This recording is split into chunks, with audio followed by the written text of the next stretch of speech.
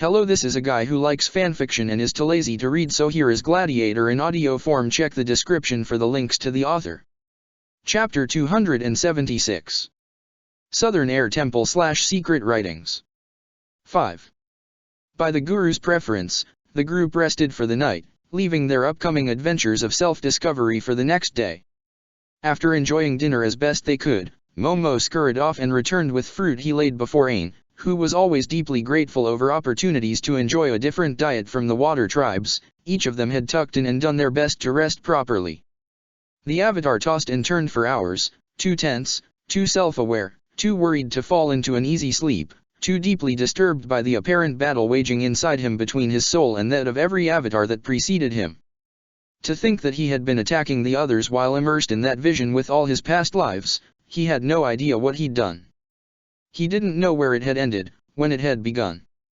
His body was racked by shivers of the worst kind when he pondered it all. High up as they were, around the middle levels of the Southern Air Temple, the slowly brightening skies served as a natural means to wake every traveler, well used to darkness as they still were. Shortly before the sun rose, still as far south as they remained, all 5 of them had woken and eaten a light breakfast before joining the Guru in one of the higher courtyards of the Air Temple. "Are you all right?" Katara asked Aang as they climbed, side by side, following Sokka, Zuko, and Kino. Aang gritted his teeth but nodded. "I know it's been a rough start, but maybe this is exactly what I need to make sense out of whatever I'll do going forward." Aang sighed, offering Katara a half-hearted smile. "I'm feeling better than yesterday anyway, if that's what worried you. I really don't think I'll use the Avatar state ever again." "Well, you can't know if you'll ever have to."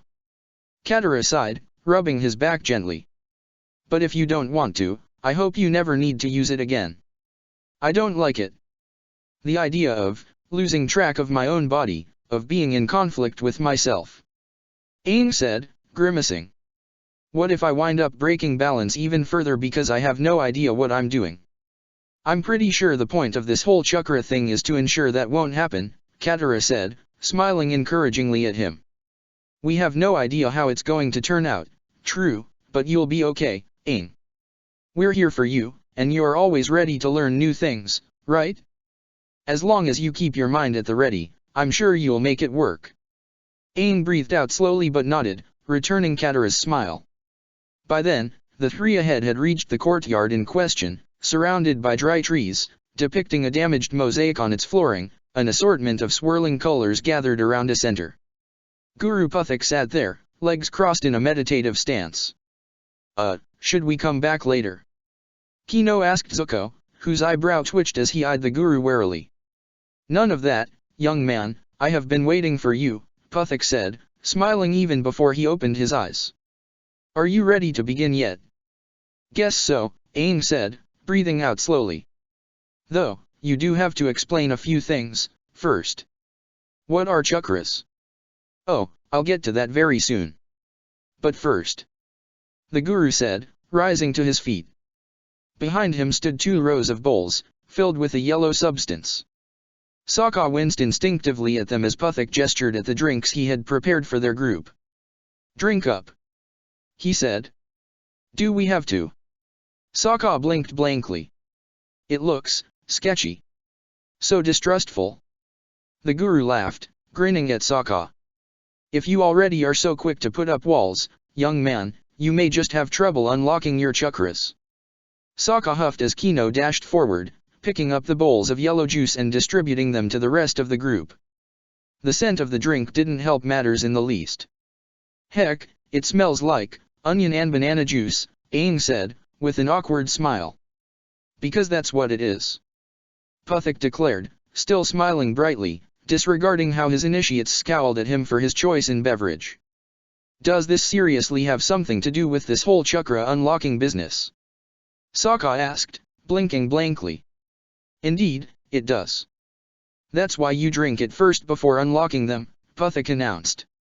Sokka's face fell at the prospect, initially, before scoffing and shaking his head. "Oh, what the hell," he said, shrugging. It wasn't as though he hadn't eaten weird foods before. The taste proved strange, difficult to stomach for most the group. Kino gagged, paling at the flavor, while Aang contained the urge to spit it out, just barely. Sokka swallowed it heavily, in large gulps to make it end faster, while Katara whimpered and shuddered at the end of it, glancing about herself as though hoping the guru might have had some sort of palate cleanser after the drink, whereas Zuko appeared perfectly normal after draining his own bowl. You really didn't hate it? Or are you just acting tough? Kino's eyes widened as he scrutinized Zuko with amazement. Zuko's lips pursed into a slight pout. What's it to you if I hate it or not? He mumbled, cheeks reddening, as Kino gasped. He really didn't hate it. He told the others, who couldn't help but envy Zuko's strange taste buds if they meant the odd juice might not be so unpleasant, though Sokka hadn't found it as dreadful as he had initially expected it to be, going by scent alone. Now, then. Shall we get started? The guru asked, enthusiastic. And here I thought the juice was the start. Sokka sighed, rubbing the back of his neck as the guru took off in a happy, careless stroll through the courtyard. He led the group lower in the mountain, down to a small, trickling waterfall that turned into a much larger one by the base of the southern air temple. Above, however, it was a soft, small stream, scurrying over the winding paths of the natural wall, only gaining strength once enough of it gathered together in a pool. The guru stopped at a small pond.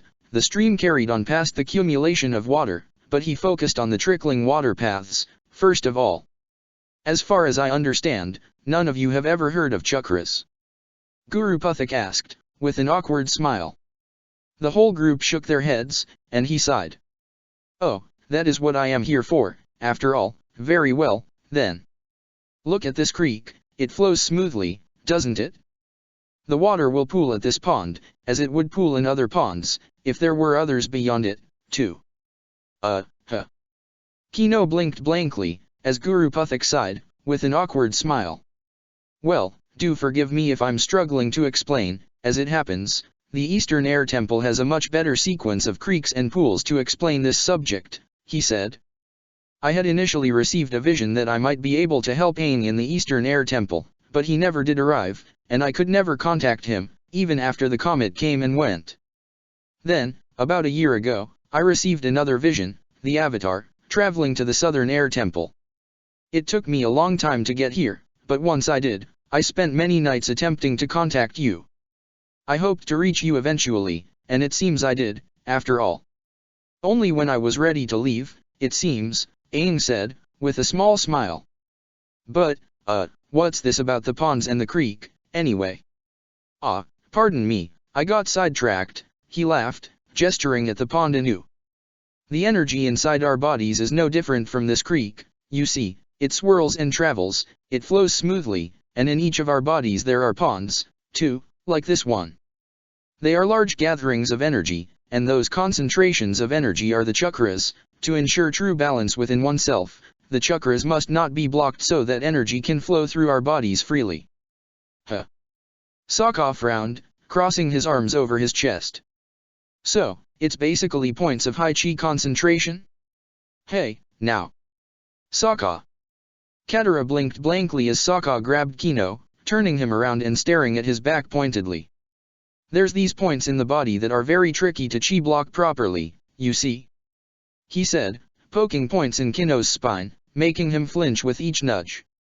But if done right, it's the most effective block there can be. The block lasts longer, and with a single blow you can even disable the whole body.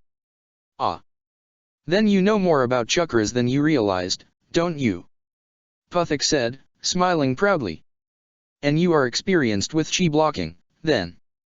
We've all heard of it, at least, Aang said, with a small smile. Chi blocking is most effective indeed when it disrupts the flow of chi in considerable ways. It is but a temporary disturbance, yet it serves the purposes of my explanations all the same, Puthik said, gesturing at the wilderness around him. The waters of this creek flow quite pure and freely, as there's not much in the area that could disturb it, yet, if the trees nearby were still in full bloom, if animals frequented it still, there would be obstructions, natural ones, falling into the river. Those obstructions are hardships, obstacles that could hinder the easy, smooth flow of the water. This is no different from how energy flows inside us. Life is complicated, so its many complications can produce disturbances, disruptions in our energy. And when there's too many disruptions, The creek can't flow, Aang concluded. Puthik smiled and nodded. Exactly, he said. But once you remove those obstacles, the energy flows. Once again, little by little, the impurities within your energy can be cleansed, allowing you to attain true balance within yourself when all your chakras are properly unlocked.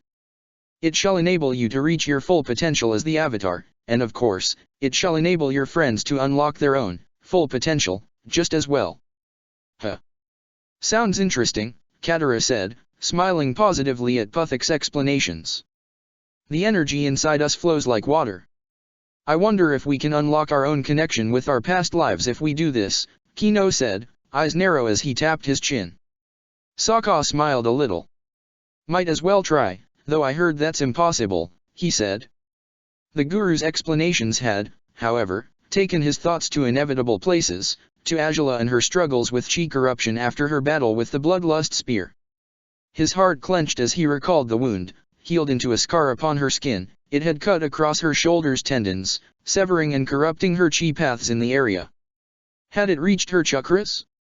Perhaps her own internal blocks had seen to stopping the stem of corruption. Somehow, it could be useful to not have fully unlocked chakras, if seen that way.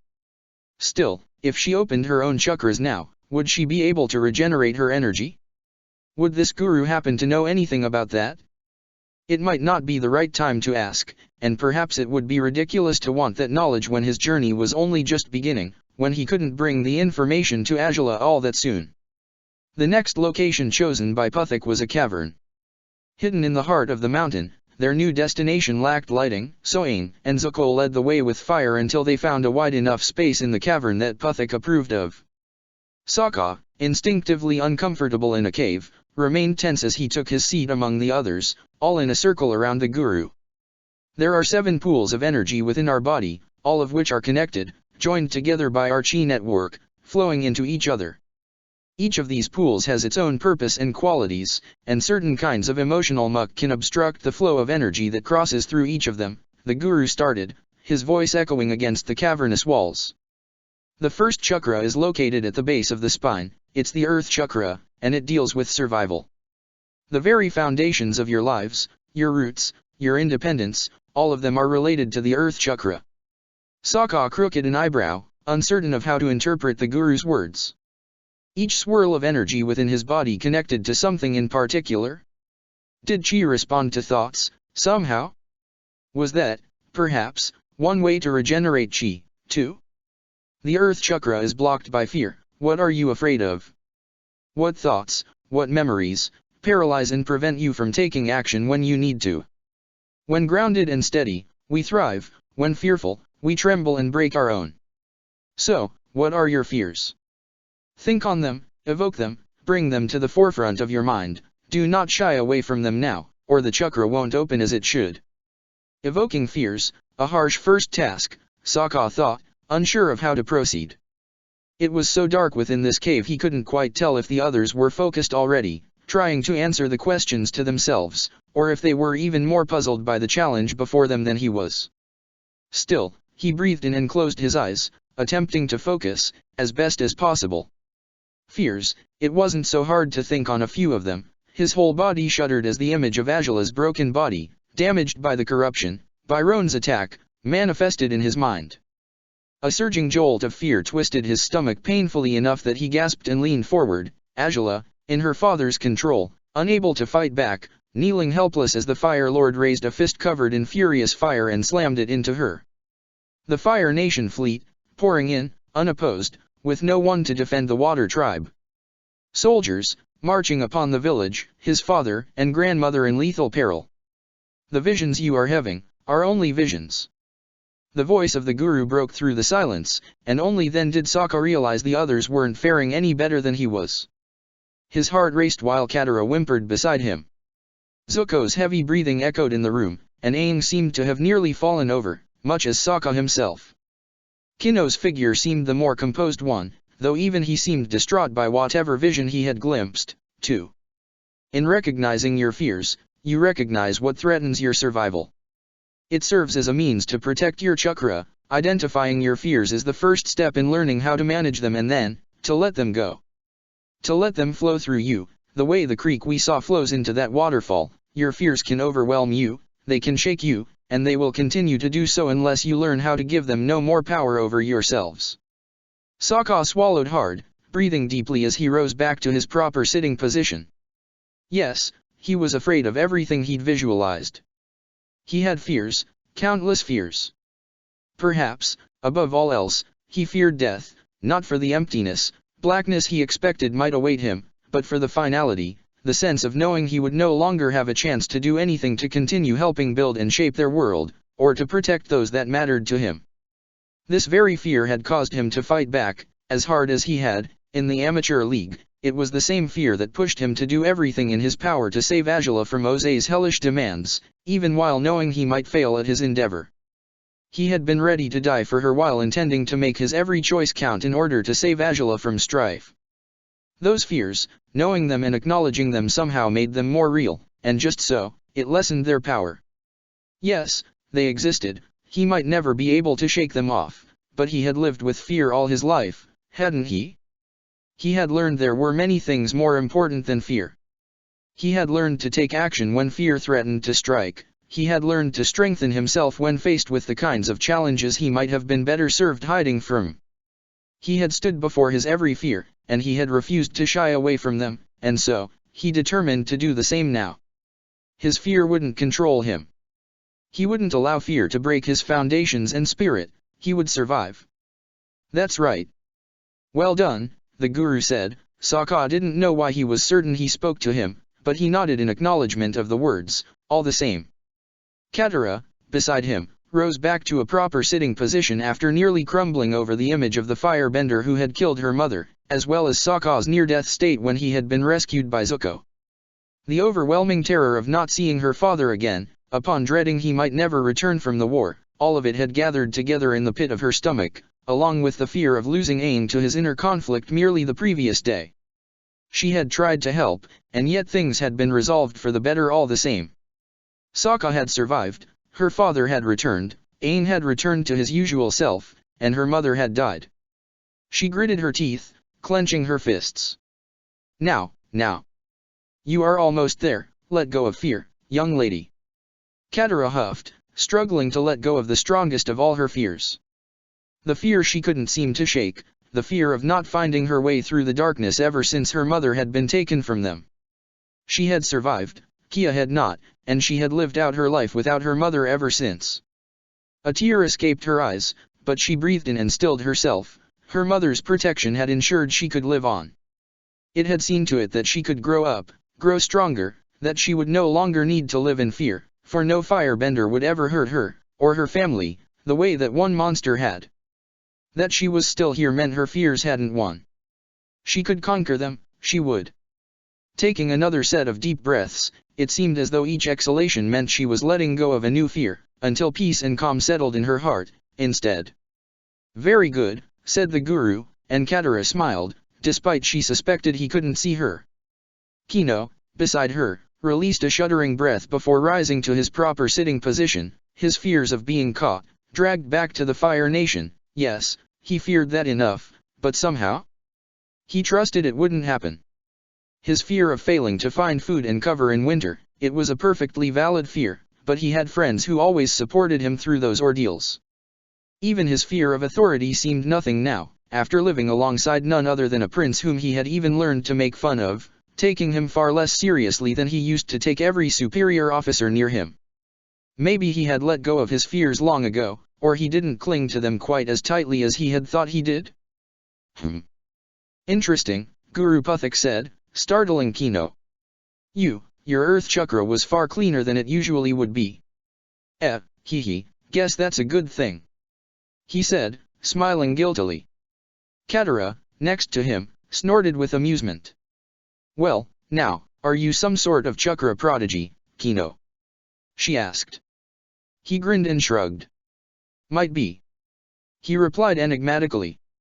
Zuko ignored their exchange entirely, still so withdrawn in his struggle against his fears he couldn't quite pay attention to anyone else. Siku and Yuro's child, he feared that could happen to Mari or Zi, to Suki as well. He feared he might never see them again. He feared abandoning them forever, and his heart ached painfully for it. But he also feared his current mission, deeply. He feared facing his father and finding himself to still be the same weak, helpless boy who couldn't find the strength to fight back against the barrage of flames the Fire Lord had leveled at his face. He feared he might discover his father had lied, that his mother might be dead. He feared to find that Sokka could be right, that maybe Iroh wasn't the man he had always believed he was. That perhaps he had simply been a useful puppet for his uncle and his group, all along. He feared, above all else, to prove his father right, to prove himself a failure, for his life to amount to nothing. Do not despair and give in to those fears. Navigate them, then surface. Zuko clenched his fists over his lap, then he eased them. If his life were about to amount to nothing, the way he had feared it might, back when he had first returned to the Fire Nation all those years ago, wasn't it natural that the immediate response to that plight would be to make something of himself? And he had. He could fear for his family's safety because he had built something valuable with Suki, because he had fought for their family in every way he could. That was why he marched forward now. His fears over his father, over the madness he was capable of, couldn't keep him from fighting to protect those he loved. If Iroh wasn't who he thought he was, he'd learn the truth, then, and he'd decide what to do from that point onwards. Fear could be paralyzing, but it could serve as a simple warning, too. If it didn't control him, if he allowed himself to overcome it, he would learn how to move forward and protect everything he held dear. Very well, very well. Guru Puthik said, and Zuko breathed out, nodding in acknowledgement. This was only the first chakra and it had already taken a considerable toll on him. He continued to breathe slowly, cleansing himself further of those fears, returning to what grounded him, to the certainties of survival, his one and only priority for far too long. He had survived so much already, no fears could stop him from doing it as many times as necessary.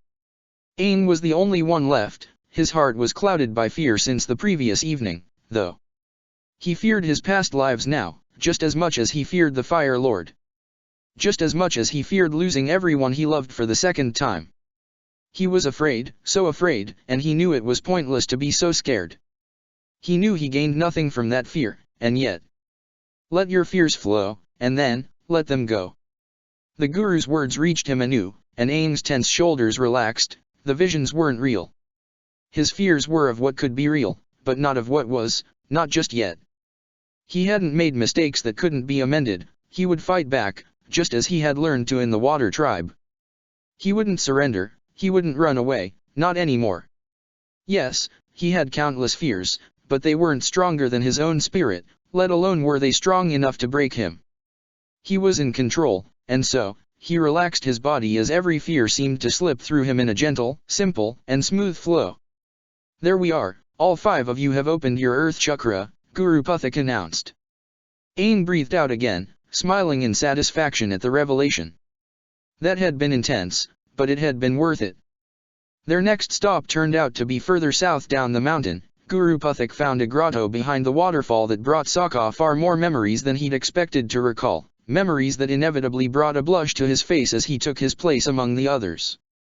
He glanced outside, past the curtain of water. He had no idea how long it had taken them to open their first chakra, but what had felt like moments certainly had to be much longer than that, for the sun rode high in the sky right now. Those visions that had presented themselves in their minds, they certainly could warp their perception of themselves, of their world, without their awareness. Perhaps that was how Aang had felt when he had entered the Avatar state, losing control of his own body to the whims of his past lives. Now, then, the second chakra is the Water Chakra, Guru Puthik announced. It's located in the sacrum. The what? Kino asked, blinking blankly. Katara grimaced, blushing as everyone glanced at Kino with uncertainty. He genuinely appeared not to understand what the term referred to, so Guru Puthik, taking advantage of the better lighting in this location, gestured at the area in question. Kino's cheeks flushed too when the Guru waved his hand over his pelvis. See? Guru Puthik asked, and Kino nodded quick and bashfully. This chakra deals with pleasure, it relates to our emotions, to our enjoyment of life, and, of course, all its many assortments of pleasure. Many awkward smiles brought Puthik to smirk mischievously. Clearly, a fair number of his initiates were well experienced in a certain manner of pleasure. Now, then, surely you have heard the phrase guilty pleasures in the past.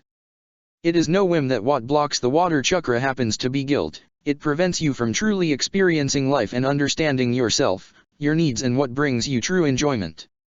Some people devote themselves only to this chakra, to a point of excess. It is undoubtedly an unbalanced way of life, but guilt is not the method through which to correct it. So, what do you blame yourselves for? In what aspects of your lives do you feel guilty? This time, some members in the group appeared unwilling, initially, to partake in the meditative process, for at least the Gladiator and the Avatar seemed to have no trouble pinpointing exactly why they felt guilt, and why it interfered with their enjoyment of life's pleasures, whatever they might be.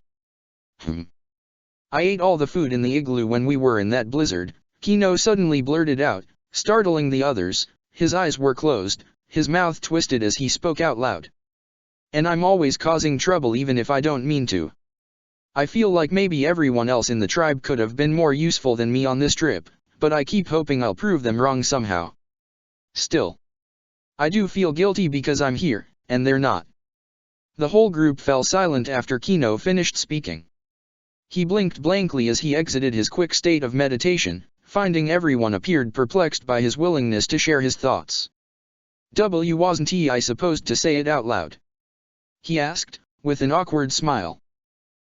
Oops. Ahaha. Feel free to share if you wish to.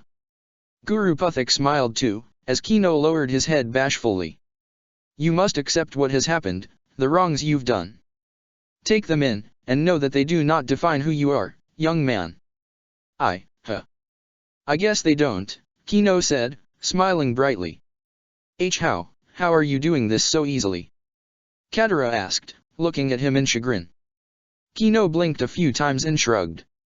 Guess I'm just really in touch with my inner life, aren't I? Hee. Kino grinned, hands behind his head. Well, guess it goes to show you've got little to worry about when it comes to your usefulness for us on this trip, Sokka said, with a smirk. You can be our team guru once we take off. Oh. That sounds like a great honor. Kino said, beaming. Ahem, the guru spoke out loud, startling the whole group. Meditative stances, the rest of you, if you please. The other four grimaced, now feeling guilty for more reasons than they already did before, but they obeyed the guru, if not so willingly, when it came to Aang and Sokka. Zuko gritted his teeth as his visions began, just as easily as they had started before. His heart pounded inside his chest as every mistake he made seemed to parade in front of him, reminding him of just how many times he had failed to recognize his shortcomings, how many times he had disappointed those who loved him, or those whose approval he prized. Fists clenched, he found himself unsure of why he spoke out loud, too, but he did it, nonetheless.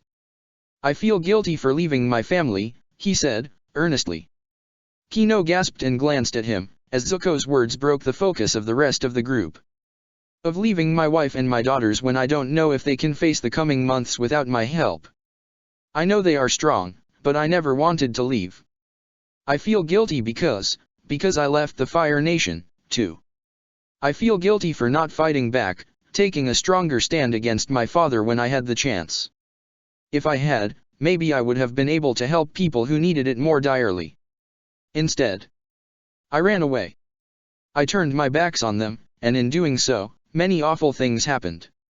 I wish I had been a better brother, too. After all the years that have gone by, it's easier to see what I couldn't, before. I had a responsibility too in my relationship with my sister, but before we could amend that relationship fully, I left. So, I've abandoned my family in many ways. My uncle might have lost his way because I left. If I had stayed, or if I had brought him with me, maybe I wouldn't need to feel guilty for the pain he caused others. As it is, I feel guilty for more things than I can even count. These are just the ones that come to mind now. Allow your guilt to fester and it will consume you just as well as the fear would, Puthik said. Zuko breathed deeply and nodded. Accept your failings.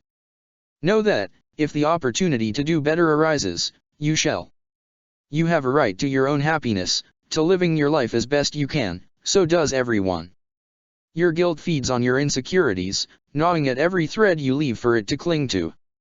Forgive yourself for those shortcomings, and you will be that much closer to finding true peace within yourself. It was easier said than done, Zuko thought, and yet, was it? He had made these choices, he had followed his path, of his own making, into the future he had built for himself. He had worked hard, protected others, no matter how far away he might be, Suki, Mari and Zi wouldn't be alone. And he was on this journey to fight his father, wasn't he? He wanted to set things right, to ensure he could get away with no more of his cruelty, whether against common people, against Zuko's sister, against everyone. However guilty he felt strong, too, in knowing he had made the right choice now. It might not have seemed easy, but perhaps he could forgive himself for his wrongs, after all, as he took upon this journey to set things right, instead.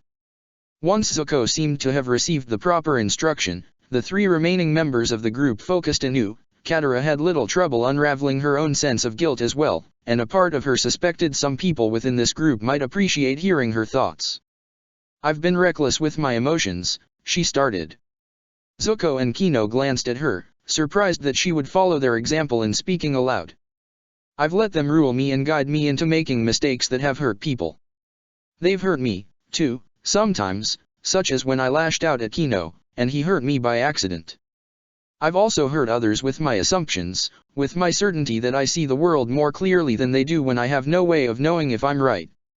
No, rather, when it's clear to everyone else that my vision is more clouded than I realize it is. I have ignored the words of people wiser than me, like my father or my grandmother, even of some of my friends. I have hurt them, too, in a fit of rage, such as when I hurt Zuko, both when I first met him and when he angered me in Whaletail Island. I've also spoken without considering how my words will affect others. I hurt Aang when I did that. And I also feel guilty for pressuring those I love by trying to make them forsake what they love, just for my sake. I couldn't understand Sokka's strife and anguish. Rather, I didn't want to understand it. I was selfish, and all I wanted was my own comfort, my own peace of mind, when he was hurting.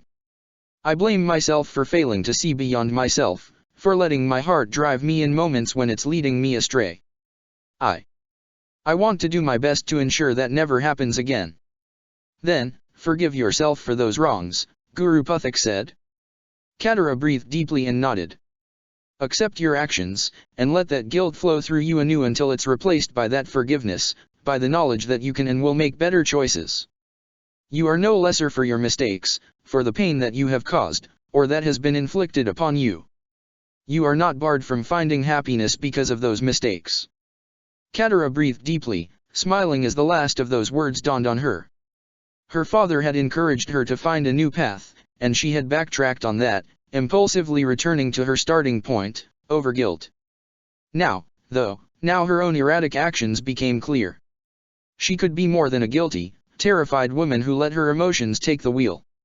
She could understand those emotions, and she could see past them and reach the right conclusions. No longer would she prioritize her own comfort over other people's suffering, no matter how foreign and unfamiliar said suffering might be. She would learn to do better. Sokka held back the urge to reassure his sister, for he had his own struggles to face. It was so easy to see he had been ruled predominantly by this very chakra over the past years. Pleasure? He'd known it on every level he could have asked for. He had enjoyed himself in ways he never had thought possible. The life he'd led, even with all its struggles and dangers, had become fun. It had been extraordinary, beautiful, and just so, one mistake had cost them everything. Guilt was all that remained. This chakra was well and truly blocked for him. His heart had overflown with a sense of peace once, and now it had been replaced with endless sorrow. Guilt. He had been in the South Pole, living his life as best he could, even if it was by her express request. Azula, however, had to be suffering ordeals he could barely imagine while he lived peacefully. He couldn't stand the thought, for it drove him mad with concern for her, and with guilt for his unfairly better lot in life compared to hers. He felt guilt for every wrong choice he had made when it came to her. Maybe he had made less of those as time went by, but he had committed numerous blunders anyway. Guilt had eaten away at him after she had been wounded terribly by the bloodlust spear and roan, guilt she had chased away by showing him not only that she didn't blame him, but that he could help her recover in an unexpected, unique way. But that feeling wasn't completely gone, it was latent, it remained, and within it spiraled so much more guilt than he felt ready to confront. Every wrong choice he'd ever made, every bad mistake, he had certainly learned to live with them, but forgive himself? It was a concept he couldn't quite grasp. Had he held back with Angela from the first moment, he would have never broken her heart at all, not in the early points in their partnership nor in its last stages either. Had he set aside his need of survival, his fear of death, countless dead men would be alive now in his place. Had he acted any differently, had he been any more responsible as a child, Roan might never have become the dreadful man he grew up to be. His parents might have never attempted to kill Katara in retaliation for the perceived destruction of their own son, and his mother might still be alive. Angela would have never been wounded, because Roan wouldn't have become a man with enough darkness to rival and compare to that which fueled the bloodlust spear. Now, you cannot allow your guilt to overcome you. Except all these things happened, just as all true joy and pleasure did, too. Our pursuit of pleasure can certainly unbalance us, but never lose sight of reality. You are not responsible for others' choices. Just as you condemn yourself for the misfortunes that befell your friend, the cruelty he was capable of, you forget he only had a chance to live on because you saved him. In your choices, you have done your best to honor those whose lives you had to take. And the one you love, she loved you just the same. The harm that has come as a consequence of your devotion can consume you, but you are here because you won't allow it to destroy you, aren't you? The Guru's sharp analysis of what sorrows dwelled in Sokka's heart, sorrows he couldn't speak out loud the way the others had, seemed to slam into him like a battering ram. His guilt, he carried so much of it, all the time, but in the end. You're not as bad as you think you are, you know. You've just spent such a long time telling yourself that you are that you've ended up believing your own pretense. He shivered in place, as new tears surged in his eyes. His fists, tight upon his lap, trembled where they were. If you can forgive me for all the wrong I've done to you, then it's time you learn to forgive yourself too. We've both made mistakes, whether to hurt ourselves, each other or others around us. Obsessing about fixing every single one of those mistakes, though, might not help at all. Oh, she had been so much wiser than she ever knew, she would have done far better than him at this whole chakra opening business, Sokka thought, as he smiled a little as her voice echoed in his mind anew.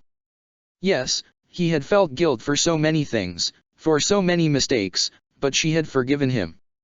She had decided there was something more under the surface, more to him than the sum of his wrongdoings, much as he had seen her in the same light. Together, they had learned to rely on each other and find strength in their bond, strength enough to stave off that guilt, to raise their heads and face the future, no longer burdened by the failings of their past. It's hard, Sokka managed to say, out loud. I've let my guilt shape me, every bit as much as I've let my happiness guide me. Guilt for misunderstanding others, for jumping to conclusions, guilt for mistakes I can't take back, mistakes that might have cost those I love far too much. I have trouble forgiving myself for it all, for the deaths I've caused, whether by my own hand or indirectly.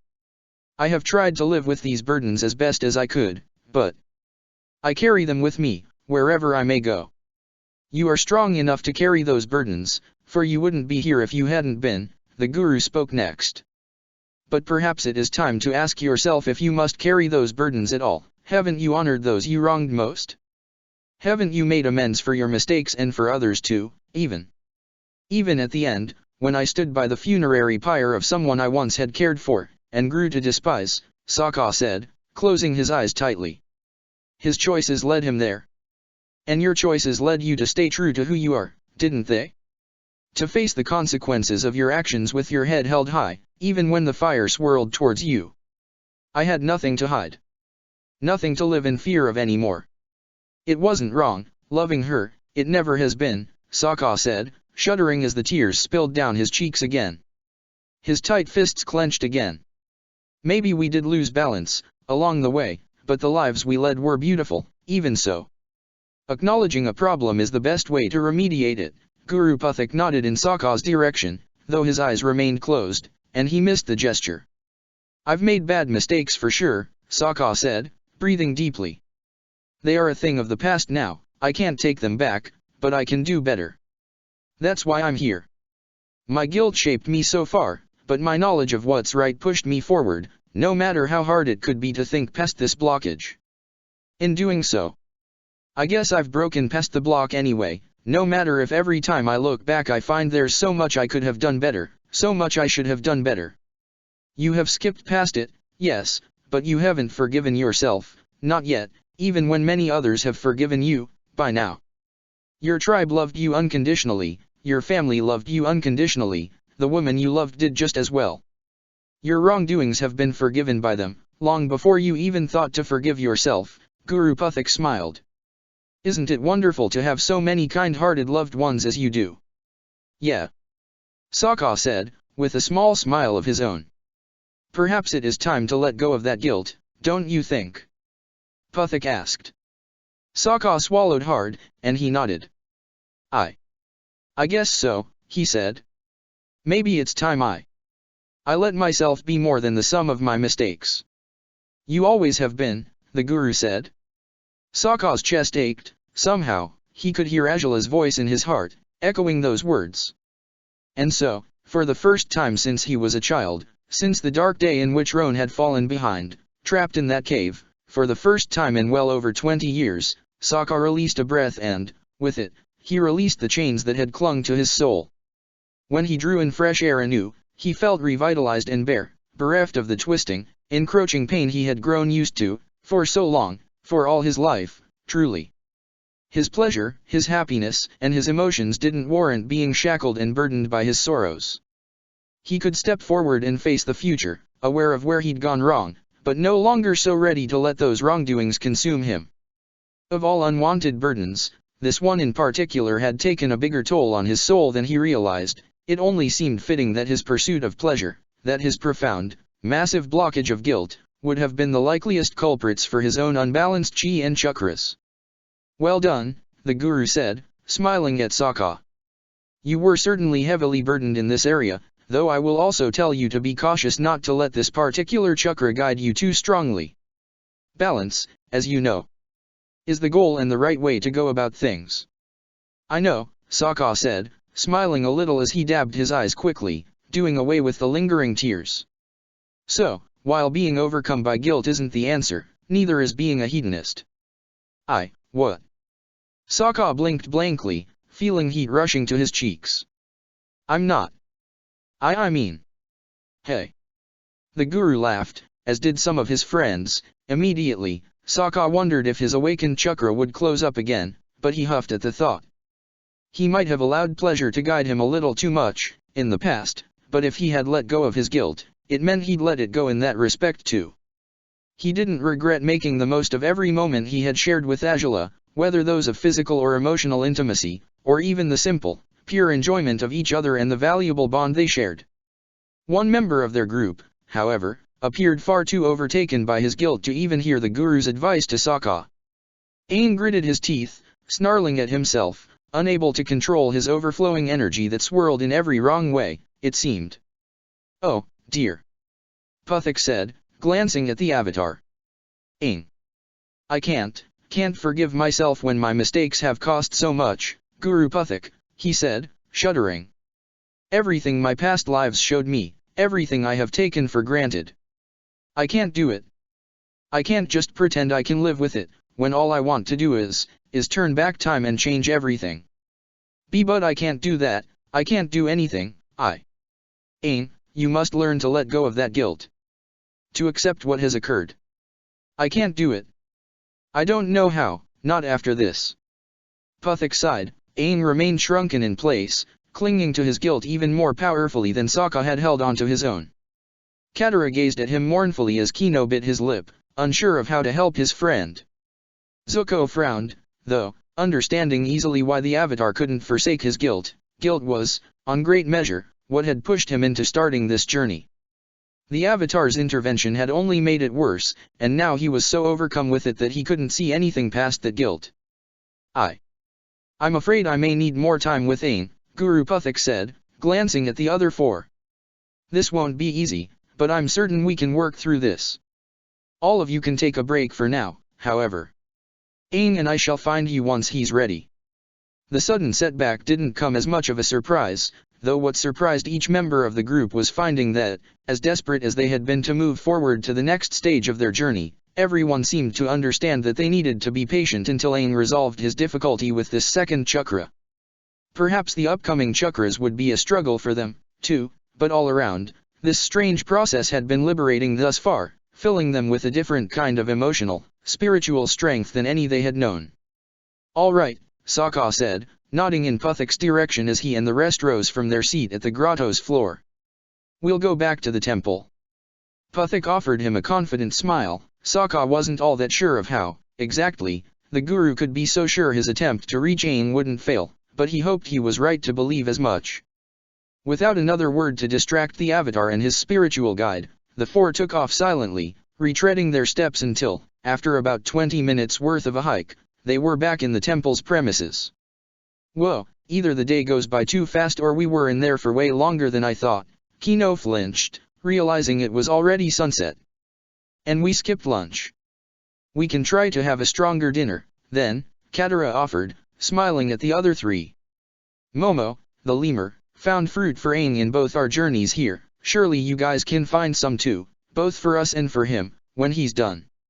Sokka nodded, and Kino offered her a thumbs up. She and Zuko set up the stew, based on the food they'd packed in the south and brought with them, while the two non-benders worked together to gather enough fruit to satiate their hunger. Opening their chakras had been a difficult process, but it seemed all their newly swirling energy, pooling in their two awakened chakras, had also awakened their appetites.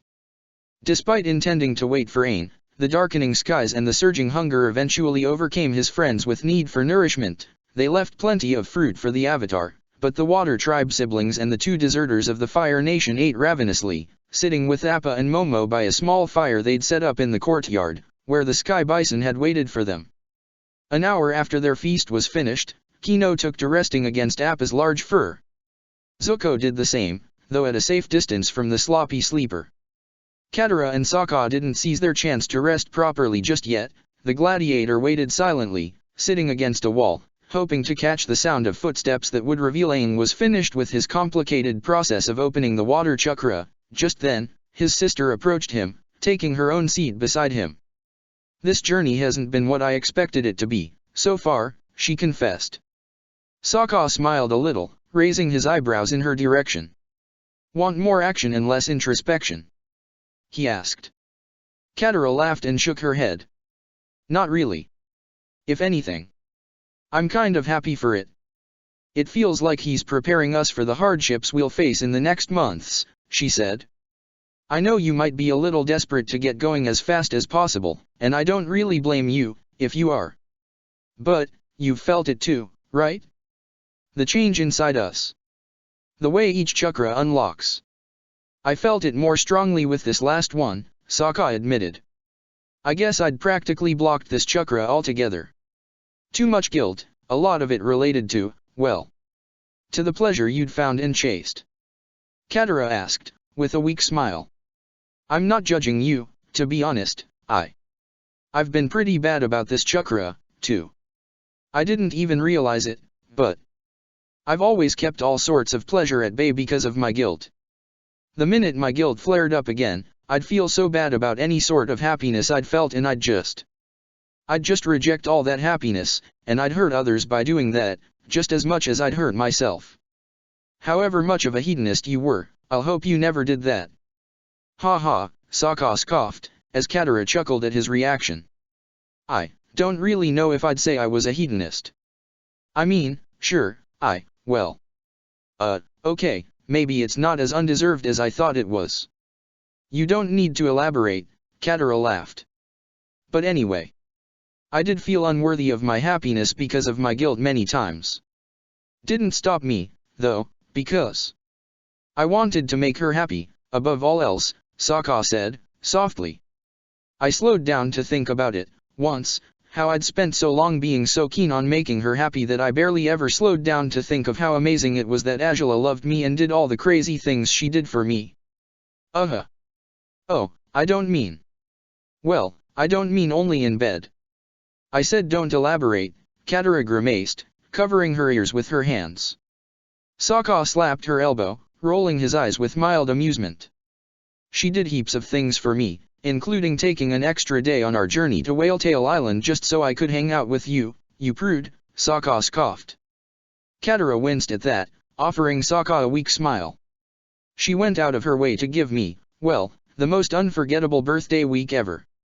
She made a fool of herself several times just to give me something to laugh about. She worked just as hard for my happiness as I did for hers, and I was so hung up on making sure she would be happy that I didn't really slow down to think about what it meant for someone to do everything she'd done for me until that night, just before my birthday. I cherished everything, of course I did, but my guilt didn't really stop me. If anything, it motivated me to keep trying, perhaps to a point where I was losing myself in it, even in the midst of pleasure? If that makes sense. It sounds very weird, but I believe you, Katara smiled, patting her brother's shoulder. To be honest, Sokka, I guess we've both opened these chakras, but there's quite a few things I probably need to do to open mine for good. And the first of them is apologizing to you. To me. Sokka raised an eyebrow. Katara nodded, biting her lip. You were right about why I kept rejecting your explanations, your truths, at first. I felt more comfortable. I could live with it much more easily if I kept believing Azula had just manipulated you and driven you to think more highly of her than she deserved. Not only was it unfair of me to think you were so gullible as to let someone treat you that way, when I know you're one of the smartest people in the world. Wait now, did you really just say? And simultaneously one of the silliest, so don't let it go to your head, Katara scoffed, poking his forehead with her fingertip. Sokka smiled at her reaction, however. Anyway, it was also unfair of me, to want your unhappiness, in a sense, if it meant I could have peace of mind. You know this has been hard for me to wrap my head around, but I know it has been much harder for you to live with all this pain, with all this guilt, and I know I must have only made it even worse for you. You didn't really make it worse. Sokka said, softly. It was so bad that even your worst snippy moments didn't really add much to how bad I felt, back when I first returned to the Water Tribe. And that makes me feel so much better, Katara said, rolling her eyes. Sokka smiled. I'm just saying. I'm your sister. I torment you and mess with you all I can, true, but I'm supposed to be here for you, just as you are there for me, and I failed you when you were at a low point because I kept thinking about my own outrage and peace of mind instead of your well-being. I guess, with all the stories you told Mari, and what you explained to me, Aang and Kino at the settlement that day, it just hit me like an avalanche that I have no right to decide what your grief's supposed to look like, or what you grieve for, outright. But I just kept my realizations to myself, like an idiot, and Now. Don't say that sort of stuff or your chakra will block again, Sokka said. Katara smiled and shook her head. That's exactly why I'm saying it. Because I'm sorry, Sokka, she whispered, reaching for his hand. I can't pretend I understand your bond with her, even now. I won't lie and say I can put aside all my misgivings just like that. I'm not great at managing my emotions, as everyone's been able to tell. But I am sorry for every time I said anything that hurt you, every time I acted like an idiot and pushed you away because you'd loved someone and I couldn't accept it. I'll let go of that guilt, but I really needed you to know I'm sorry before I could let it go for good. Sokka smiled a little before wrapping an arm around his sister's shoulders. Katara clung to him, face pressed to his shoulder as they savored their new reconciliation. I hope you can put those misgivings aside, sooner than later. Sokka said, still smiling. Because, if you do get to know her better, you might just end up realizing she's the coolest person in the world. Heh. That's what I'm most afraid of, Katara smiled teasingly, causing Sokka to laugh. You really think she and I could get along, then? Be friends, even? It's a terrible idea for me, of course, since it'd mean you'd swap embarrassing stories about me all the time, and if you join forces to poke fun at me, I'll never survive. Sokka smirked, as Katara chuckled. But yeah, Katara. I do think you two could get along, and be great friends and sisters-in-law, heh.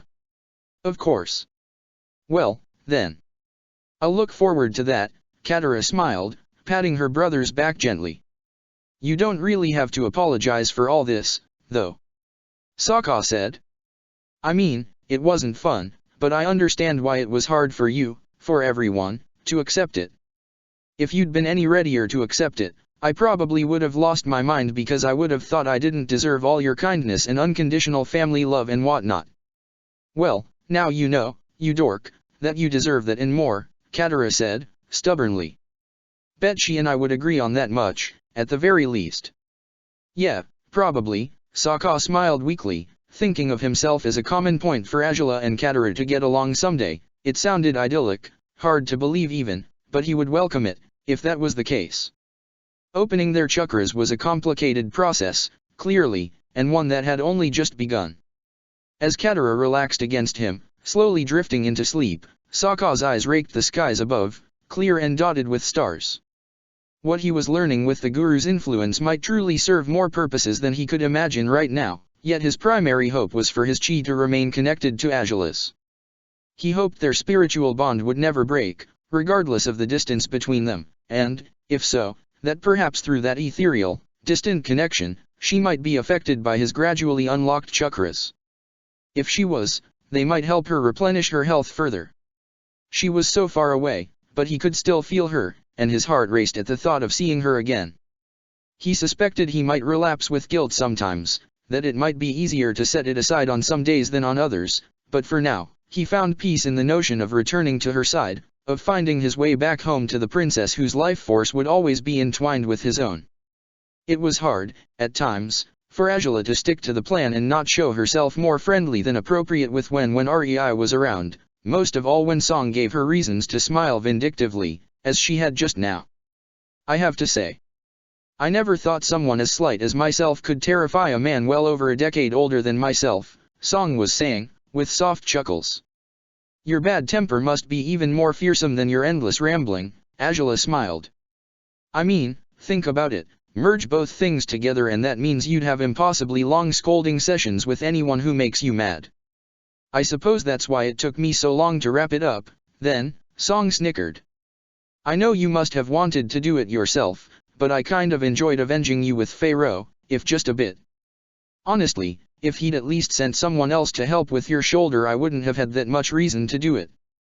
He seems to think that he alone can take care of royals, or so, Azula smiled, shaking her head. A point of blind pride on his part, I suppose, or maybe the other physicians are that unreliable. Maybe, Song said, shaking her head. But if that's how it is, he has even less of an excuse.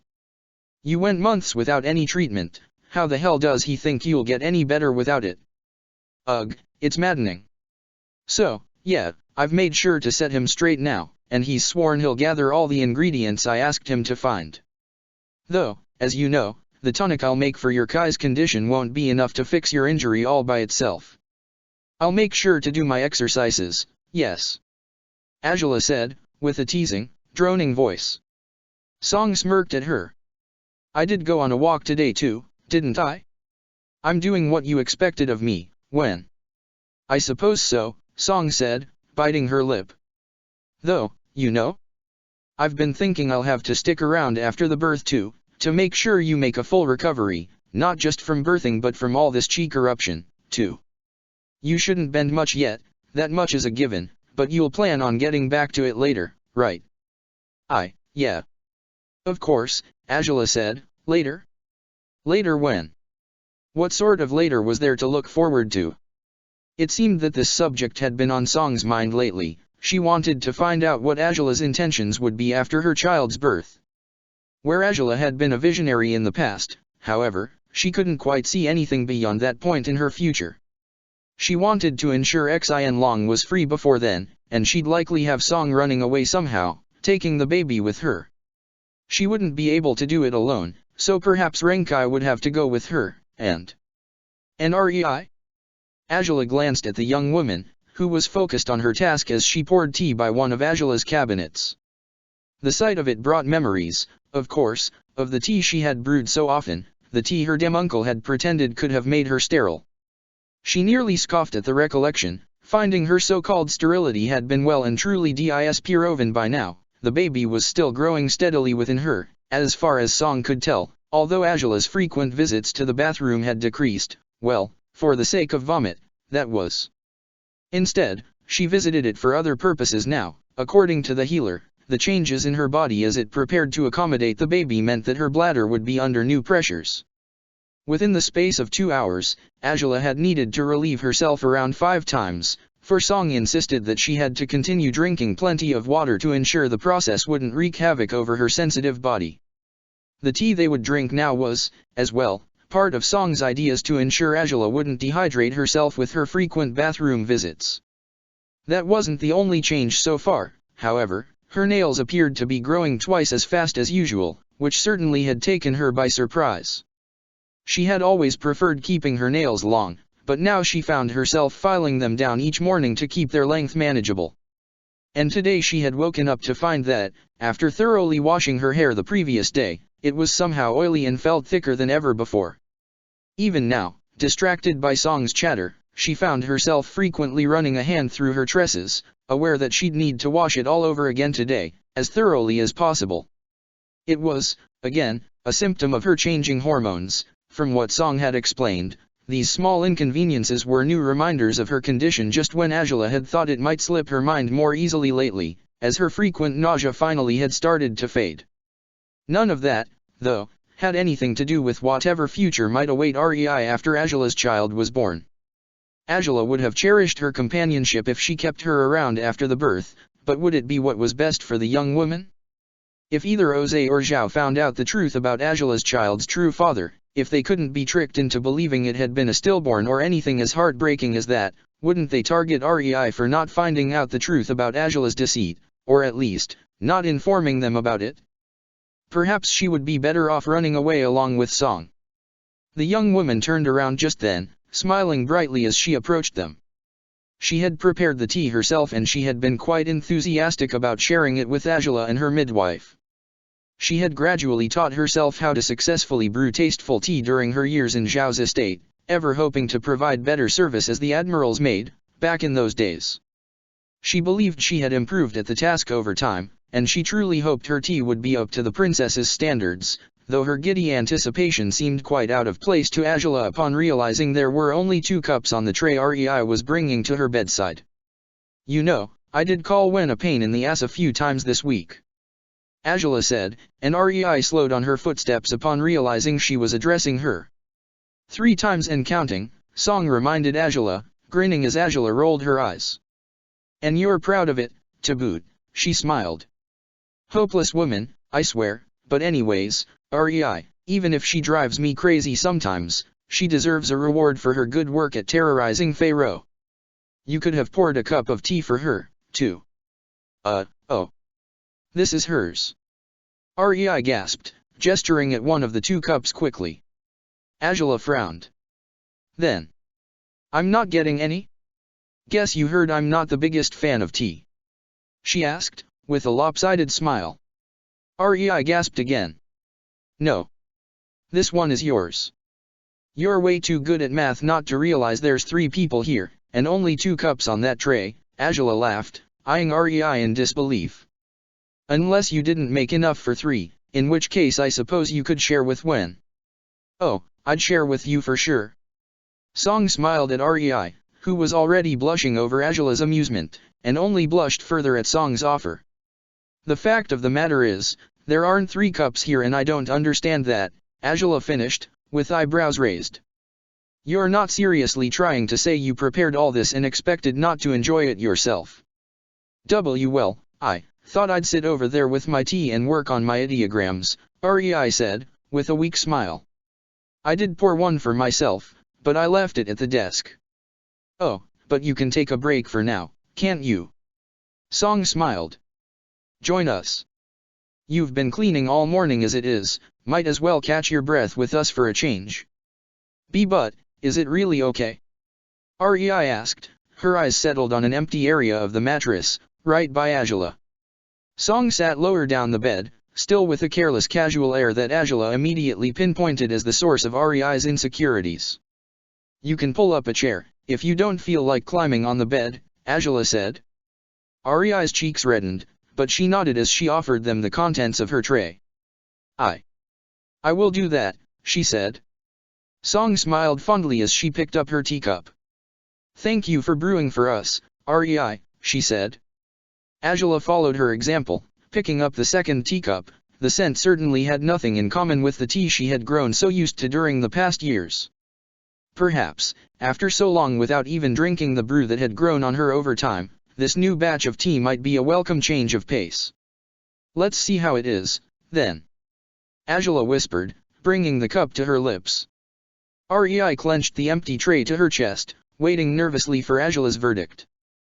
That the princess made no faces of distaste was a good sign, Rei hoped. Have I just been having tea wrong my whole life?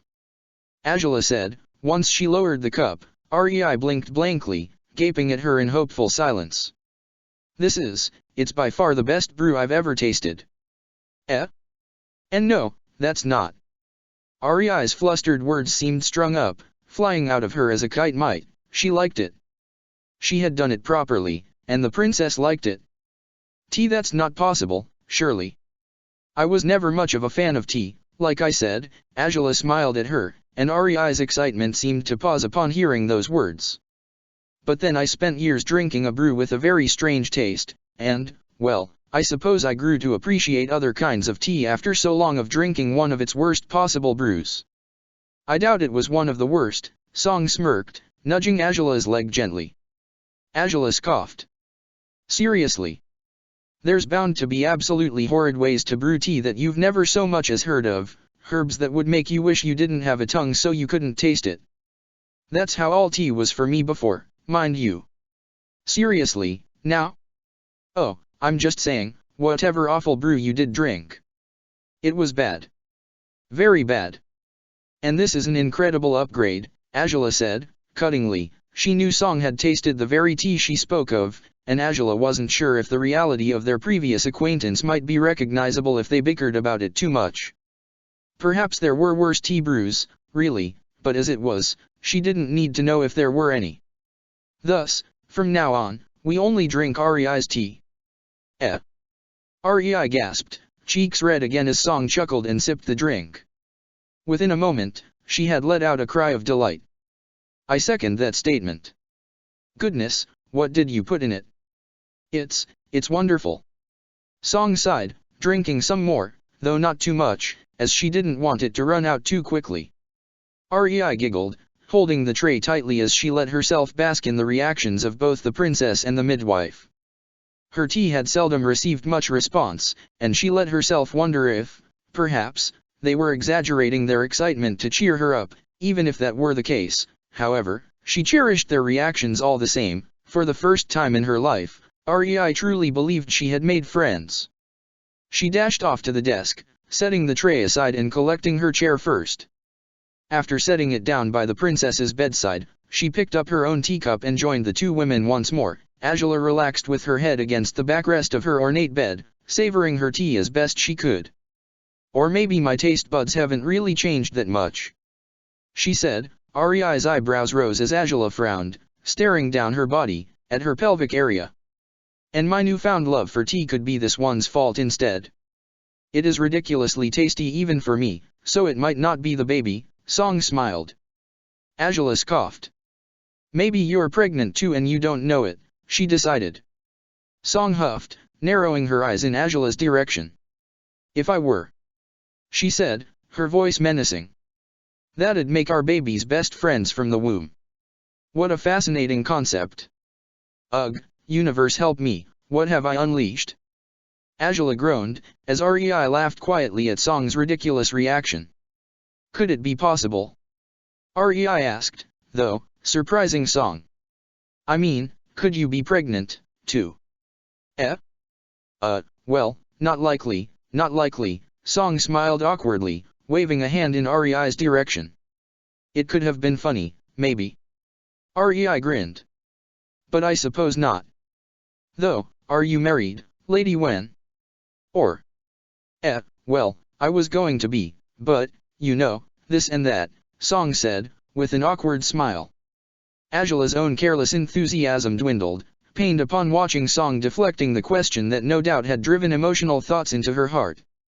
If the time's right, I might just get married sometime in the future. I hope it goes well, when it happens, Rei said, smiling warmly at Song. The midwife sighed but nodded, sipping what was left of the tea, to avoid spilling more information than she should have. At any rate, I don't know if you should experience urges to eat anything unusual quite just yet, Song declared, glancing at Angela again. So I'm afraid you can't blame the little one for your newfound taste for tea. It's all Rei's fault, all of it. My fault. Rei blinked blankly. Angela smiled and shook her head. Ignore her. If you happen to be the sole person in the world who can make tea to my liking, why, clearly that would be a good thing, she said. Rei smiled again, raising the teacup to her lips once more. To think a princess and her highborn companion had proven to be some of the kindest people she'd ever known. Rei was almost finished with her tea, and she had made up her mind to offer the others a refill, when a light knock on the door disturbed their peaceful afternoon. Angela's brow immediately drew together, distrustful, but Song reassured her by patting her knee gently over the bed's covers and rising to her feet. I'll check what's going on, she said. You can stay right there, princess. Sure, Angela sighed, her glare remained set on the door, scowling at it with distrust. Rei bit her lip as she finished her drink, hoping this sudden visitor wouldn't represent a problem for the princess. Song pulled the door open to find Renkai on the other side. A physician stood with him, not Pharaoh, yet he looked just as anxious as the head physician often did. Angela raised her eyebrows with curiosity as Renkai conveyed what the man had come to the princess's room for. It seems whatever ingredients you ordered are ready, Lady Wen, Renkai announced. Song gasped, glancing at the physician, who offered her a weak grin. We are sorry for the delay and the carelessness with, well, everything. My. That was quick. She grinned. Well, then, you could help me with that, couldn't you, Renkai? I suppose, Renkai said, glancing at Angela with uncertainty. The princess waved a hand dismissively in his direction, giving him her leave to offer Song his assistance. Very well then, I'll do it. We can take it to my room, I'll just prepare everything there every morning and bring it to the princess later, don't want to hog up her room with supplies. Song said, with a careless smile. She turned towards Angela and Rei next. Have some more tea, princess. I'll be back shortly. Right, Angela said, nodding in her direction. She let out a deep breath once the door closed behind Song and Renkai once more. It took her but a moment to blink awareness to herself as she glanced at Rei with a smile. Feels like it's been forever since it was just you and me, huh? Though Wen has only been here for a few weeks, she said. Rei smiled and nodded. Lady Wen has made things much livelier, Rei said. Angela shrugged slightly. And much noisier. I think she enjoyed your tea so much it made her fall silent for the longest time since she first got here, Angela smirked. Rei laughed and shook her head. Maybe.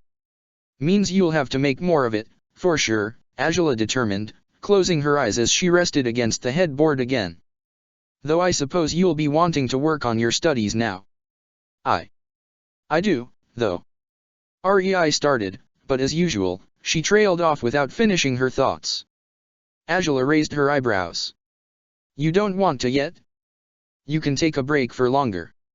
No, I do, but I've been having some trouble with the math books, Rei admitted. Angela grimaced. Huh. Well, I can try to help, if I happen to remember whatever you were learning, she said. Oh, I appreciate it, but it's not that I can't understand the concepts, I'm just struggling to perform the operations properly, she said, brushing her hair with her fingers nervously. I know you've showed me more kindness than anyone of my station deserves, but what makes you think you don't deserve it? Angela asked, eyeing the maid skeptically. Rei blushed, but she continued her previous sentence instead of answering her question. I would like to ask you for a favor, if it's possible, she said, softly. Angela hummed. Well, depends on what the favor is, of course. If you want to abandon math and get a dragon moose, that's not quite within my range of doable favors, but no. Rei laughed, shaking her head. Not that, I don't want to abandon it at all.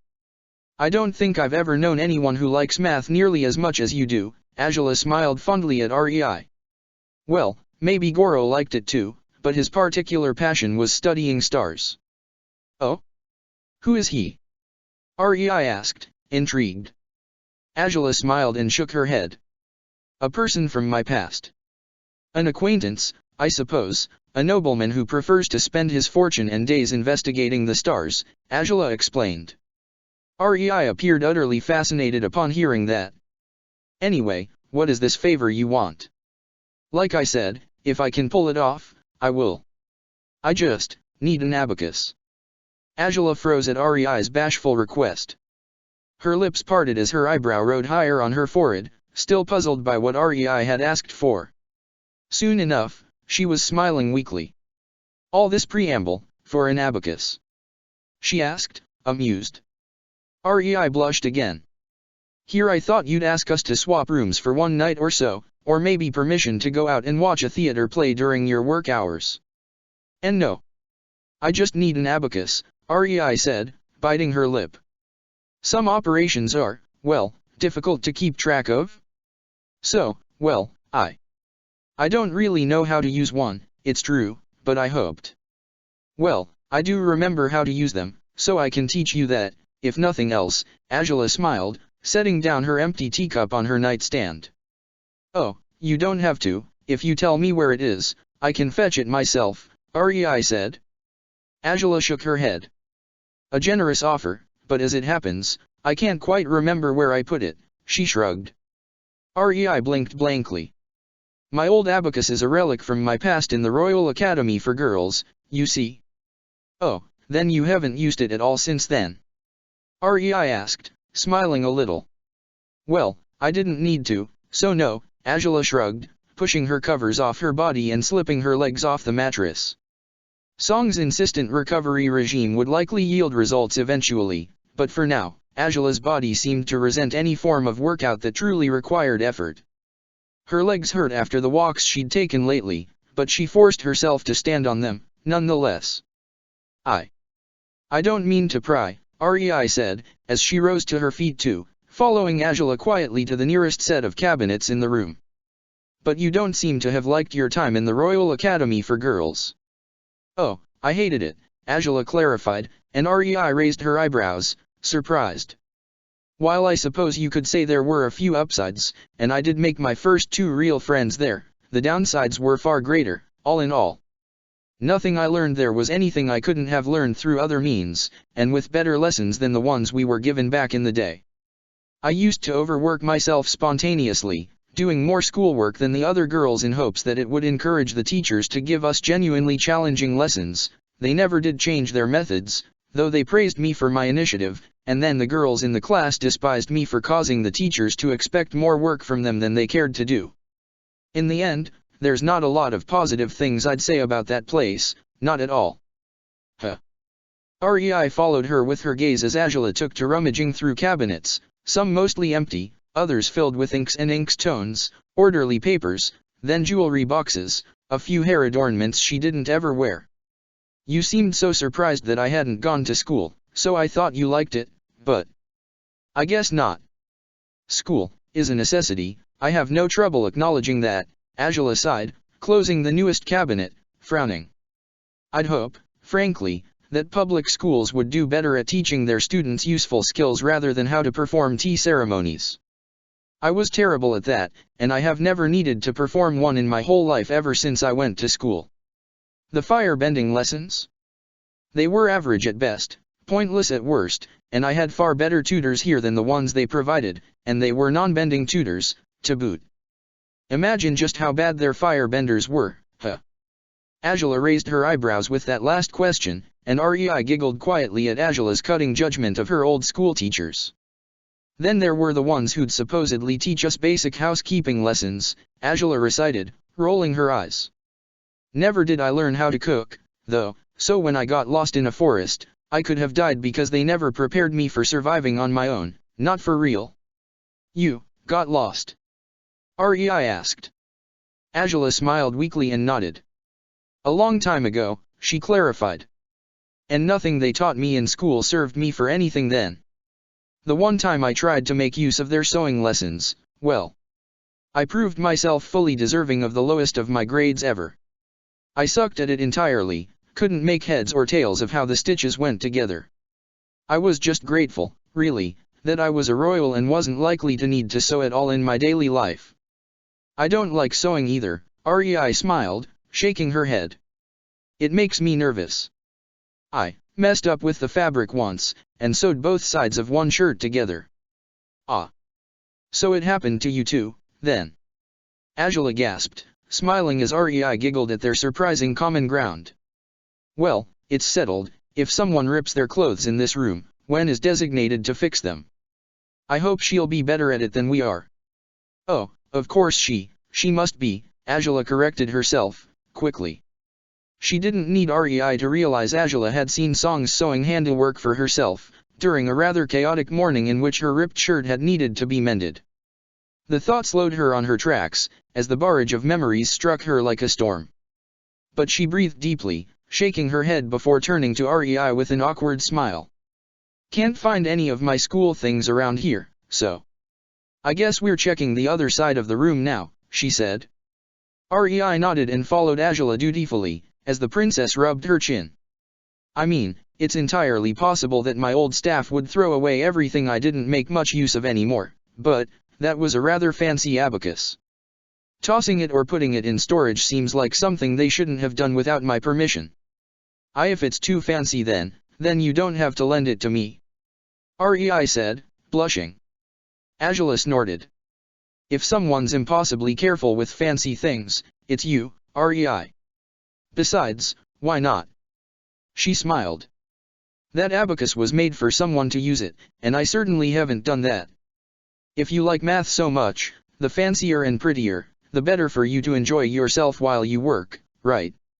Rei blushed, unwilling to rebuff Angela's words, partly because, deep down, she didn't want to rebuff them at all. The princess smiled at her silence, going through her bookshelves slowly, finding nothing but proper books, assorted artfully, and no sign of her old school things. There was another set of cabinets at the bottom of the bookshelf, and she knelt to pull it open, gaining the suspicion that it might be where her remaining school implements had been stored. I'm honored that you think so, Princess, Rei said. Angela smiled as she yanked the first cabinet open. An assortment of old paintings she'd made during her school years convinced her she was close to her goal. Oh. What is? See, can I ask what this is? Interested in art too? Angela asked, smiling as she pulled out a small painting, showing it to Rei. She gasped in amazement, taking in the delicate brush strokes and the simple colors that, blended at varying strengths into the paper, offered the painting an ethereal sort of beauty. This is one of the few things I didn't hate in school, actually. If you want some lessons on painting, I can do that much. I could never do anything this beautiful, Rei laughed, taking the painting in her hands, detailing it with delight. It depicted a beautiful tree, right by a fountain. Is this the turtle duck pond? Oh, yeah. Angela bit her lip, her chest aching as she let herself recall an old memory she had, subconsciously, discarded until now. I had hoped to show it to my mother, actually. It was one of her favorite places in the palace, but, we had one of our infamous fights shortly after I painted this and, in the end, I didn't show her the damn thing. Oh. I'm sorry, Rei said. Angela smiled and shook her head. You don't have to be, but I am. To be honest, after everything that's happened, my qualms and problems with my mother are starting to look quite insignificant, on the grand scheme of things. Angela admitted. After so long of struggling with her image of her mother, so many years of trying to make her peace with Ursa, after all that, it turned out her terrible swamp nightmare, where her mother had been the artificer of her downfall, had been centered on the wrong parent indeed. Perhaps Ursa would have agreed with Jose when it came to all that had transpired, but Angela had no way of knowing if she would have approved of how Jose had acted.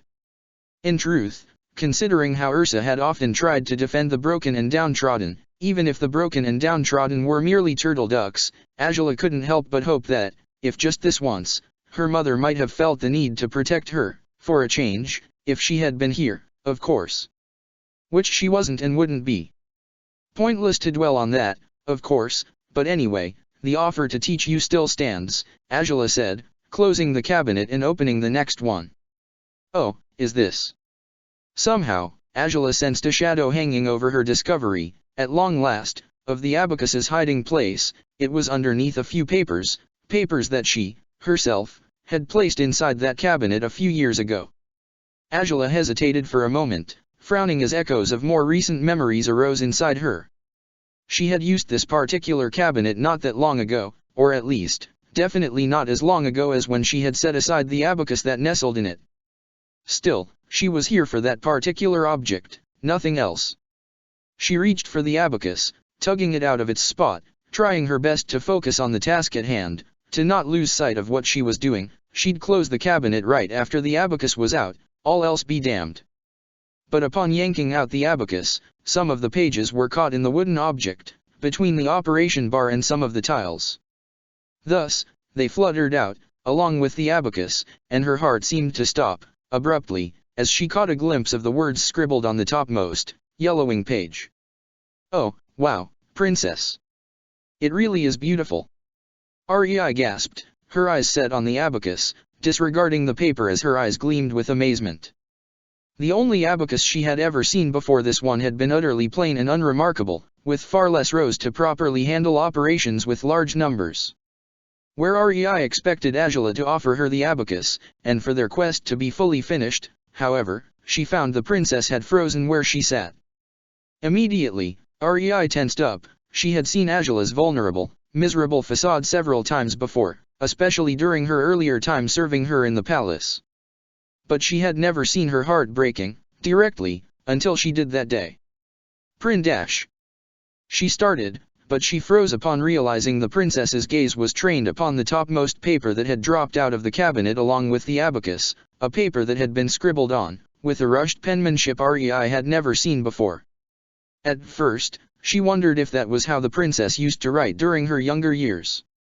Then, she thought it might be another old thing she had thought to show her mother, with whom she seemed to have a tricky relationship, something Rei understood fairly well, even without knowing any of the particulars about it. Yet the heartbroken expression in her face, the trembling of her shoulders, the sudden tears in her eyes. Suddenly, it was as though Rei had vanished. As though the princess had forgotten everything around herself as she dropped the abacus on the floor and doubled over. Her hands reached for the paper as the tears started to spill, and she trembled. She trembled, so violently, and Rei had no idea what to do. She held her hands out with unease, forsaking the abacus for now, because something far more alarming, far more urgent, was happening before her. What on earth did that paper say? How could it have reduced the powerful woman, who finally seemed to be on her way to healing and composing herself after her disgraces, to a heap of hopeless, desperate tears? Rei nervously raised a hand towards Angela, unsure of being allowed to do something like that. No, she was sure she wasn't, and yet, it hurt. Seeing the princess like this, it felt so wrong that even her most ingrained behavior, every shred of reverential respect for a figure of authority, went out the window in the face of Angela's sudden breakdown. Princess! She called her. Despite everything, she dared set her hand on Angela's shoulder, the uninjured one. She had the feeling the princess hadn't even noticed she had touched her, though princess, what do I do? What do you need me to? She had no idea how to proceed, she just wanted to help. She just wanted to give the princess no more reasons to cry. Curses, she shouldn't have asked for that abacus. She should have just asked when, maybe, if she knew of where she could buy a new one or borrow one from someone else, though she couldn't have imagined something like this could happen, whatever this was. Against her better judgment, Rei let her eyes move towards the paper, towards a text structure she couldn't recognize, inexperienced as she still was with countless intellectual subjects. Towards the imperfect handwriting, the spirited strokes of it. She couldn't read every word on the paper, but what she understood said enough. The story Wen had shared merely a day ago had taken her by surprise, even if it had been so dubious and questionable, but now, she found herself facing that everything Wen had told her might just have been real. Even if she could have read it all, however, she wouldn't have understood the magnitude of Angela's surging sorrow. The blast of reality she had never expected to receive, slamming into her so powerfully, worse than any of the memories that had typically overwhelmed her. She had tucked these papers away in a distant corner of her room, expecting that her old staff would never go through cabinets she seldom used, and that way, they'd never find the very incriminating words that had been written upon these papers. But she had to keep them. She couldn't toss them, she couldn't burn them, no matter if he had asked her to do just that.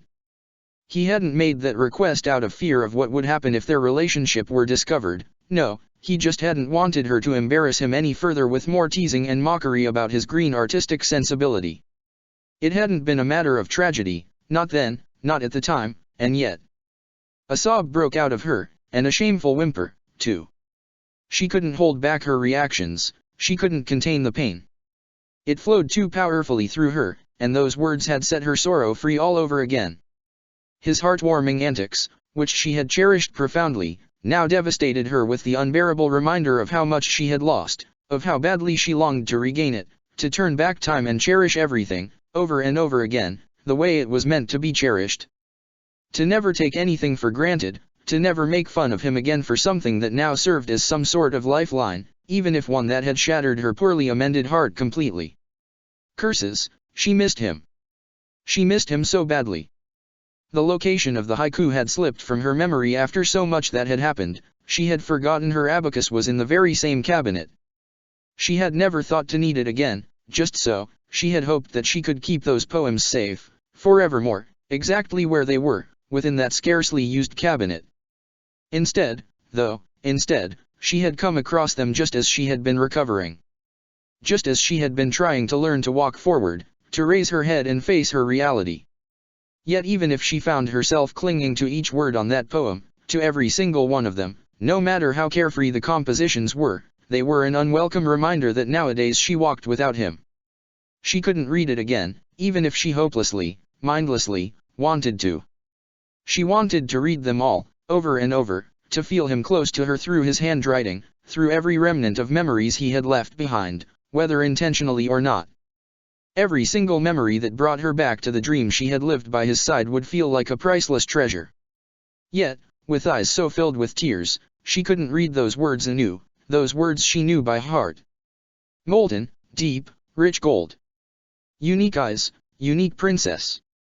You set me ablaze. Chapter 277. Southern Air Temple/Secret Writings. 6. I'm sorry I dragged you along with me. I actually expected more material than that. Song told Renkai as they walked together through the palace corridors. They had only just left her room, where she had stored her new set of ingredients for mixing Angela's remedies and tonics. About half of them were meant to ease her pregnancy symptoms, the others would be used to fight back against the consequences of the corruption and the shoulder injury she still needed to overcome. Her demanding personality, it seemed, had daunted Pharaoh enough that he had provided her with everything she had requested, even if on small quantities, so she wouldn't lose her temper with him again. Song had felt slightly guilty, if just slightly, for pushing the man's anxiety that far. It was obvious he, as well, hadn't gone undamaged by the Fire Lord's endless vitriol and fury.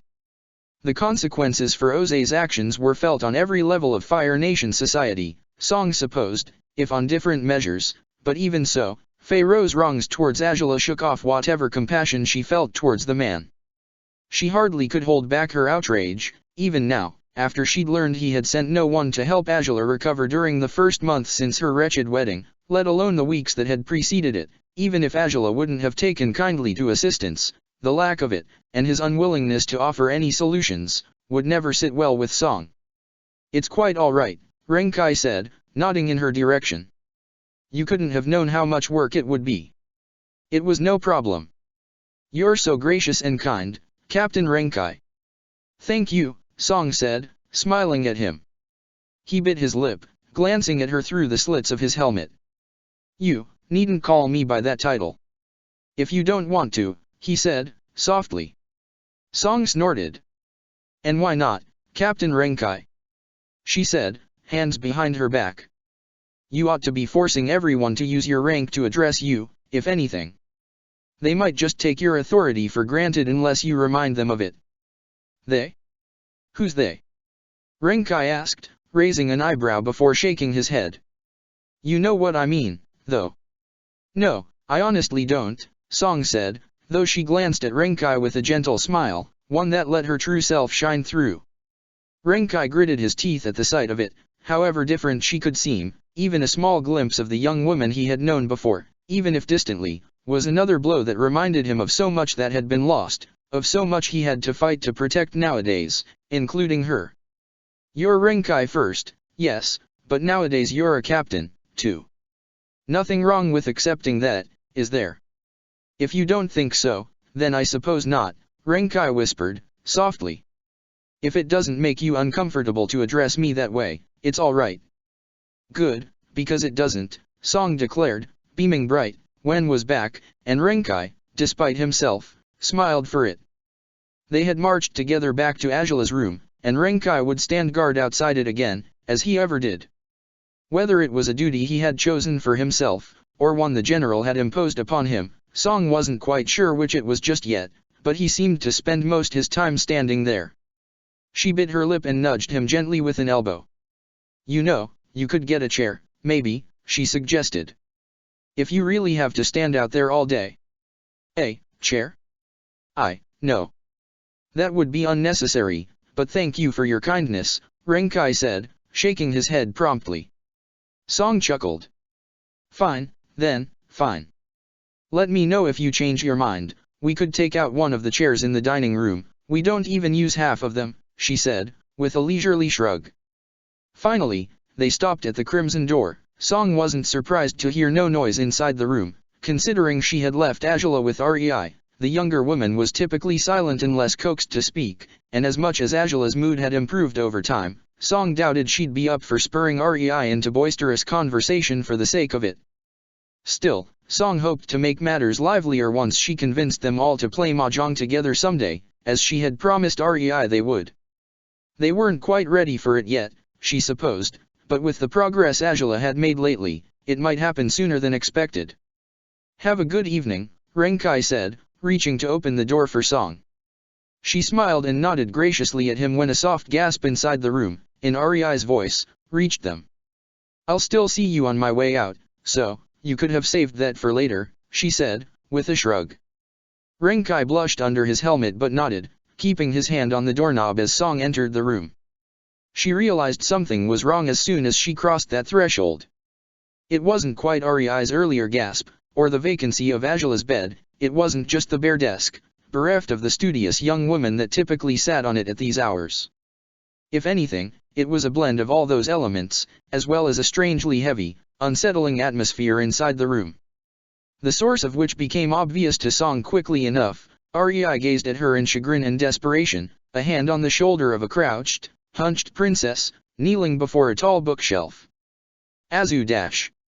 Song started, immediately, her body froze over upon realizing that, in the face of whatever distress they were facing, she had disregarded her Wen persona carelessly, just now. She shouldn't have shown that much familiarity with Azula, they'd always agreed on that, and Rei was looking at her, she had heard her. And Azula needed her. Whatever was happening, Azula needed her. There was no way to return to her Wen persona now. Song strode up, fast and strong, to Azula's free side. Rei followed her with her gaze, apparently disregarding Song's near calling of the princess's name, so concerned and afraid she was. She glanced at Renkai next, who still stood by the door, perplexed, it seemed, yet he also appeared to decide he had no part to play in this situation. He nodded in Rei's direction, then ducked away, closing the door once more and leaving the three women to themselves. What happened? Song asked, her voice serious and stern as she knelt beside Azula. She placed a hand on the princess's nape just as Rei started to answer, nervously. I asked if I could borrow an abacus, but... Rei said. Song's eyes drifted towards the clutter of papers and found, indeed, that there was an abacus underneath them, and it seemed quite a beautifully crafted abacus. Yet, much as it had been for Azula, the calculation tool went disregarded entirely when her eyes fell upon the familiar handwriting of her former housemate. She gasped too. She could tell these were haiku immediately even without reading them thoroughly. Ages ago, so long ago it was hard to remember, she had suggested Sokka to write poetry for the princess's birthday, and he had dismissed the idea because she'd only make fun of him, much as she had made fun of his older haiku. Angela. She called her. Her name only seemed to break the princess further, shaking her with a spree of sobs she couldn't seem to contain. Oh, Angela. Rei watched in a blend of amazement and confusion as Wen's arms wrapped around the princess's shape with a strange, perplexing familiarity and ease. There was no sign of hesitation from the midwife, no sign of rejection, either, from the princess. Somehow, Wen's presence seemed to somehow encourage the princess's tears further, as she dropped her head against Wen's chest helplessly. Now, it's okay. It's okay. I know it hurts. Wen was saying, and were there tears in her eyes, too?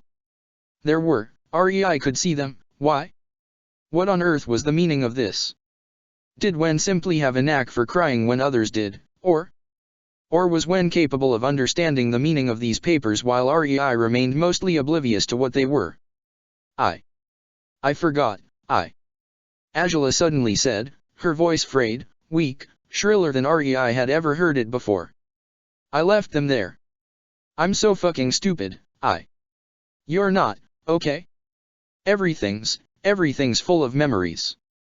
Don't blame yourself, Song replied, firmly. She rubbed Angela's back gently, hoping to ease her, but suspecting she would fail to do so. There would be no easing Angela at all when she was as distraught as this. Angela clenched her jaws, unable to stop the torrent of tears that rushed out in droves. Song sighed, rubbing her arm gently, reassuringly, shaking her head as Angela failed to speak any full sentences, anything but dismissive words at herself. As ever, her grief overwhelmed her, consumed her, chasing away every foothold she thought she had safely anchored herself to, and now she fell, freely, back into the pits of darkness, into the depths of sorrow she hardly had the strength to fight against anymore. Perhaps there was no point in fighting it, truth be told. She was tired. She was so tired of fighting her pain, so tired of keeping herself together, of doing her best to close her eyes, to move forward, to leave the best years of her life in the past. It could never be in her past, it could never be forgotten. She would grieve for what she'd lost, for every damn day she had yet to live. She would never be able to move on, not truly, not completely. Maybe there would be better days, sometimes, but these sorts of situations would happen again and again, unless she just gave in and let herself mourn completely, fully, giving herself to her sorrow. No more hiding, no more pretending she could set it aside so others wouldn't be burdened by her grief, no more shutting her eyes, closing the curtains, when blaring light could scorch right through them, all the way into her very soul. She missed Sokka. She needed Sokka. She would feel that way for every moment, for every day until they were reunited, whether in this life or the next. A soft wail left her, as she clasped the haiku harder, pulling it close, no longer pushing it away.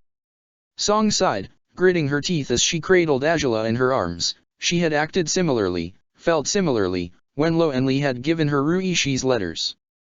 These, however, were letters from the past, messages from a long-gone memory, of something Angela already had cherished enough to keep, and now she cherished it all the more, after its value had increased vastly in the wake of Sokka's absence. She really had tried to move on, she had done her best not to let her life's changes get to her. But it seemed those simple words written so long ago, innocent and careless as they always had been, had finally pushed her to a breaking point. As things stood, Song would hold her, she would support her through this, however difficult it might be, but amending a heart as broken as Angela's would be no easy task. Nothing, so far, had amended Song's heart either, but where she had been so much freer to mourn and grieve, Angela had been struck by disgrace after disgrace, by hard choices upon hard choices. She had been able to block her past and focus on her present, so far, but not anymore. Not after this. I'm here. Song whispered, barely even knowing what she was saying. We're here for you, Angela. Just, let it all out. Rei swallowed hard as she watched the two women beside her. Her hand had long left the princess's shoulder, upon which she'd set it before. As much as her heart broke along with Angela's, without even understanding why, as much as she wanted nothing but to turn back time, return to the casual tea drinking, to the happy conversations, to forget about her damn request for an abacus, she couldn't quite help it when her mind dared reason with the reality before her. Wen had changed completely, just now. The comforting woman who held the princess didn't seem to have anything in common with the talkative midwife from merely a half hour ago. Even the way she spoke had changed, the way she wouldn't refer to the princess by rank but by name, with the closeness of a friend, rather than that of an employee. It wasn't the first time she'd thought something was odd about them. Rei was shy by nature, she struggled to connect with others, so she knew that the princess might just have it easier to befriend someone else, someone a lot more outgoing than Rei herself. And yet, there was a strange layer of familiarity between them that didn't seem quite right in two people who had known each other for less time than Rei and Azula had. However puzzled Rei was by Azula's countless mysteries, now she found herself pondering if perhaps Lady Wen herself was another mystery to unravel. If there was more to her than met the eye, if she knew much more than she had been willing to reveal on the day she had shared all those rumors about the princess's disgraces. Yet, for now, Rei's suspicions would have to stay on the back of her mind. The priority right now was comforting the princess, and Rei knew she'd have to follow Wen's lead to achieve that, no matter what mysteries might dwell behind the strange closeness between the two women. Still, there was, perhaps, one small thing she could offer, for the princess's sake. "Should I make some more tea?" Rei asked, softly. Wen raised her eyes towards her, quickly, before nodding once. "Please, Rei," said the midwife, still cradling the princess safely in her arms. She let out a deep, sorrowful sigh as she tightened an embrace around the crying woman's body, right before voicing her only certainty upon returning to this room: "We have a long night ahead of us." The returning footsteps of the Guru and the Avatar weren't all that loud, but they resounded in the vast silence of the southern air temple all the same. Sokka woke with a start upon hearing them, startling his sister too as she nestled against him. Katara groaned, rubbing her eyes as Zuko and Kino awakened as well. A moment later, all four of them seemed to realize Aang was finally back. "It took us some time, but it is done," Guru Puthak announced, with far more enthusiasm and confidence than Aang, beside him, seemed to feel. The Avatar offered the others a weak smile, rubbing his eyes with the heel of his hand. "Good. Took you a while, Aang," Zuko sighed, rising to his feet. "Are you okay?" "I'm fine," Aang answered, averting his gaze from the exiled prince's own. "Well, as fine as I can be, all things considered.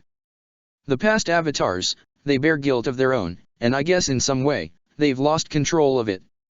Maybe Sokka's right about a lot of things, and that's why they're acting this way. So, I'll try not to let their guilt, or mine, control me any longer.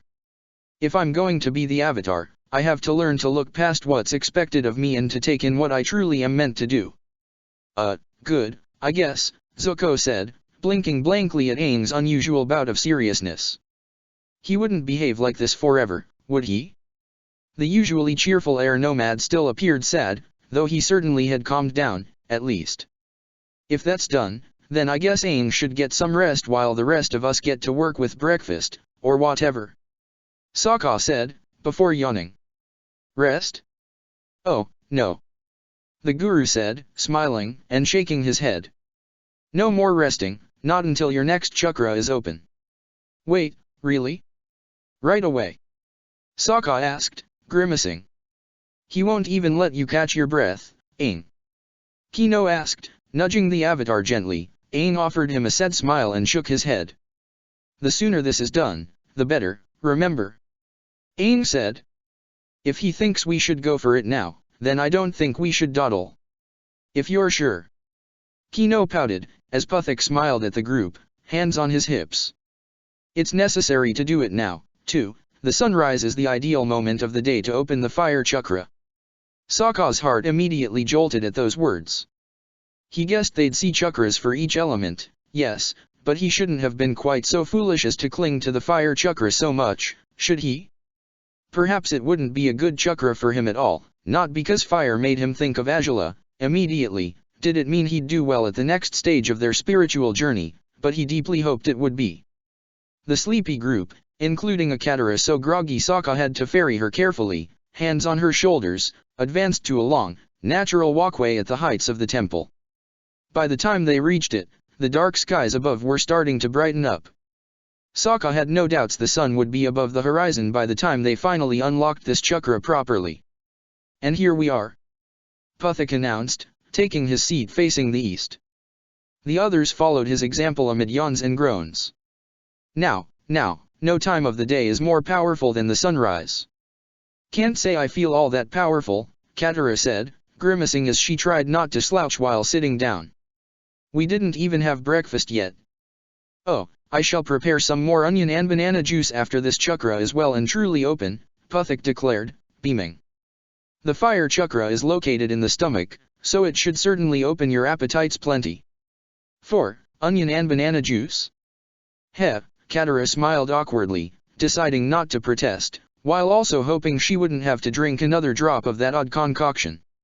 After a moment of silence, in which the breeze toyed with their clothes and hair, or their beard, in Puthik's case, rustling the branches of many nearby, dry trees, finally the sun began to shine. The Guru drew in a deep breath while his companions gratefully enjoyed the sun's warmth on that cold morning. This chakra deals with willpower, with everything you're capable of, and your ability to reach the heights you aren't even fully conscious of, the Guru explained. Despite his previous attempts to control his foolish thoughts, Sokka couldn't help but smile upon hearing those words. It did sound like the kind of chakra Azula would be an absolute master of. It is blocked by shame. Huh. Or maybe not. Shame? Isn't that the same as guilt? Zuko asked, grimacing. I'm pretty sure I'm ashamed of the things I'm guilty of. The same? Not quite. Similar? Yes. And it is very important of you to notice this, Puthik smiled. Every chakra is connected, it flows into the next one.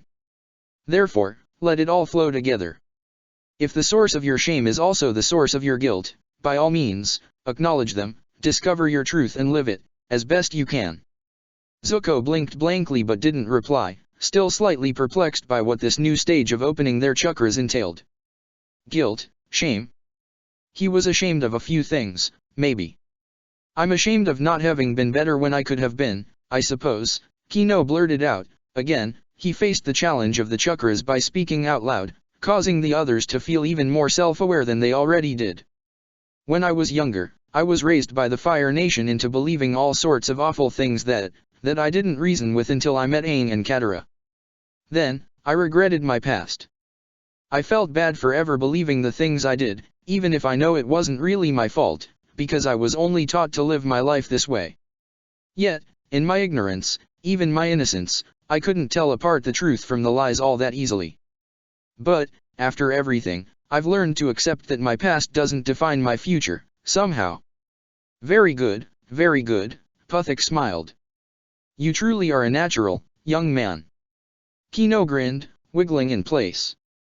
Despite their perplexity at his strange affinity for unlocking chakras, the others smiled at their friend as well. So much for thinking I was some sort of spiritual genius. I think you're way better at it than I am, Kino, Aang grinned, closing his eyes and releasing a breath. I'm ashamed of running away as often as I have. Of not standing my ground when I should have.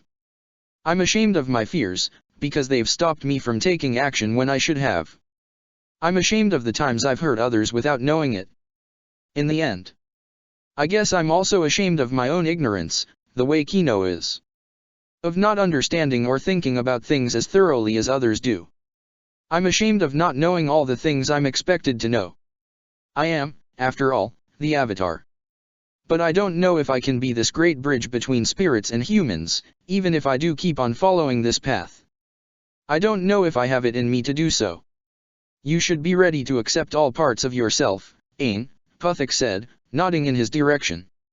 It is good of you to reflect on this. Now, understand that your potential is only limited by whatever boundaries you set for yourself. A banyan tree's roots can spread far and wide and its branches will grow high into the heavens if they can. Our biggest foil is our own determination to see an obstacle where there isn't one. So, my shame is my foil, Aang reasoned, with a small smile. If I'm ashamed, it's up to me to let go of those mistakes, of what I've failed at, and look to amending them later, like Kino did. Indeed. Not because you tripped and fell once does it mean you're eternally fated to only trip and fall, Guru Puthik said, smiling kindly at Aang, who nodded gratefully. Sokka, sitting at the end of the group, drew in a sharp breath, It was so easy to see this chakra from an unexpected point of view. Now that the others had spoken, he wondered if perhaps he had opened this chakra long ago, without his awareness. I'm definitely ashamed of several things, he admitted. I'm aware of the fact that I can hurt those I love. I've been aware of it forever now. I'm ashamed of having let my life spiral out of control, the way it did a few months ago, ashamed of not proving strong enough to defeat the soldiers that attacked me that night. If only I had. I might have caused less grief to the one I love most. I did my best to survive and endure, but I do wish I had been stronger, better, that I had somehow recognized the dangers beforehand and protected her before anyone could reach her. Then again, I've learned to live with that shame. I've forced myself to drag it with me, even when I have done my best not to repeat the worst mistakes I made. My shame it's a reminder of the worst of me. Of the wrongs I have to right. And that has driven me forward for as long as I can remember. I never allowed that shame hold me back. I've never stopped fighting to better myself in every way I could. I've learned to bear with the darkness I'm capable of, with the horrors I've seen and even committed, because I know that I fight for more than just myself. Because others need me, they need the best of me. Because this is the only way to honor those who have made countless sacrifices for my sake, because this is the only way I know how to stave off the certain shame I'd feel if I didn't try my hardest, if I gave up without pushing every boundary until finding what I'm truly made of. Everyone remained silent for a moment, and Sokka swore he couldn't quite feel any real changes inside him, after his own round of self-reflection, and yet Puthik smiled and clapped in his direction. Well, well. It seems you had this chakra under control. Impressive, he said. Sokka smiled a little and nodded. The two remaining group members appeared to struggle more with this chakra than the first three. Eventually, however, Katara clenched her fists and readied herself to face what she had reflected upon. I've been short-sighted. Stubborn. It takes me so many efforts to just accept maybe I don't have all the answers, or that maybe my answers aren't already the best ones. A lot of things feel like they're set in stone, and yet they're not. I guess reality is malleable, changing, shifting like water does, maybe even like fire does. In letting my emotions rule me, though, I keep forgetting to see things from others' eyes. Most my mistakes, that's their source. And I know I should do better, but the truth is, I've only just recently started to realize just how bad I am about all this.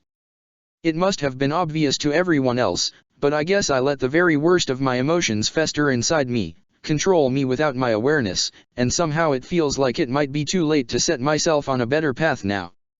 Oh, no. It is never too late, Guru Puthik smiled. Every day provides us all a new opportunity to start on a new path, young lady. When you're ready to take it, to set aside your uncertainties, your fears, your guilt, and your shame, by then, you will be able to raise your head proudly, knowing you have overcome the trappings of your past, and knowing you can always be better, do better, in the future. Katara breathed in, letting the Guru's words dawn on her. She smiled after a moment, raising her head indeed. I can do better. I can be better, she spoke, proudly. And I will be. I will tear down my own walls and break my limits. Precisely, Guru Puthik said, beaming. Only Zuko remained, and he appeared to still be as confused and unsure of what this particular chakra entailed, upon hearing the others talk, as he was before the Guru explained anything. His shame. He had so much to be ashamed of, but how much of it blocked his possibilities, his chances to be a better person? He wanted to think he was a bit like Sokka, that he hadn't allowed his shame to drag him down, but hadn't he? If your shame has had a stronger bearing on your life than you expect, perhaps you need to look deeper to find its root, Guru Puthik spoke. Zuko grimaced, eyes closed tightly, so tightly the burn across his face sent a light sting under his skin. He tightened his fists, uneasy, uncertain, even now, that this might be the right answer. Yet, I'm ashamed of not fighting back, he said. The others glanced at him, watching him with uncertainty. Of letting my father burn me without retaliation. I'm ashamed of not seeing him for what he was from the start, of vying for his attention and approval when it was clear he would never grant it to me. But above that, it's clear I deserved better than that, too. He was a terrible father, both to me and my sister. He's the worst man in the world, as far as anyone can tell, and yet I wanted to be his perfect son, and it never crossed my mind just how much I had to sacrifice in order to become that.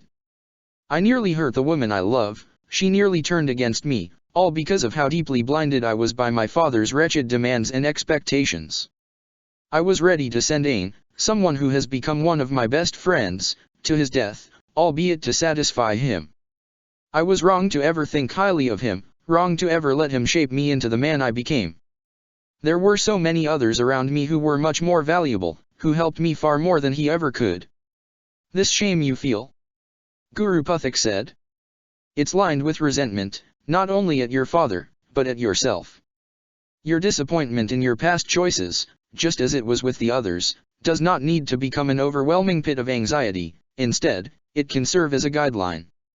Awareness of your mistakes and proper reflection upon them can aid you in not repeating them anew. I don't want to repeat them, but I'm scared I might, Zuko admitted, clenching his fists. His influence, it's stronger than I realized, stronger than I know.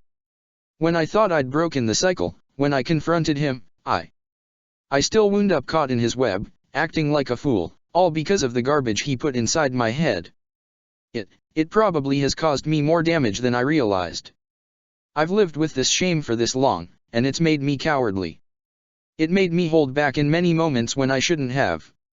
I acted shamefully, making wrong choices, albeit so I could assure myself, somewhere, deep down, that I wasn't going to become my father. That his influence would no longer reach me. But in the end, his influence might remain encroached and locked around your heart, but only if you let it, Guru Puthik spoke. Zuko breathed out, leaning forward as he tried to handle the swirling emotions this chakra was suddenly evoking, from not understanding it, at first. Now it seemed he understood it far too well. Your father's terrible lessons, they've hurt you in more ways than just the physical. He damaged your willingness to open yourself to others, to let someone else look after you, out of fear of being vulnerable, I expect. Now, upon thinking on it, you find there's so much more damage underneath the surface, and perhaps you realize your choices have been rooted in shame for so long, to the point where you hardly could recognize that as one of your motivations, for it feels that natural to you, that familiar. I guess so, Zuko admitted, visibly distraught.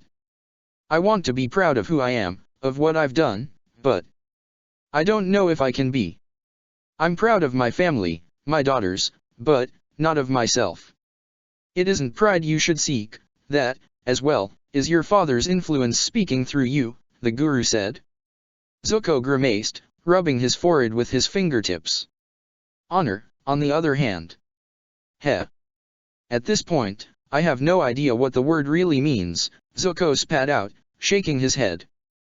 Guru Puthik laughed and shook his head.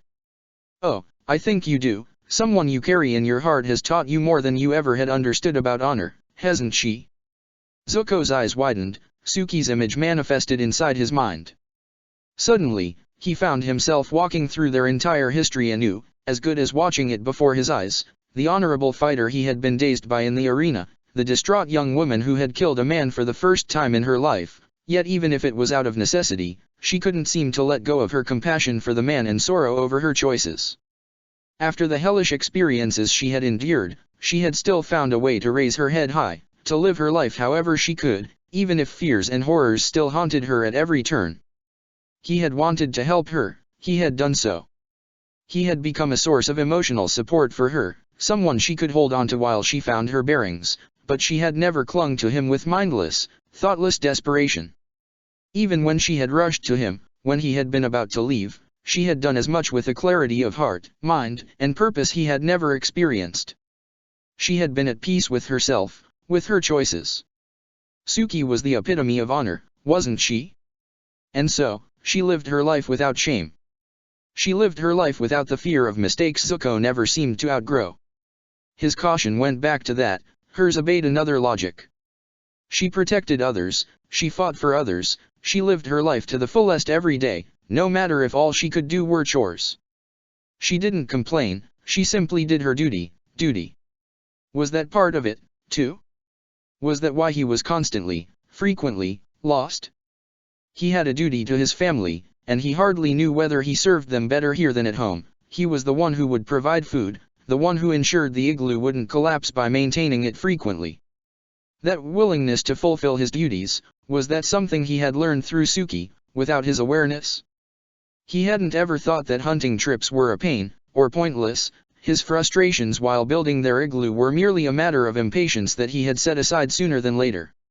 When it came to his family, he felt no shame. If anything, he had always felt at peace. He had always thought of them ahead of himself, just as Suki thought of everyone else's well-being instead of her own. Duty and honor. She embodied both concepts. It suited her roots as a Kyoshi warrior, Zuko suspected. He smiled, a tear spilling down his cheek, and he rubbed it off with the back of his hand quickly. Honor, huh? He said, biting his lip. Choosing a path, walking it faithfully, not for my sake, but for those I care for. Honesty, too? Living without subterfuge, without hiding who I am, without hiding it from others or from myself. What possible shame could there be in being you? Puthik asked, with a smile. If your father believed you shamed him, it was his own shame that plagued him, and he failed to recognize it for what it was. Your value was never in question, young man, you simply had to recognize and live up to your greatest potential as best as you possibly could. You had to trust your instincts, to let your heart guide you, to set aside so many unnecessary burdens you've allowed to pile upon you. In many ways, you had already succeeded at setting some of them aside, so you are already on your way. Cut loose all those burdens, and let yourself be free at last, Prince Zuko. He took in a shaky breath, he released it. Then another, and he raised his head. The sunlight seemed to bathe him, and it seemed the first time he let the glow, the warmth, reach under his skin and touch his heart. Suddenly his chest flared, it was his inner fire. In that instant, Zuko let himself smile freely, regardless of the tears he had shed. He let himself live a sudden truth, one he hadn't truly been prepared to face. He was finished hiding in the shadows of his mistakes, of his perceived failings, of the unfairness of his circumstances. He could let go of his resentment and hatred for those who had wronged him. He could simply look inwards, for once, and not see a small, terrified child who couldn't face the world alone. He wasn't alone, but even if he were, he had strength and courage to choose his own path. He knew what was right and what was wrong, and he wouldn't live in fear of his father for one more day. He was Zuko.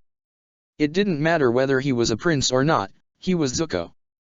And there was nothing wrong with being himself, just as he was. Oh, my. Puthik laughed, watching Zuko with amazement. That was quite the breakthrough.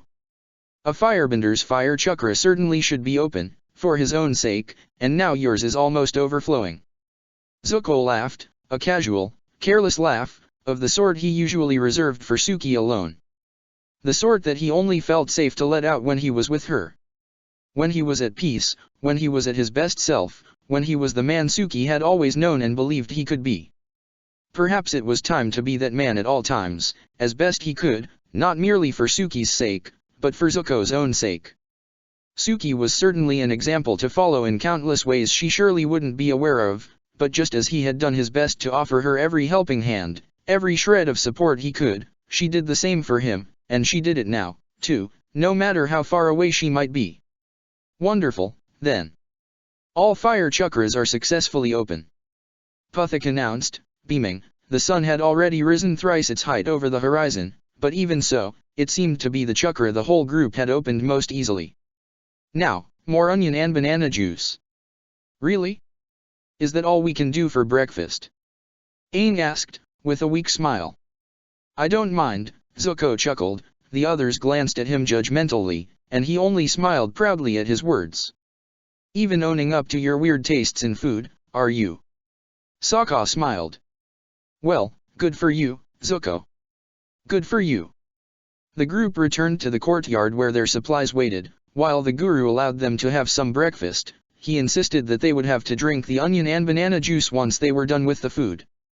Again, Kino and Katara seemed disgusted with the taste, Sokka and Aang seemed ambivalent towards it, and Zuko made no attempt to hide his liking of the odd flavor combination anymore.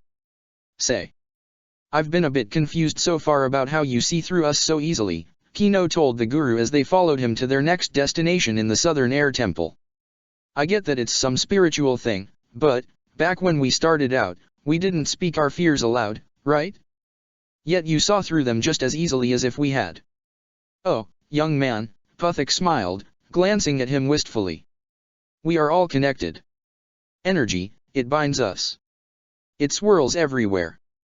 I can read through yours, through that of your friends, thus, I can see the strife, the hardships, the bliss, and the joy. I can sense and understand all of which dwells in your hearts, even if not as completely as I could if I were in direct contact with you, but still. Whoa. That sounds crazy, Kino gasped. Can I learn to do that? Maybe. With lots of practice. Puthik beamed. Then it's not like you've been making lucky guesses so far. Sokka smirked. That would have been the funnier explanation. It would have been. But I'm afraid not, the guru said, with a self-satisfied smirk. Sokka shook his head but smiled, keeping up with the old man's pace.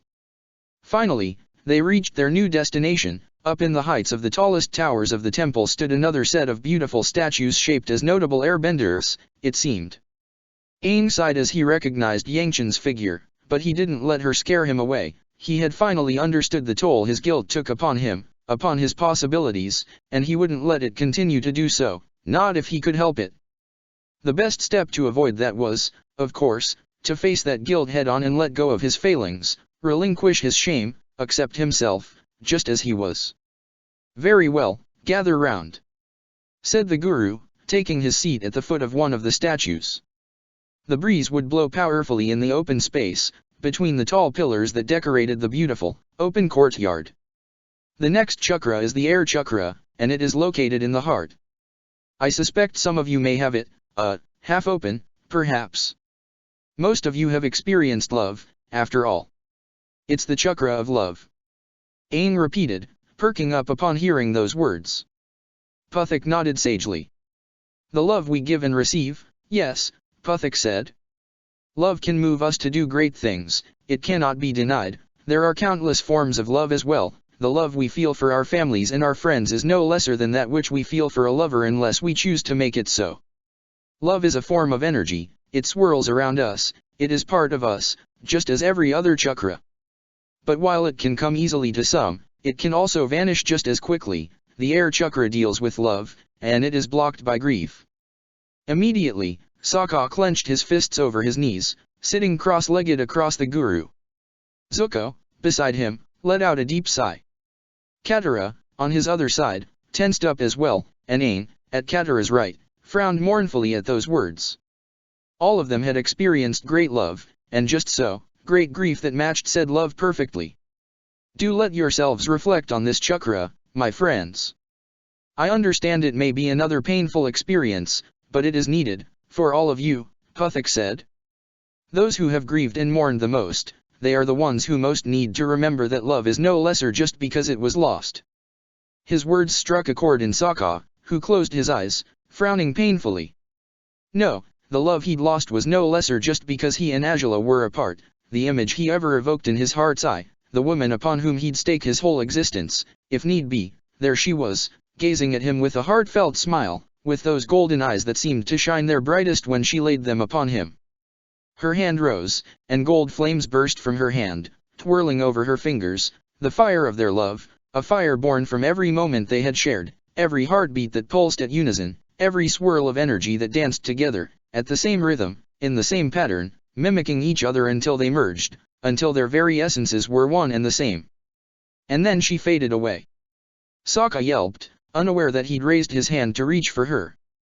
He had grown unaware of his surroundings, of the world near him, albeit because he was swept up by her, caught in his need of her so acutely he could barely breathe.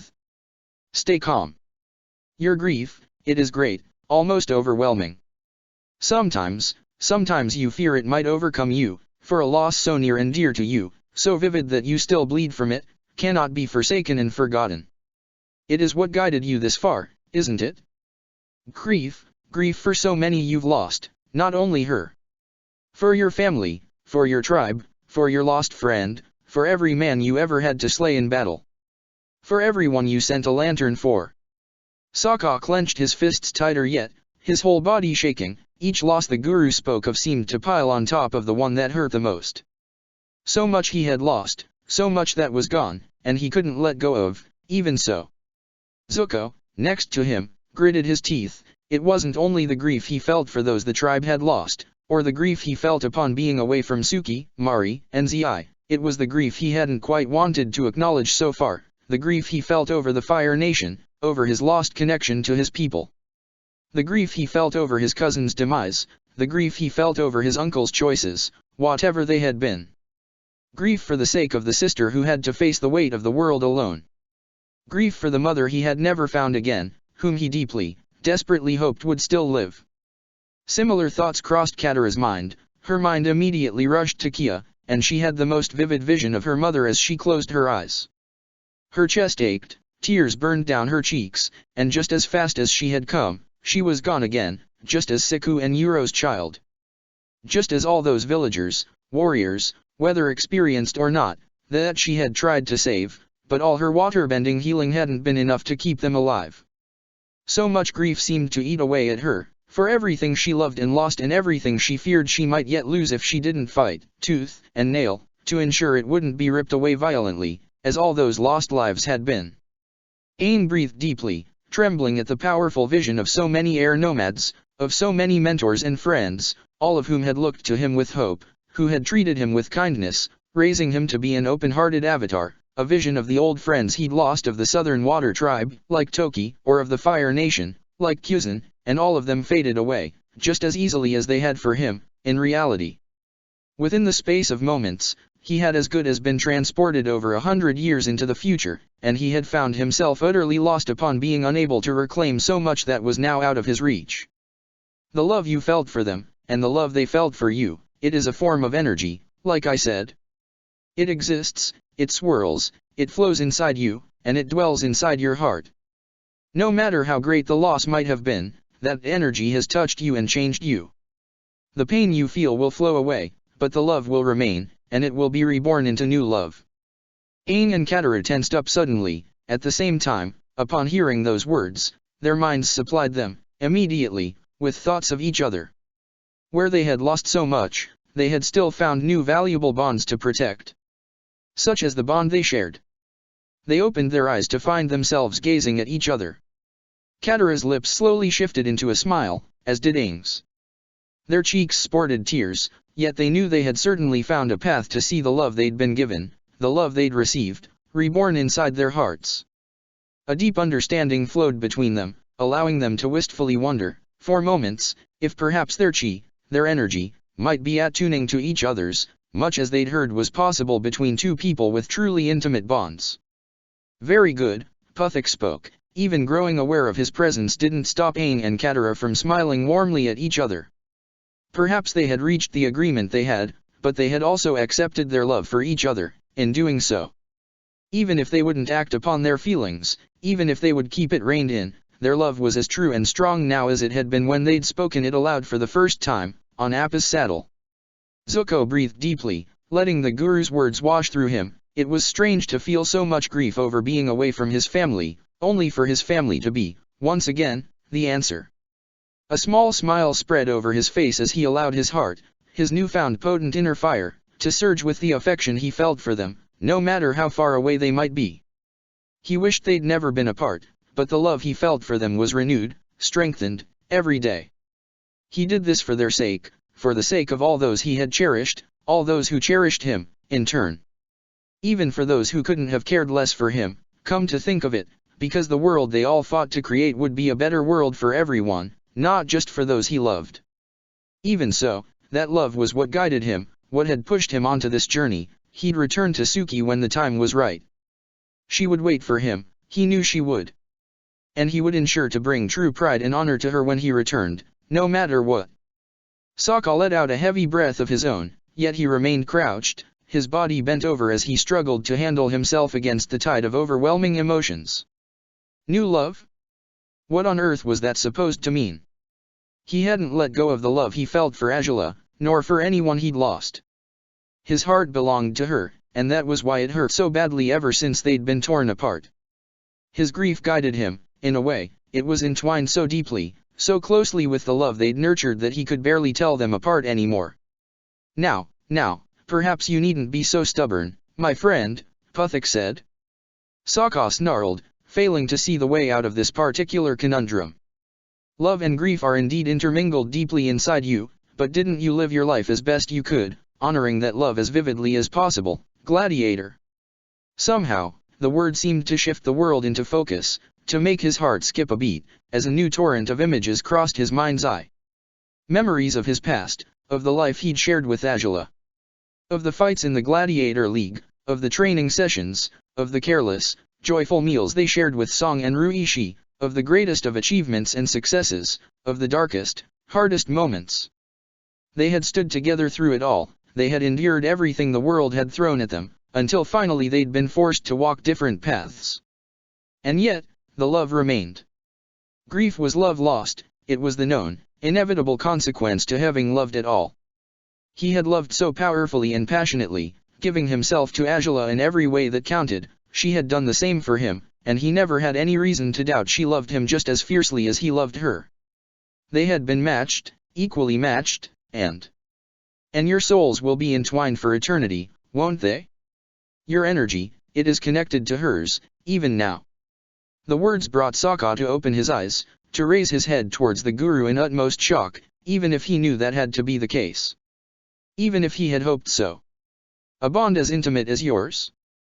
You've certainly attuned yourselves to each other far too deeply for distance to do away with that connection, Puthik said, with a heartfelt smile.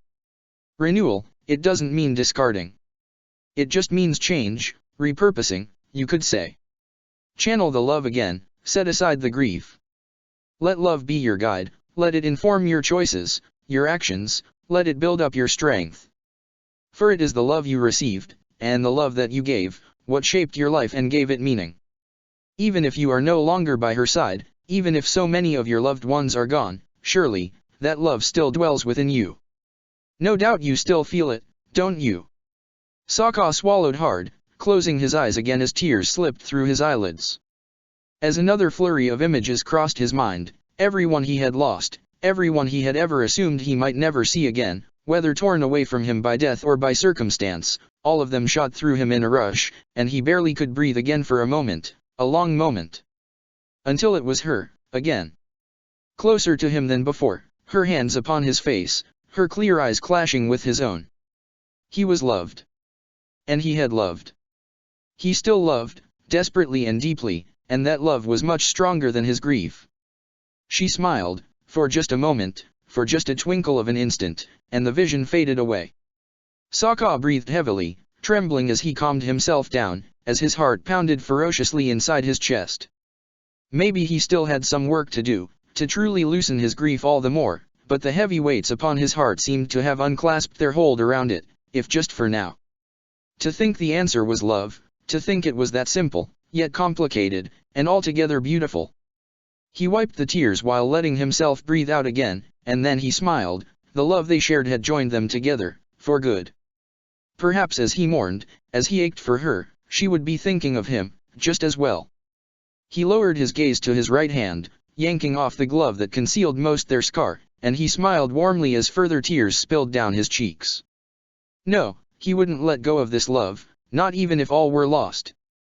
The renewal he experienced now was a fresh breath into his very soul, reminding him that he fought not for pain, not for sorrow, but for the peace, the happiness, the belonging he had found with everyone he loved. With the woman he had loved most, above all else. Everything he did, he'd do it for love. It was how he'd lived his life so far, whether consciously or not, and he had no intentions of letting that change, or letting himself lose sight of that reality in the future. Oh, that was trickier for you, but you've done it. Or, well, most of you have, Puthik said, glancing at Kino with uncertainty. The young man grimaced, blushing as he closed his eyes tightly. I'm meditating. I am. He exclaimed. The others snorted at his obvious failure at meditating on his air chakra, and even Puthik smiled sympathetically at him. I suppose it is difficult to connect to this chakra for you. I have never loved anyone so crazily, I guess, Kino confessed, hanging his head. I've liked people, and I do love my friends, but the grief they've been through, I don't really know it. I do feel bad for the people who have died in the war, and that poor baby of yours, and I felt bad for the soldiers who have fought mindlessly and died for stupid reasons, just as I feel terrible for the warriors who died fighting and defending the tribe against them, but I don't think I've ever felt so strongly about something to the point where I couldn't possibly keep going, if that makes sense. I don't know. Curiously, Puthik said, stroking his beard. You are free from many burdens, far freer than the others. Yet your air chakra, it isn't fully realized, so to speak. The energy flows, but it simply pours through, as good as unaffected by it. I suppose the right way to say it is, you haven't fully awakened it. Huh? So, I'm not complete, or something? Kino asked, grimacing. Puthik laughed and shook his head. That's absolutely not the case, my friend, he said. You have affection in your heart for your friends, above all else, loyalty to them, too. But deep down, you long to experience the kinds of love they have felt, and the vacancy you feel when it comes to that is, in fact, the source of your, muffled grief, so to speak. Oh, Kino scratched the back of his head, biting his lip.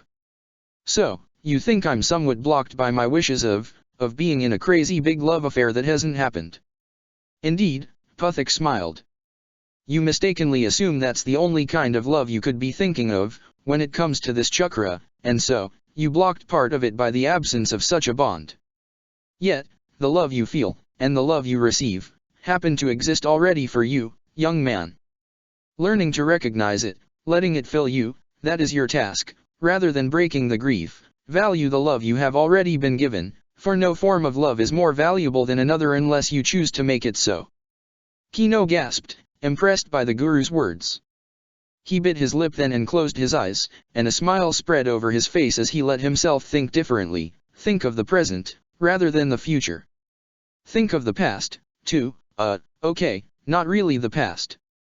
His parents had abandoned him in an orphanage, that hardly sounded like love to him. His fellow soldiers had never paid him any heed and ignored him more often than not. So, love? That wasn't quite what he'd felt then. He had wanted their acceptance and approval and never got either thing. But he did with the Water Tribe. Even though it seemed most of them hardly had patience for him, on most days, even then, he had a place among them. An odd place, perhaps, and he had definitely been too enthusiastic most times. He had probably tried to woo too many girls to no avail. He had been clingy and persistent with his friends, but they had let him be part of their lives, all the same. Even when Mari had never grown used to him, even then, he loved her. He loved her family, every member of it, no matter if Zuko often scoffed at him, if Gruff did the same thing. He loved Aang too, he was his best friend, his roommate. And Katara, even if she could say the most cutting things ever, she could also be affectionate and kind in unexpected ways, lending a shoulder to lean on, or an ear to listen to his woes when nobody else did. Hekata, the heroic chief, and Kunna, the kindly elderly lady who never had anything bad to say about anyone. Yes, he loved them all. They'd allowed him, a Fire Nation soldier, to become part of their lives. They'd looked after him and protected him, which suggested that they loved him, too. Perhaps he hadn't found the love of his life yet, and perhaps he wouldn't in the future, either. That shouldn't make his life any less worth living, not as long as he continued to live that life with love, as he had so far, whether consciously or not. He giggled and opened his eyes again. Puthik laughed and nodded approvingly in his direction. Mere instants before the delighted former soldier, with tears blinking in the corners of his eyes, leapt towards his nearest companion and wrapped his arms around him. Kino. Don't tell me you decided the one you love is me. Zuko grimaced, attempting to shove off his friend as the others laughed. I love all of you. I do. Even if you don't love me back, I love you. Kino laughed happily, causing Zuko to roll his eyes, though far more affectionately than usual, as he raised a hand to pat his friend's back gently. Sokka smiled at the awkward, good-natured struggle between the two men to his left. He let out a deep breath, closing his eyes as he gave himself another moment to think, to focus on that connection that still lingered between himself and Azula, a moment to reach out to her somehow with his spirit, if he could do such a thing. He had no idea what he was doing, not really, but as he evoked thoughts of her, one more time, he wanted to push his own energy in her direction. For his unlocked chakras to spur her own to do the same, to open up and release her from the trappings of the chi corruption that had afflicted her so, to help her regain peace in a world where he suspected she'd struggle to find any at all. For just a fleeting moment, before the guru made them move on to the next chakra, he let himself reach for her, letting her know that, however far apart they might be, their hearts remained joined, and would continue to be bonded in such a way, for eternity. Hours had passed when her outburst finally ended, and for once in her life, Angela couldn't even feel ashamed of her breakdown. She usually felt dreadful after crying, especially when she cried in front of others, but somehow, that hadn't happened this time. She wasn't entirely sure of why it was the case, but as she lounged in her bed again, she let herself enjoy the lack of self-awareness, for however long it might last. Song had tended to her, eased her, held her while every tear poured out of her without restraint. Once she started to calm down, she had guided Angela to the bathroom and helped her wash her face, rinsing away the salty remnants of every tear. She had been kind throughout the whole process, reassuring her in every way she could, changing the subject occasionally just to give Angela anything else to think about. Then, after they stepped outside, REI had a new batch of tea at the ready. They had gone through that kettle in a heartbeat, then through another one, then Angela had needed to go to the bathroom. She had cried some more, then cleaned up, then cried again, and she had returned to bed with her face rinsed again, with her heart torn to shreds. And just then, in that moment of strange calm and clarity after her tears had dried, a strange burst of energy seemed to touch her. Nothing had happened, and yet she flinched as though prodded by a subtle spark of lightning. Yet, the lightning was inside her, somehow. Was it another strange pregnancy symptom? It hadn't felt that way, though. If anything. Xin Long. She reached out to him only to learn he was asleep, though what had happened had felt like his mind's connection with hers, to a fault. If it wasn't him, then could it be? Oh, she was being foolish, wasn't she? Stupid beyond belief, clinging to fantasies that would likely tear her heart to even smaller pieces than the ones it had already been shattered into. Here, REI's voice broke her out of her self-deprecative, mental tirade. Angela glanced at the young woman, finding she had brought a new batch of tea, trying to offer her the most reassuring smiles she could, smiles filled with fear and uncertainty, though. To this moment, Angela hadn't been able to address a single complex sentence her way, but maybe she'd calmed enough to do so now. Thank you, Angela said, reaching for one of the cups. Song took the next one, sitting on Angela's bedside again, and this time, REI's cup was on the tray as well. She sat down on her chair and set the tray aside before sipping the hot brew slowly. The princess threw her head back, closing her eyes again, feeling that strange, surging sensation inside her again. Yet it faded now, it faded entirely, and she found herself missing it now that it was gone. A sigh left her lips as she cradled the cup close to her chest, without tasting it yet. You didn't do anything wrong, Angela said, surprising both Song and REI. If you thought you had, REI, you didn't. I'm sorry if I worried you, REI said, grimacing. I want to help, not to be a burden. You're not a burden, Angela said, softly. REI bit her lip, eyeing Angela with a hopeful gaze. I'm the one who as good as forgot about the trap I set for myself, fool that I was. I should have looked at them more often. Them. REI repeated, but it was Song who figured out what Angela's words meant. The poems? She asked. Angela let herself smile humorlessly for a moment before nodding. I told him I'd torment him with them forever, she said. That I'd blackmail him over his terrible taste in poetry. He never meant for me to read any of them, but I happened upon him when he wrote them, on the first time we visited Ba Sing Se, and I read that one. We had to leave in a hurry that time, but on the next visit, I picked up all of them. They'd been kept in storage, so I gathered them and brought them home. I always said they weren't much good, but I still liked them. I always did, and I bet he never really knew I did. But, hell. I memorized that one, he knew I did, since the first time I read it. I guess he must have thought I just wanted to poke fun at him forever, but the truth is, maybe he was right, my taste for poetry wasn't all that refined, in the end. A soft laugh escaped her lips then, accompanied by a tear that she tried to wipe away quickly. Song smiled warmly at her, reaching out to pat her knee gently. Angela sighed, opening her eyes, letting them drift to the ceiling of the four-poster bed. I tucked them away, safely, in a cabinet I thought I'd as good as never use again, she said. I always made fun of him for his haiku, but I didn't read them over as often as I should have, even before everything that happened lately. If I had, then I'd have remembered they were there. But it just slipped my mind completely. I really didn't mean to break down like this, Rei. I'm sorry for. No. You don't have to apologize for anything, Rei said, quickly, gazing at her hopelessly. I don't really understand, but I do know none of this was your fault. Oh, it was me, being forgetful? That's new, Angela said, with a sad smile. If I'd just remembered where the abacus really was. I might have just thought it through and done my very best not to look at the poems, at least. But I caved in, I guess. It's merely. I don't even know how to explain it, frankly. I don't know where to start. All I know is that I thought I could keep going if I didn't let myself remember too much. If I stopped myself from really reasoning with everything that's gone now. Everything I've lost. It's only natural, entirely normal, that you can't bear with all this on your own, Song cut in, as Angela seemed moments away from crumbling into tears anew. I know it's not easy to talk about it, I won't make you do it, nobody will, but Angela, you have too much on your shoulders.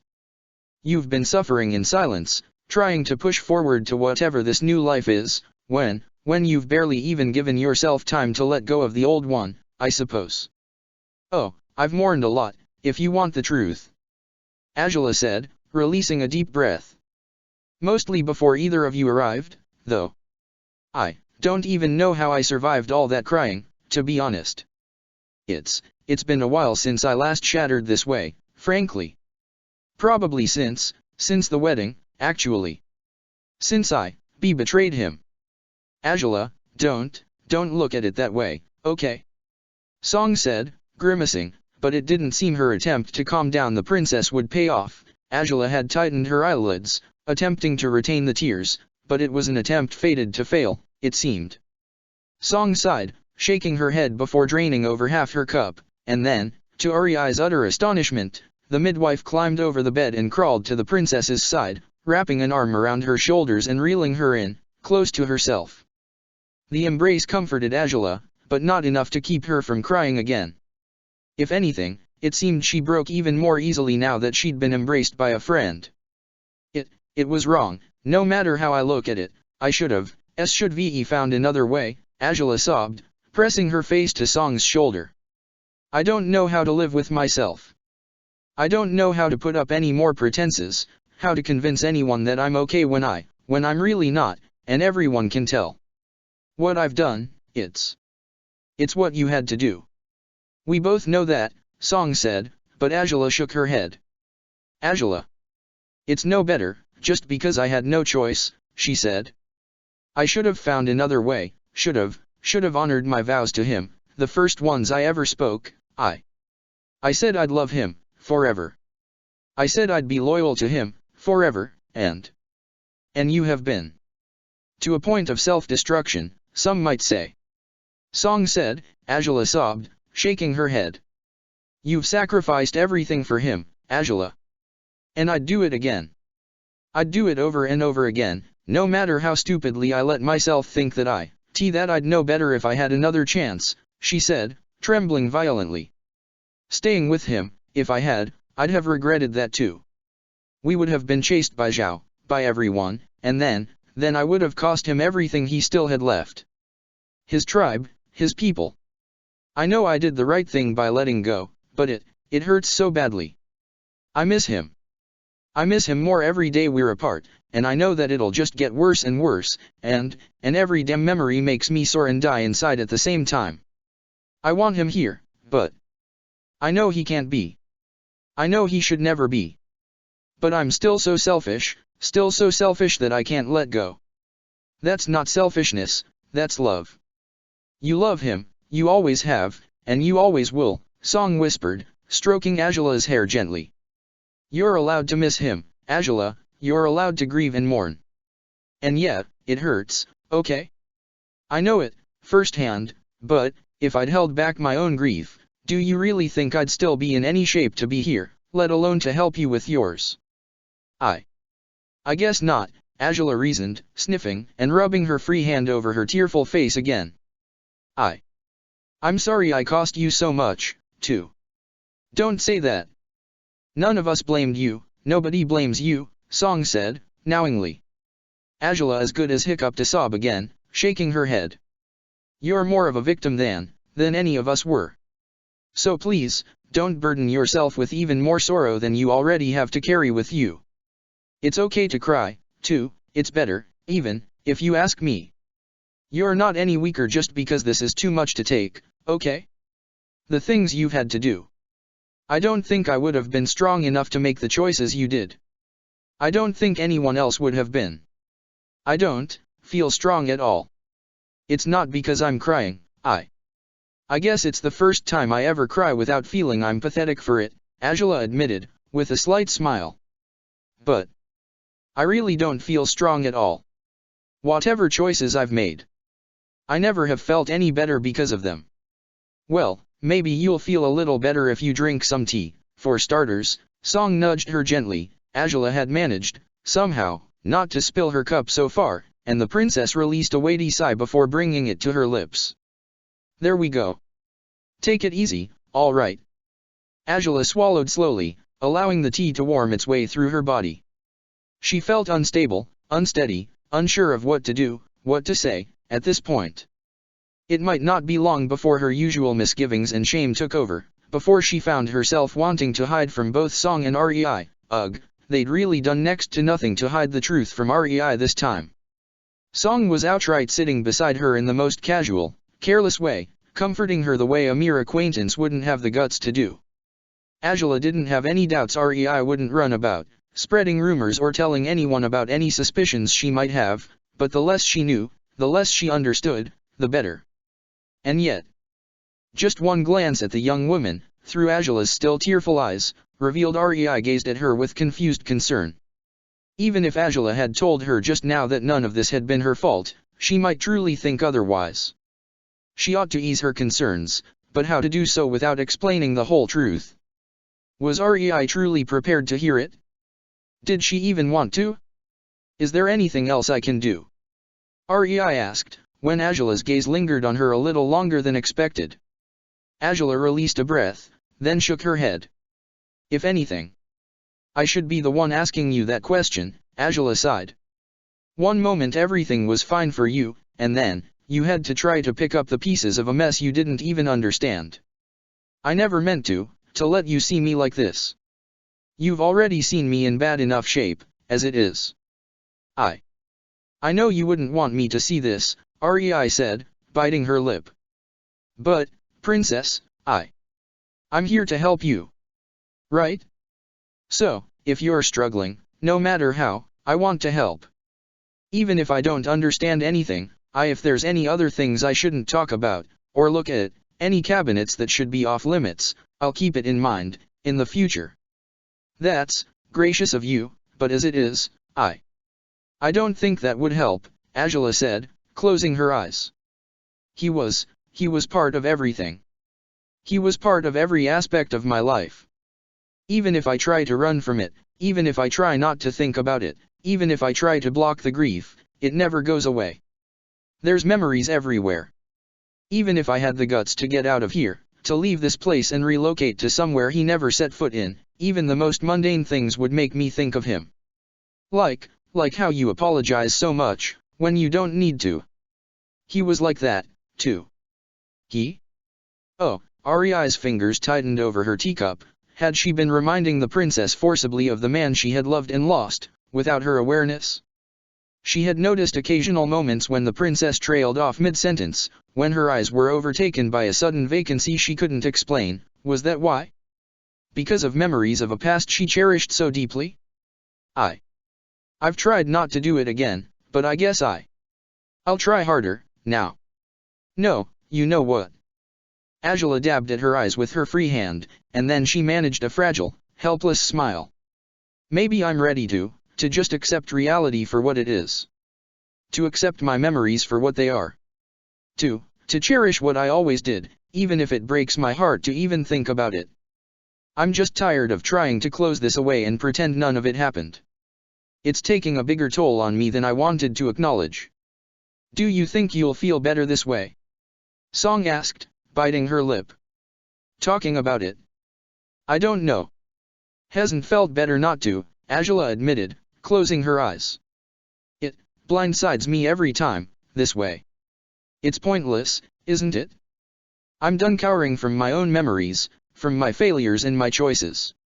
This is how I have to live my life now, whether I like it or not, whatever I've done, whether wrong or right, it'll follow me to my funerary pyre, right? Might as well just quit trying to set aside the best years of my life without mourning them the right way. I can't pretend I'm much good at mourning, really, but avoiding my grief never helped when it came to my cousin. Don't think it'll help doing that now, either. Song sighed but nodded, caressing the top of Angela's head delicately as the princess drank more tea. Again, she closed her eyes, again, she let the past overwhelm her, swarm her. She felt unworthy of Sokka in thousands of ways, these days, yet she hadn't always been this hopeless, this weak. She hadn't broken their vows all along, she had lived by them gladly, until she had no other choice. That the world would ever recognize Zhao as her husband rather than Sokka, the pain the thought manifested nearly caused her to shrink upon herself and wish, for the umpteenth time, to forsake a life that wasn't worth living. She knew what had been worth living, the existence she'd led until half a year ago, or so. To think that everything had taken such a turn for the worse in such a short span of time. She lowered her now empty teacup.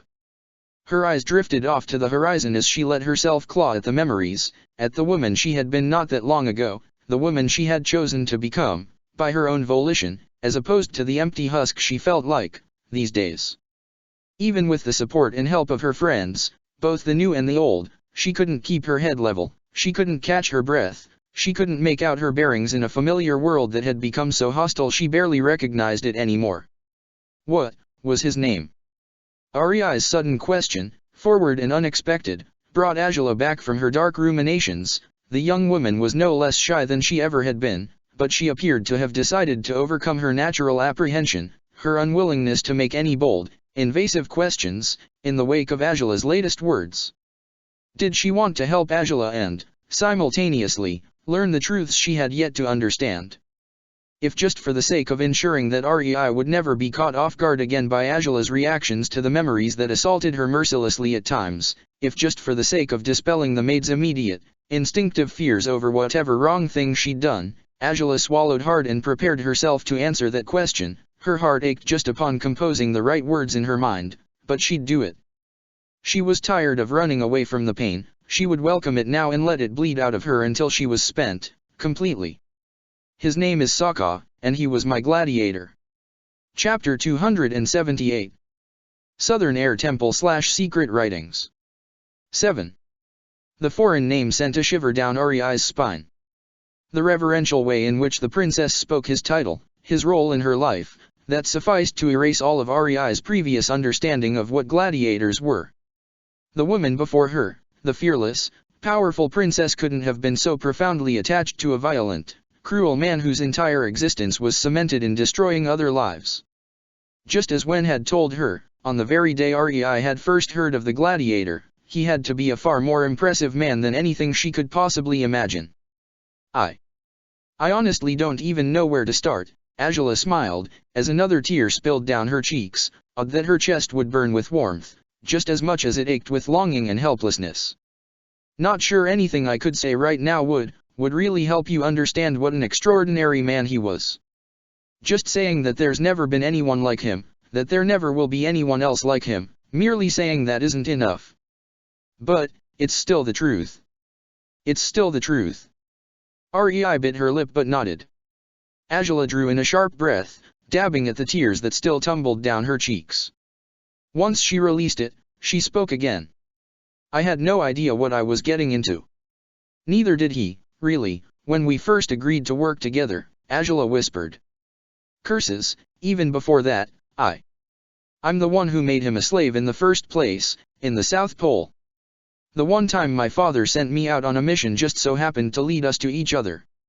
Maybe there's such a thing as destiny after all, though I still fucked up beyond measure when I did what I did. He always said I had no other choice, I could either kill him or make him a slave, but I wish I'd known what I'd learn in the future. I wish I'd understood, back then, just how wrong all of it was, slavery, the war, the Fire Nation's conquest. I really didn't see it that way at all, back then. I'd been raised to fight and win at all costs, and that's all I cared to do that day. But he fought me with honor. He had done his best to defeat me, even if he wasn't strong enough to do so. I couldn't quite command his death after that.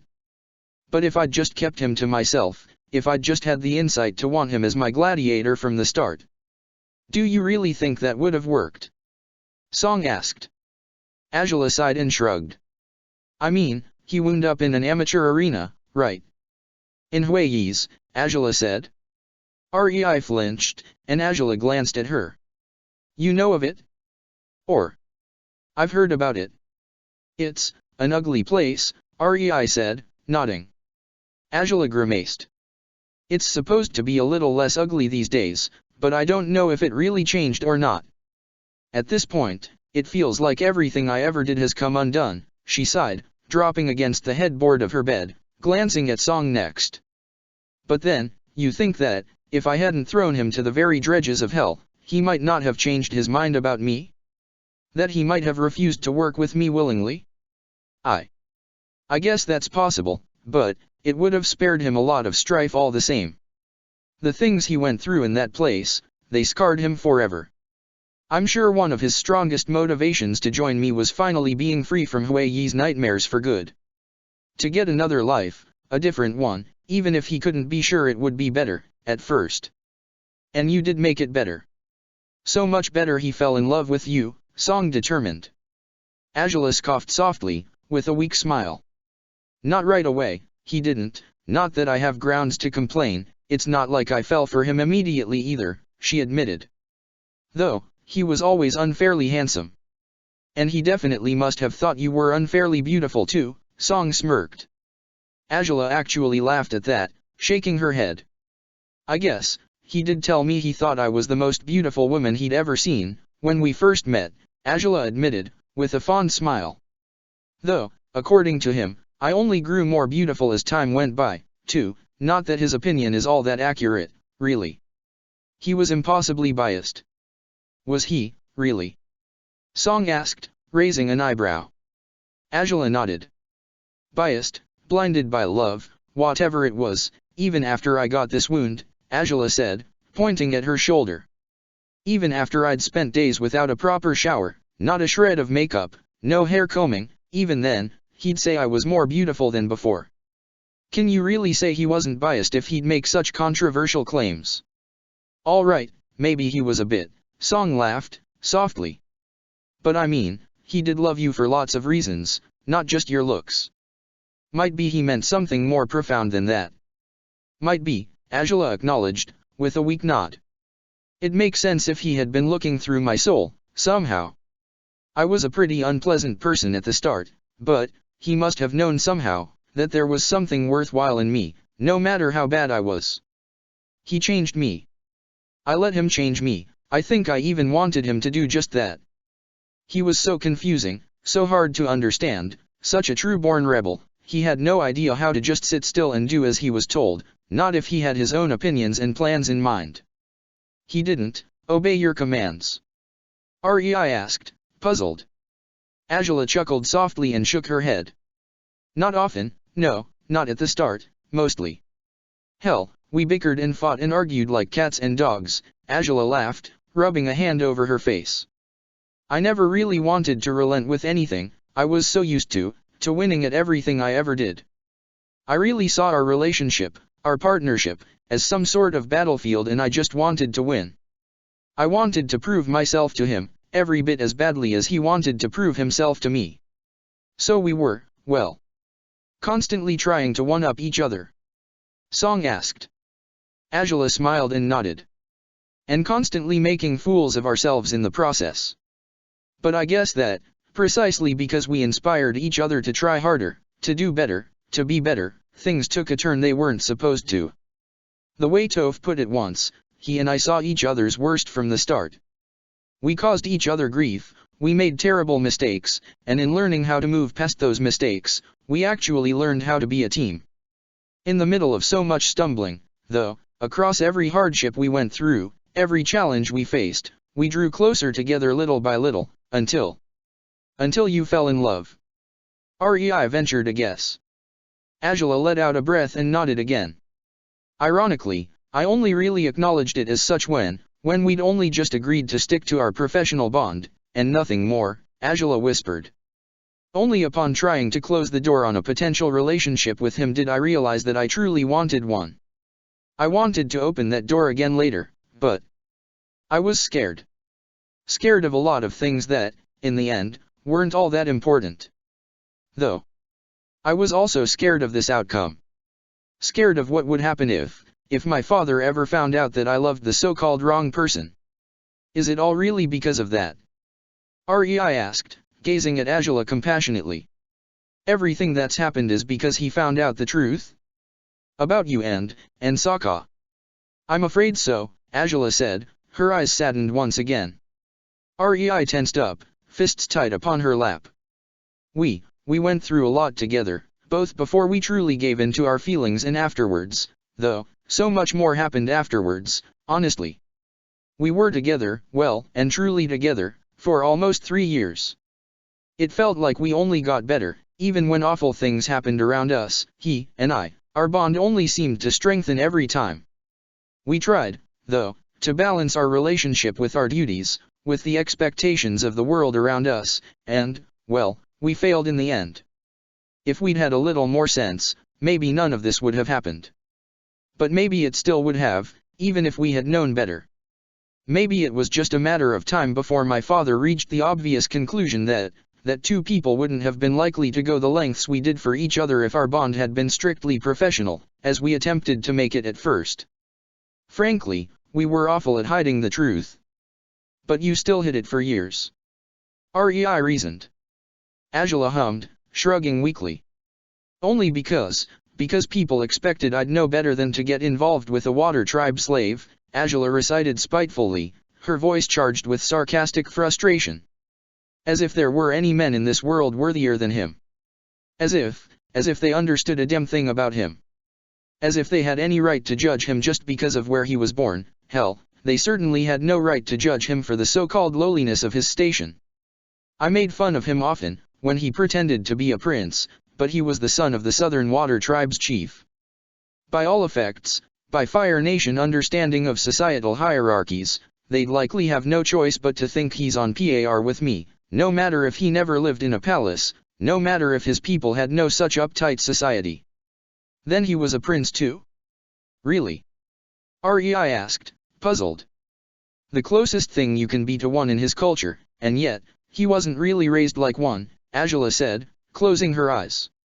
His family, they may have been the leaders of the tribe, but they were humble, kind, they cared about each other and protected one another as fiercely as possible. As much as I may miss him, knowing he's with them is the one relief I still feel about all this. He had a place beside me, but even though he was reluctant to go home at first, I know they'd always think he belonged with them. Might be he did, regardless of his bond with me, maybe that's where he should be. I guess you could think so, but... Song said, softly. I mean, can't someone have more than one meaningful bond, more than one place they're welcome at, more than one place to belong in? Maybe, Angela acknowledged, with a weak smile.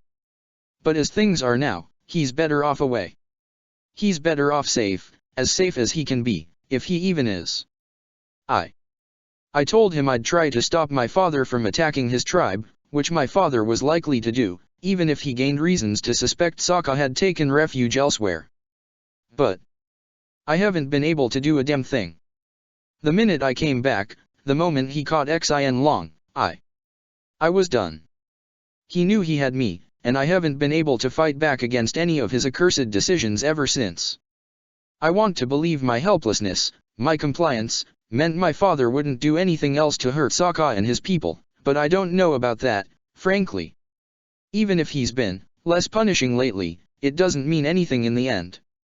If I so much as say a single word in defense of Sokka and his people, he's bound to demand my dragon is slain right then and there for my insolence, then charge with all his armies at the South Pole and destroy the Water Tribe for good. So, I'm useless. You're not useless, you're stuck, trapped, just as he wanted you to be, Song sighed, dropping her head gently atop of Azula's. But come on, now, surely you have ideas on what to do, how to fight back, in the future? Once things do calm down, maybe once you have more resources at your disposal. You'd think, but I think my days of plotting and scheming are well and truly over, Azula said, closing her eyes. I can't even figure out a realistic way to save Xin Long, and that'd be my first priority. The first thing I'd have to fix. But if I somehow save him, so many more people would be in danger. At this point, I wouldn't even be surprised if my father used either of you as hostages too, not just my entirely. Well, I'd like to say he won't be able to, but underestimating his cruelty isn't a mistake I ought to make, Song grimaced. Still, though, you fought back against that invasion of the Fire Nation, right? The first one? And, well, the second one too, the one where you got the scar, so. I've fought countless times, yes. I've protected this nation as best I could, Azula acknowledged. And yet my father tossed me aside like a broken toy just because I dared love someone he couldn't approve of, and he couldn't approve because of the stupidest, most shallow reasons. Hell, if he'd just let it be, if he'd opened his mind to it, he'd actually have the only possible son-in-law he'd genuinely respect, and he'd be someone I'd be happy to be married to, just as well. You don't think he respects Admiral Zhao? Asked Rei, startling Azula. Well, not in that sense, I suppose, Azula frowned. Zhao is his friend first, though, that's the whole reason why he forced me to marry him. He wanted someone reliable as his heir. And that reliable heir is out and about, doing fuck all, instead of being here, Song said, with a frown. I haven't seen him since I first came to work in the palace. Do you miss him? Azula asked skeptically. Song smiled and shook her head, though Azula glanced at Rei wistfully. No offense intended if you do, though. I know what he means to you. Oh, well, I don't miss him that much, Rei admitted. Azula raised an eyebrow, quickly assessing that her answer was genuine, not a matter of succumbing to pressures caused by both Azula and Song's opinions. He used to be nicer, back in the estate. Ever since we came here, he's been weird. Tense, and meaner, I guess. He never explained any of what was going on to me. He said he would, but then he didn't. I didn't really know why I had to leave the estate at first, and I was terrified when I came here for the first time. But instead of helping me find my bearings, he just left me alone. Alone with me at my nicest. He's always making such great choices, huh? Azula said, dropping her head back. Rei frowned, though. You were nice. Even at first. You nearly leapt half your height in the air when I first talked to you, Azula pointed out. Rei blushed, and Song chuckled softly. I should have been in better conditions to greet you. It wasn't a great day, when he brought you. It was my birthday. First time in my whole life it's been a completely mundane day, with no big feast, no sort of celebration, whatsoever. The only good thing that happened that day was that you showed up. Oh. Rei gazed at Azula mournfully again, her eyes gleaming with compassion. He didn't tell me it was your birthday. Had I known, I wouldn't have welcomed much of a celebration anyway, Azula pointed out, with a weak smile. But to be honest, he might not even have remembered. If he did, then I guess he simply didn't give a damn. Rei lowered her head, as Song sighed and shook her own. Without giving it much thought, if any, she wrapped an arm around Azula's shoulders, careful not to drop it over her scar. Well, that he isn't here now is the main reason why we get to talk like this, so late at night, Song pointed out. If he were around. Yeah, Angela sighed, closing her eyes. I definitely don't need him here at all, and I doubt he wants to be here either. Otherwise, he would be. What do you think he's up to, though? Is he at the estate Rei used to live in? Song asked. Angela shrugged. I don't know. Could be, she said. Rei, however, grimaced. You don't think so? Whenever he was in a bad mood, he'd vanish for a while. It didn't happen a lot, but it did a few times, since I've known him, Rei mumbled. If anything, that's bound to be the whole reason why he found out I existed. Because he vanished while in a bad mood. Song repeated, slowing down her words as awareness dawned upon her. Rei breathed deeply and nodded. When he's upset, or too tense. Admiral Zhao visits a brothel, she said, lowering her gaze as she delivered her confession. Angela and Song held their silence then, upon Rei's implicit confirmation of what they'd discussed not so long ago, during a night like this one. Song's hand tensed around her empty teacup, and Angela eventually sighed, glancing at Rei compassionately. That's how you met him, then? Angela asked, softly. Rei swallowed hard and nodded, shivering visibly. I didn't know he was my father all along. I had no idea who my father was, because my mother, well, she worked there, Rei confessed, her voice softer than ever. I was raised there. For as long as I can remember, I was just, in everyone's way. They taught me how to sweep and clean, so I could make myself useful somehow. It was the only life I knew until he showed up in the Scarlet Oasis, one day. He seemed tired, or irritable, but everyone knew him, and my mother, she went to see him immediately, yelled at him for something or another, I don't even know. He seemed to find it funny for a bit, but then I was called to clean something, I stepped into his line of sight and he changed completely. I don't know how he knew I was his daughter. Maybe I look like him, I don't know, but, within 3 days, he'd arranged everything to take me with him to his estate. I was scared, I didn't want to go at first, I thought he wanted, well. You didn't know he was your father yet? He didn't tell you before taking you? Angela asked, eyes wide with outrage. He told me when we were on our way, and said he meant no harm. That he'd make sure I'd be safe, Rei finished, trembling, and nodding. I'd never seen a house that big before. I was scared of everything, but I got used to it, after a while. He wasn't as harsh as Lady Meili, or my mother, or the other women, so I felt a little freer, but he'd leave sometimes, like that, without any warning, whenever he came home after being away for a while and he wasn't in a good mood. When I escaped, after Master Han tried to take advantage of the Admiral's absence, I returned to the Scarlet Oasis. My mother didn't really want me there, not unless I meant to work too, which, well, I didn't. Lady Meili didn't seem to think it'd be enough if I just swept the floors anymore, either. But while I was there, one of the other girls, she said the Admiral had visited a few times after he first took me away. So I guess he kept visiting the brothel after he took me away, anyway. So, you think that's what he's doing now? Angela asked. Rei shrugged. It's a guess. He did come home a few times smelling like he'd been drinking, so maybe that's what he's doing, instead. She said. I don't know. I don't want to say anything I shouldn't. Maybe I'm judging him too harshly, but considering how he's been acting, you're allowed to judge him all you want, Angela said, still resentful at Zhao, still empathetic with Rei. He keeps you in the dark about a lot of things, doesn't he? He never even bothered trying to teach you to read, either. He didn't want me to learn to read or write because that way I wouldn't be in trouble for seeing anything top secret, is what I always thought. Rei said, but Angela scoffed and shook her head.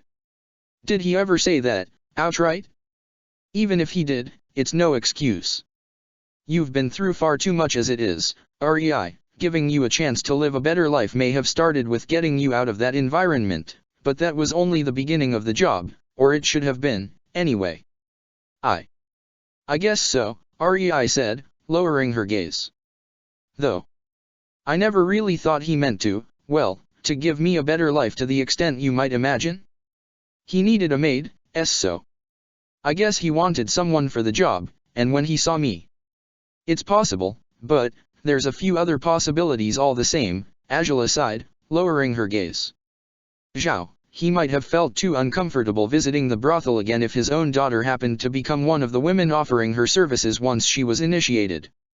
Along with that, it might have disturbed him to think that Rei could have witnessed him engaging in whatever debauchery he would indulge in, whenever he was away from the spotlight that Ose's environment would likely shine upon him under any other circumstances. It was also possible that he simply didn't want his daughter to live in that sort of world, but if he found said world so appalling after his own daughter was nearly caught in it, shouldn't he have simply distanced himself from it altogether? Instead, Rei had heard he would continue to visit all the same. Whatever the answer might be, Angela could only grimace and shake her head at the many revelations Rei had made.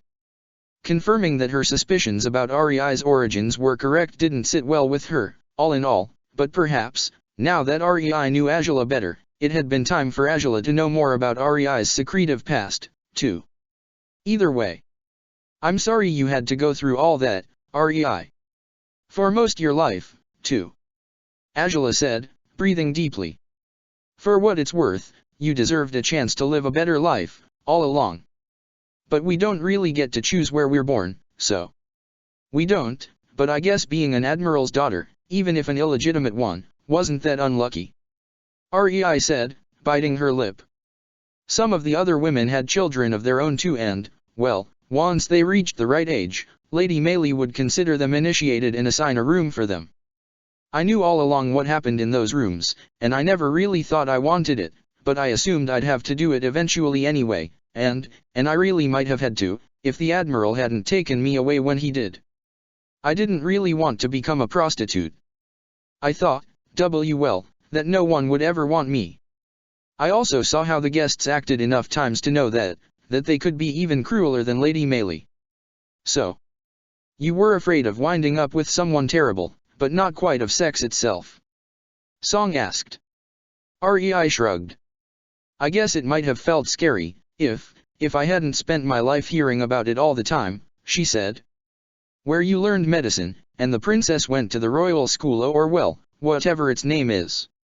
I just swept the rooms and corridors of a brothel, did the laundry, washed dishes, whatever needed doing. If I did it wrong, I'd be punished, so I did my best not to be punished, and I suppose I just hoped I wouldn't be punished once I became a prostitute too. Choosing to be anything other than that, it didn't seem possible at all. It never crossed my mind, but, when I could get away, even if just to be the Admiral's maid, I felt so much better. Good. I can't guarantee your fate will be better than it has been just because I want it to be. Angela admitted, frowning. But I do know that I'll do my best to ensure you never have to return to living your life that way.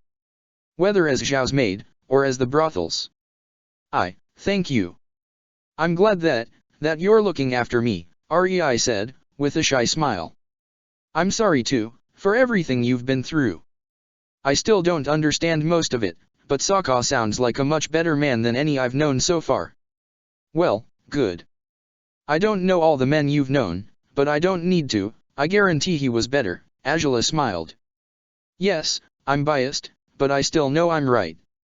Rei laughed and nodded in agreement, though Angela's chest ached still over the suffering the young woman had been through. She was barely 17, and only now was she free, on the most part, from the dreadful way everyone had treated her for most her life. Only now, when Zhao was gone too, the whole reason the conversation had shifted as it had was because Zhao's absence had come up. And Rei seemed to not miss her father much, to not have much reason to miss him, either. Perhaps her relationship with her father hadn't decayed as badly as Angela's had with her own, but it wasn't a good relationship altogether, as far as the princess could tell. I shouldn't really ask this, I suppose, Rei mumbled, biting the inside of her lips as she glanced at Angela shyly. But is it really any good? Sex, I mean. Song grinned awkwardly, though Angela smiled and shrugged. If you have it with someone you actually like, yes. If you have it with someone you love, even better, she said, simply. Rei nodded. It probably was impossible to tell back then. Well, yeah. I didn't really think love had anything to do with it. In a sense, I don't even know if I know what love is, she smiled awkwardly. Huh. I didn't know either, frankly, for a long time, Angela answered, with a sigh. But I guess, once you feel it for the first time, it clicks all on its own, no matter how inexperienced you may be. It's probably weird that I didn't really doubt it, not once, when I finally came around and understood what Sokka meant to me. I didn't wonder if maybe I was just misunderstanding my feelings. I knew it was love even if I'd never felt that way over anyone before him. That sounds, well, interesting, Rei said, smiling shyly. To know something like that, deep in your heart. I wonder what it feels like. Well, there's other kinds of love too, not just the romantic sort, Angela said, closing her eyes. You could grow to love a family member just as well, or a close friend. I certainly love my dragon, as it is. Maybe you loved your dragon moose, too. Oh, maybe. I guess so, Rei said, smiling more enthusiastically, though the grin waned after a while. I suppose love is, when you miss someone and wish you could see them again, once they're gone. That's part of it, definitely, Angela sighed in resignation. I'm sorry you went through that kind of pain, that you still are going through it, Rei said, gazing at Angela wistfully. If there's anything else I can do to help, I will, gladly. Well, for starters, don't ever tell Zhao anything about what we discussed tonight, Angela said, dabbing at the corners of her eyes with her fingertips. Rei nodded immediately, promptly. I won't, she said. Or anyone else, really. Zhao's not the only one who might think to spy on my personal business, Angela said. Other than that, for now. I guess there's not a lot left to be done. I've talked, if just for a bit. I don't feel that much better, but I guess knowing neither of you judge me for this emotional breakdown of mine is enough to make me feel a little saner. Well, you can be sure there's no judgment here, Song said, squeezing her gently. In less than half a year you've been through more pain than most people can endure in a lifetime, with so many ups and downs, and your life's been rocked around until it flipped over itself, and the pieces scattered all over the place and it's still flipped. Can't even seem to find all the pieces, they're probably under the furniture or something, Angela said, prompting Song to smile weakly. Well, if I find any, I'll pick them up for you, Rei said, suddenly. Angela and Song lingered in silence for a moment, glancing at the blushing girl with confusion. She smiled a little, nervously. Wrong moment for a joke? She asked, then, Angela snorted. You just made a joke. You did. Angela smiled, as Song, beside her, laughed without much restraint. Rei grinned more guiltily, and Angela's smile gained further affection. Oh, we've definitely gotten to you. Now you have a sense of humor, this is exactly why everyone thinks I'm dangerous. I like it when you joke around. Rei laughed softly, as Angela joined with her own laughter. You're so much more than meets the eye, Rei, Angela said, smiling at the young woman. She set her teacup aside, on her nightstand, but instead of reeling her hand back, she set it delicately upon Rei's. The young woman's eyes widened, her smile more tender as she gazed at the contact between their fingers. For what it's worth. I'm glad you're both here, Angela whispered. I thought I'd be alone. I thought I'd never have anyone by my side again. I won't ever stop missing Sokka, that much is obvious, but I'm glad I have the two of you now. It's the only good thing that's happened since all this mess took the awful turn it did. Well, for what it's worth. Song repeated, with a teasing grin. I'm sure Rei and I will coincide and say that you'll never have to worry about being alone again, not while we're here. In fact, know what we should do, from now on? Slumber parties. Song declared, beaming. Angela snorted and laughed, glancing at her in disbelief as she grinned brightly. What? It should be fun. I don't know what that is, Rei said, surprising Song. Oh, you wouldn't have been in one, Of course, Song smiled weakly. Well, it's basically when friends who don't live together all gather at the house of one of them and spend the night there, just hanging out, goofing about, playing games, talking about life. Stealing mochi from the kitchens. Angela suggested. Rei gasped and Song snorted. Oops. Guess that's just my kind of slumber party. Oh, I bet you have a whole route charted to do just that, don't you? Secret passageways throughout the whole palace so you can sneak into the kitchen and steal the mochi without anyone knowing. Song said. Angela raised her eyebrows haughtily.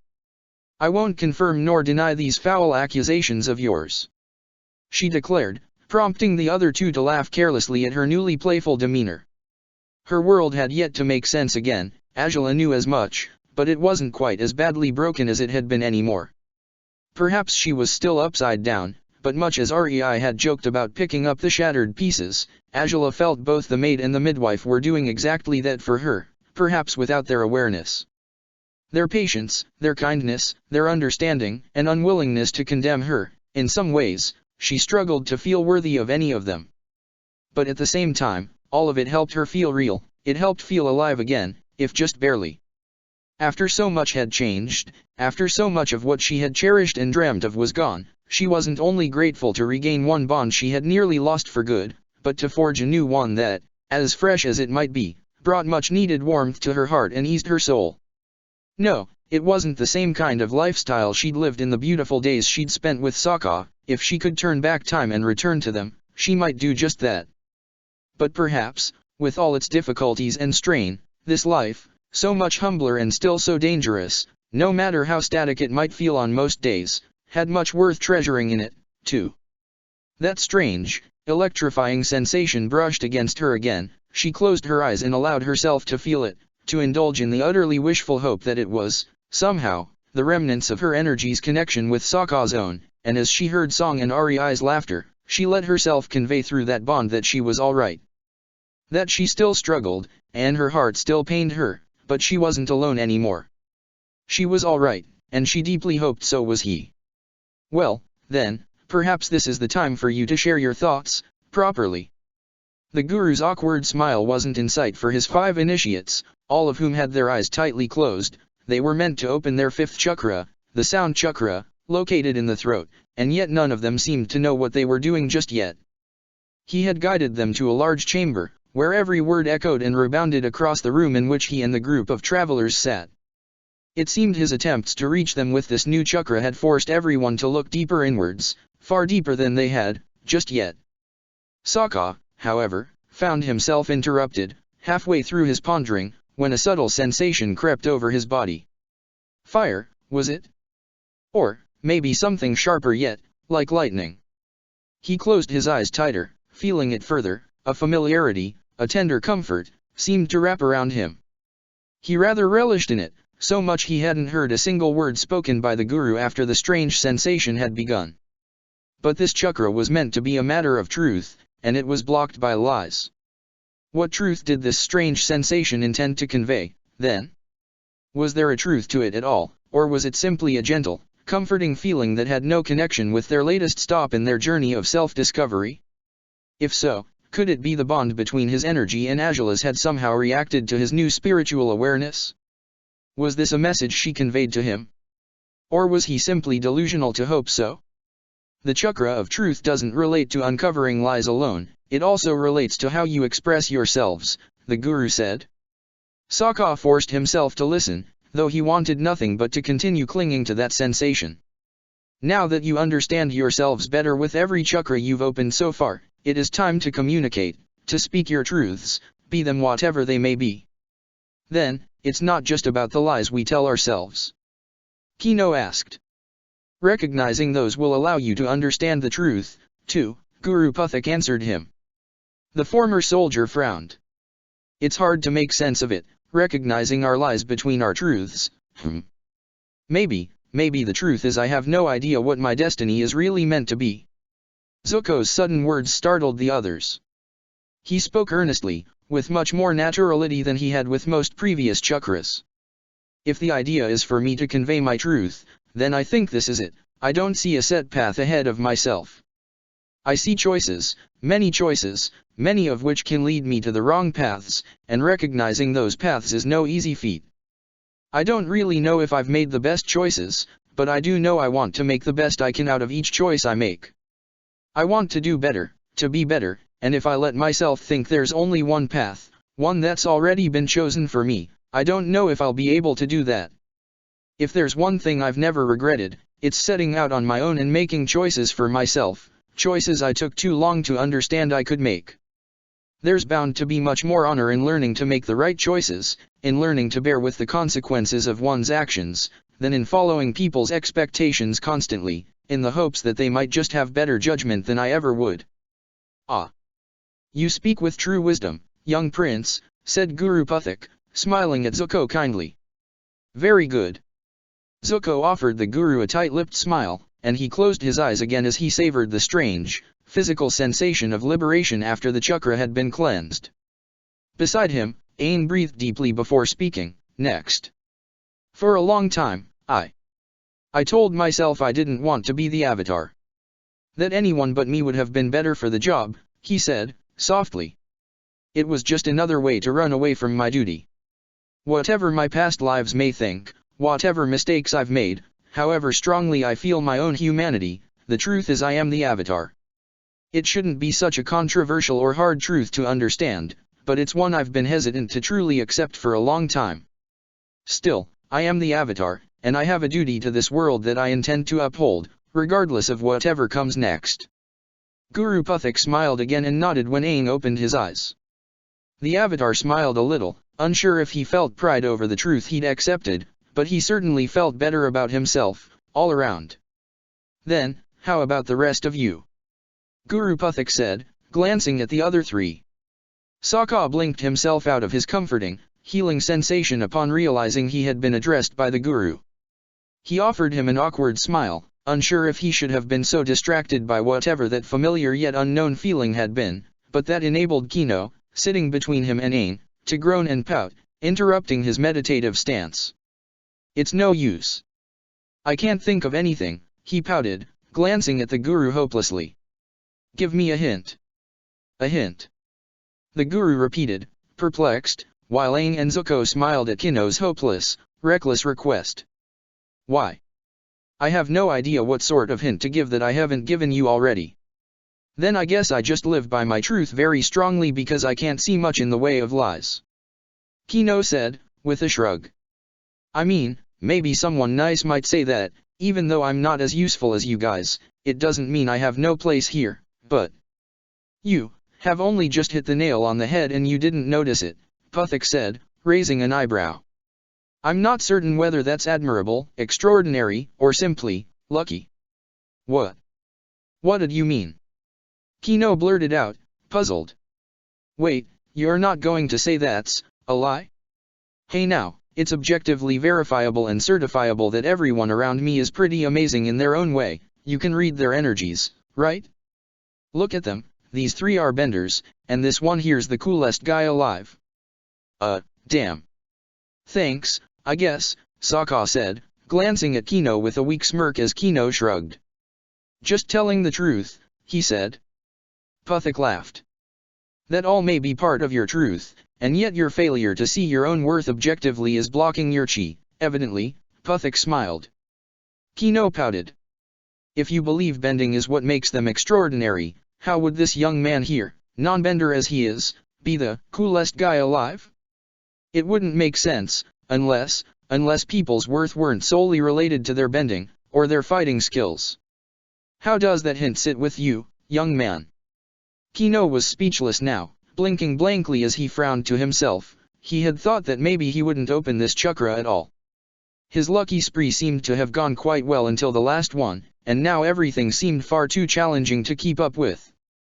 Yet, the Guru did have a point. Bending wasn't the sole requisite for someone to be incredible, and he had offered Sokka some of his own usefulness over the span of their last days in the Water Tribe. Maybe he wasn't that bad. Maybe he did have a role to play yet, even if a role he couldn't quite understand just yet. Maybe I'll defeat the Fire Lord. He said, with a giggle. Puthik chuckled too. You are the one who will choose what to make of your potential, young man. Never forget it, he said. Kino smiled brightly, nodding, and opening a new chakra, effectively, after that last self-reflection session. Sokka cleared his throat and focused again. The sensation was now as good as gone, and he mourned its absence, even if knowing he'd do best to truly ponder what the guru wanted him to think about. Truths and lies. If Kino's own lie had been about his role in this battle, about his place among them, then, did that mean his own convictions, his own, self-deprecating thoughts of worthlessness, were lies? After all the chakras you have opened, the guru explained, and Sokka frowned a little as he ensured to listen, this time. You have learned to let go of your guilt, learned to accept your fears, to recognize your shame, to transform and renew your love. Thoughts of worthlessness don't have any place in a flowing system of energy where you have set aside so much of what weighed you down, do they? I guess so, Sokka said, frowning. It's just. With all the bad choices I've made, but even before that, I've always thought I have to prove myself. When I had to kill all those men in the amateur arena, even before that, when I wanted to gain my father's approval by taking action when he didn't, I just wanted to prove myself worthy of my own existence, I guess. Curious, then, that your understanding of your worth is connected to your achievements, to your many feats and your ability to protect and defend those you love, Guru Puthik said. Sokka trembled but nodded. Many of those you've protected, however, are much weaker than you. They may have made shameful choices in their past, too. Sometimes you've protected even those who don't deserve protection, simply because you're a man who attempts to soothe other people's pain rather than inflicting it. Were they all unworthy of your help because of their past mistakes? Were they unworthy of it because of their weaknesses? No, Sokka said, frowning. You've fought for many, so many, who couldn't fight for themselves. Not once did you hesitate, not once did you think they might not be worth it. Why would you think, Gladiator, that you need to prove your worth when you have never asked that of anyone else? Sokka shivered, fists tightened over his lap. The words rang true, so true, like a battering ram waiting for a cardboard door to be crushed under its strength, and he'd allow it. I never did need to, he said, hesitating still. I was worthy, just as I was. Even after everything I did, even then, no one I've ever known is worthier than you. Her voice had never echoed quite so profoundly, quite so powerfully, through his body.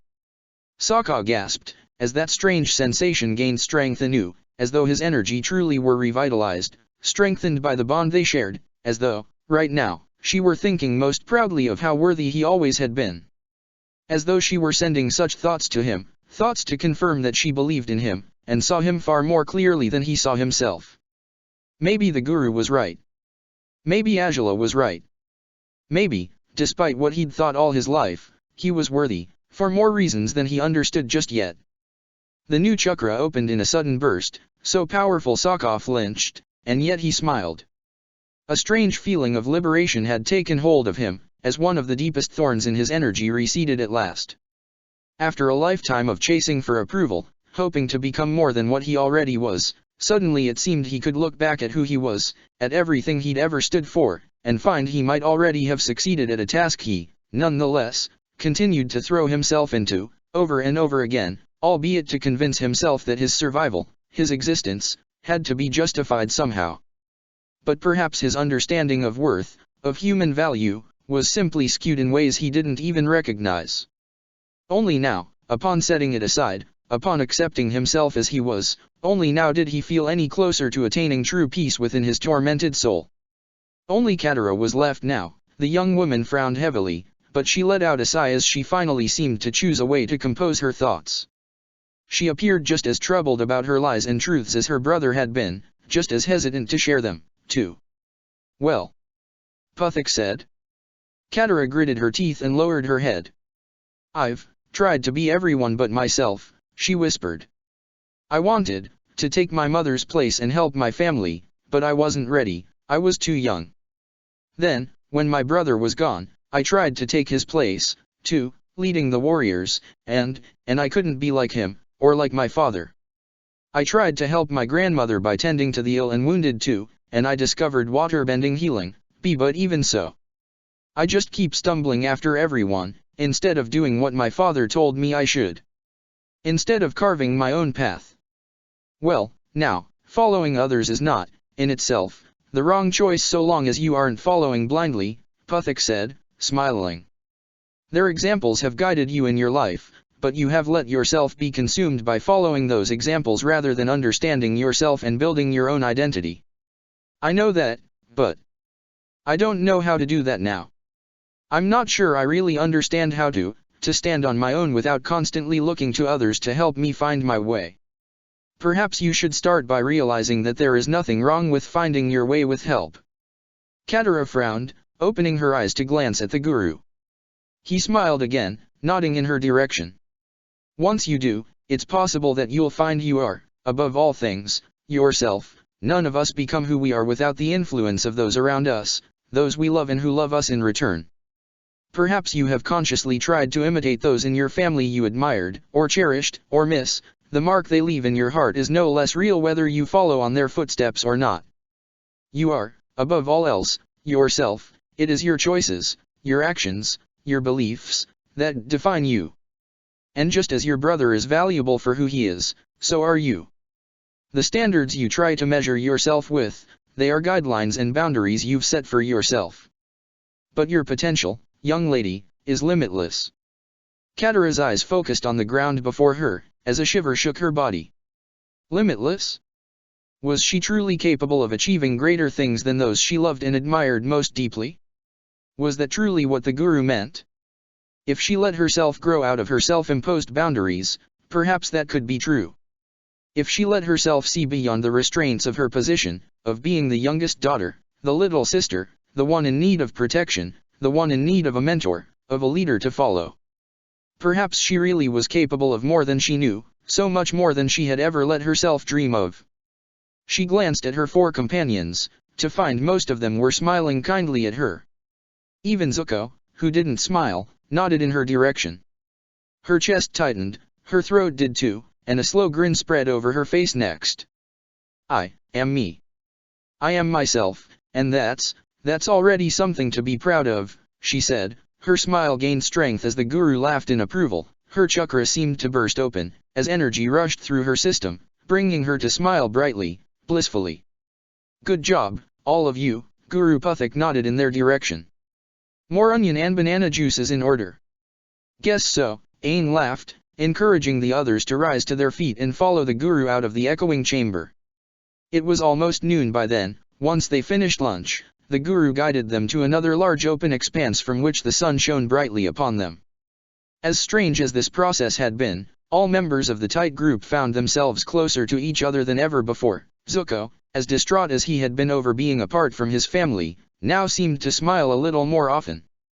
Katara's tension over the upcoming journey and fears of the unknown also had given way to a stronger sense of tranquility. Aang appeared stronger, even if his heart felt vulnerable, all the same. Kino seemed less hesitant, too, no longer so quick to assume that he'd have nothing to offer the group.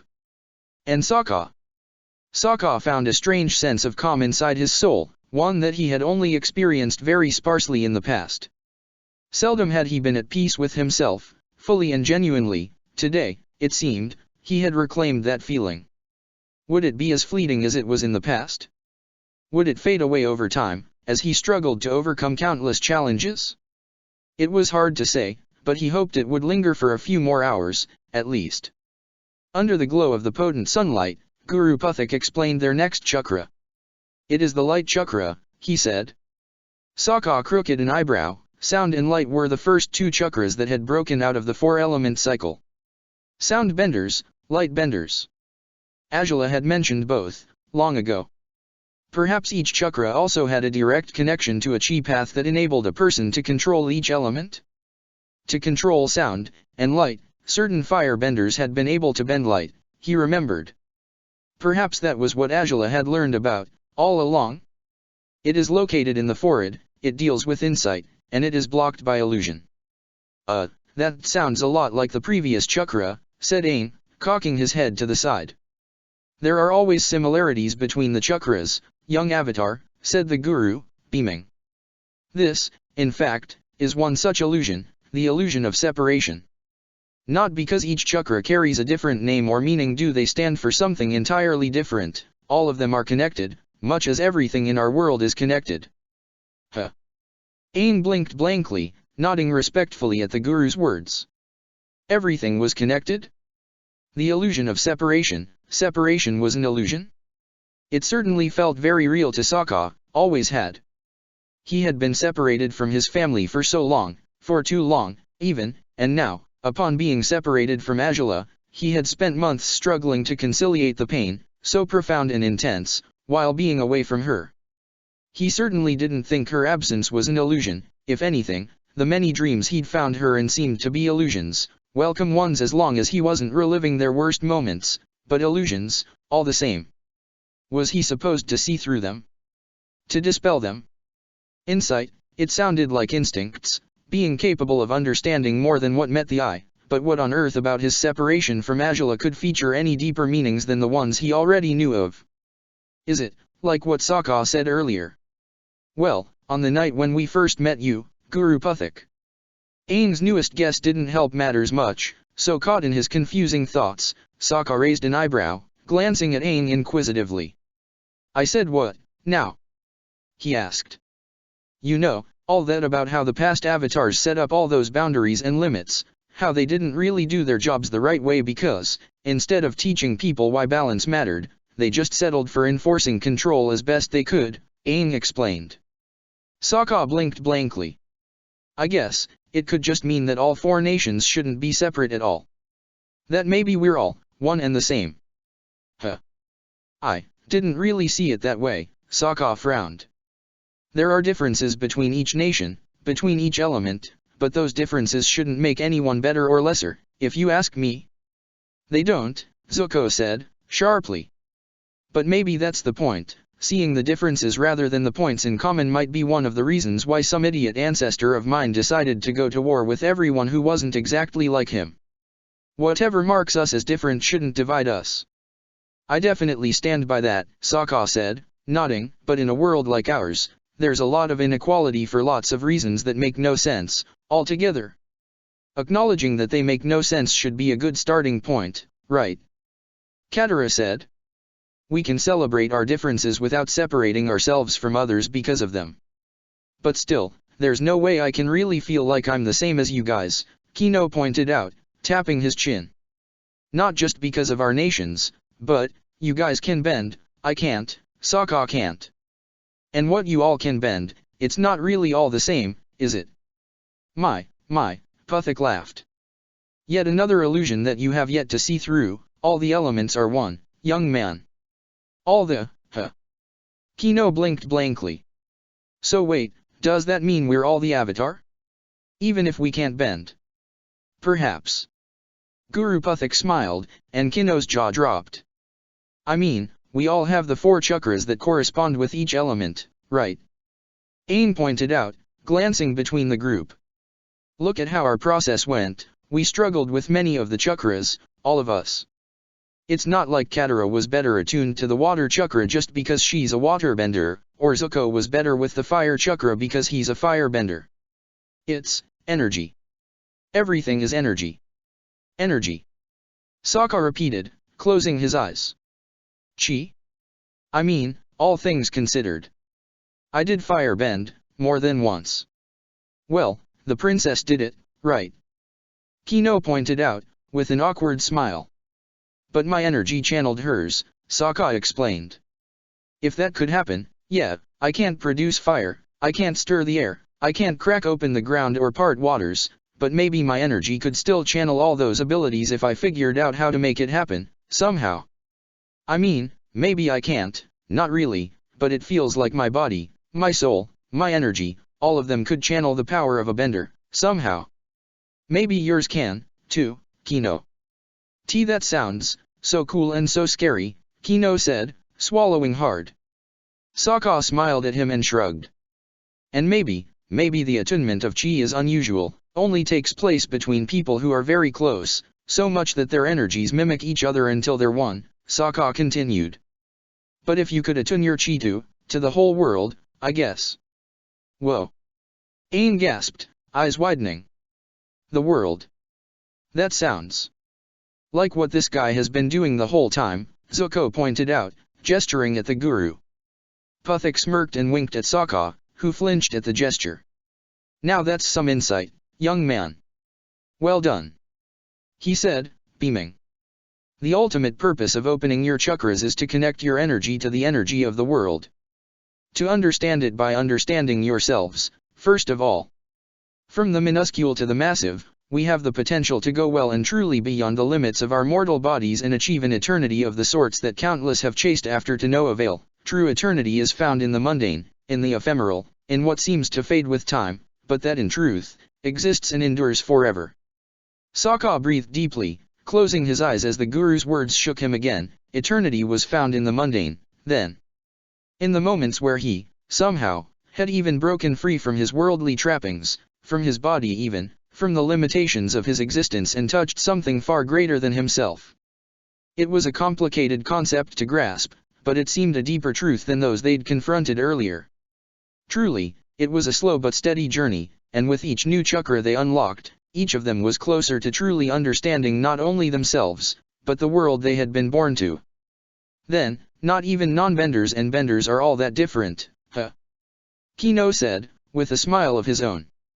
He glanced at Zuko and grinned more widely. I knew you and I had more in common than you wanted to admit. Maybe we're actually twins separated at birth. No wonder we bumped into each other again, if the illusion of separation is one of the greatest ones there are, Zuko said, with a sarcastic smile of his own. He frowned as he pondered everything Sokka and the Guru had said, though. But that, also means you and I aren't all that different, huh, Katara? Well, yeah. I guess so, Katara said, with a slight shrug. Sokka, beside her, snickered. And what's so funny? I always said you two were more alike than you'd ever want to admit. Good to know I was wrong about you not admitting it, rather than about you being similar. Sokka chuckled. Katara rolled her eyes but smiled, as did Zuko. It's probably long past due that I accept it anyway, Katara said, rubbing her brow with her fingertips. It'll be harder with other people, for sure, but maybe that's how we can really stop this war. By understanding each other, by teaching others to understand us. Even if we're different, maybe we have much more in common than we'd like, as it is with me and Zuko. And here I thought we'd finally be friends. Guess you still refuse. Zuko sighed, prompting the others to laugh as Katara smiled and shook her head. Oh, you great winner. Want me to go over there and give you a hug now, is that it? She asked, causing Zuko to laugh as he raised a hand to deter her. Because I would, all right? I would. No need to prove anything, I get the message, Zuko laughed, shaking his head. Aang smiled at them as well, a burst of pride in his heart, and a flash of clarity in his mind, too. The Guru was right, they were no different from each other. All of them had a role to play, all of them were individuals with their own pain, struggles and experiences, but they had been born in this world.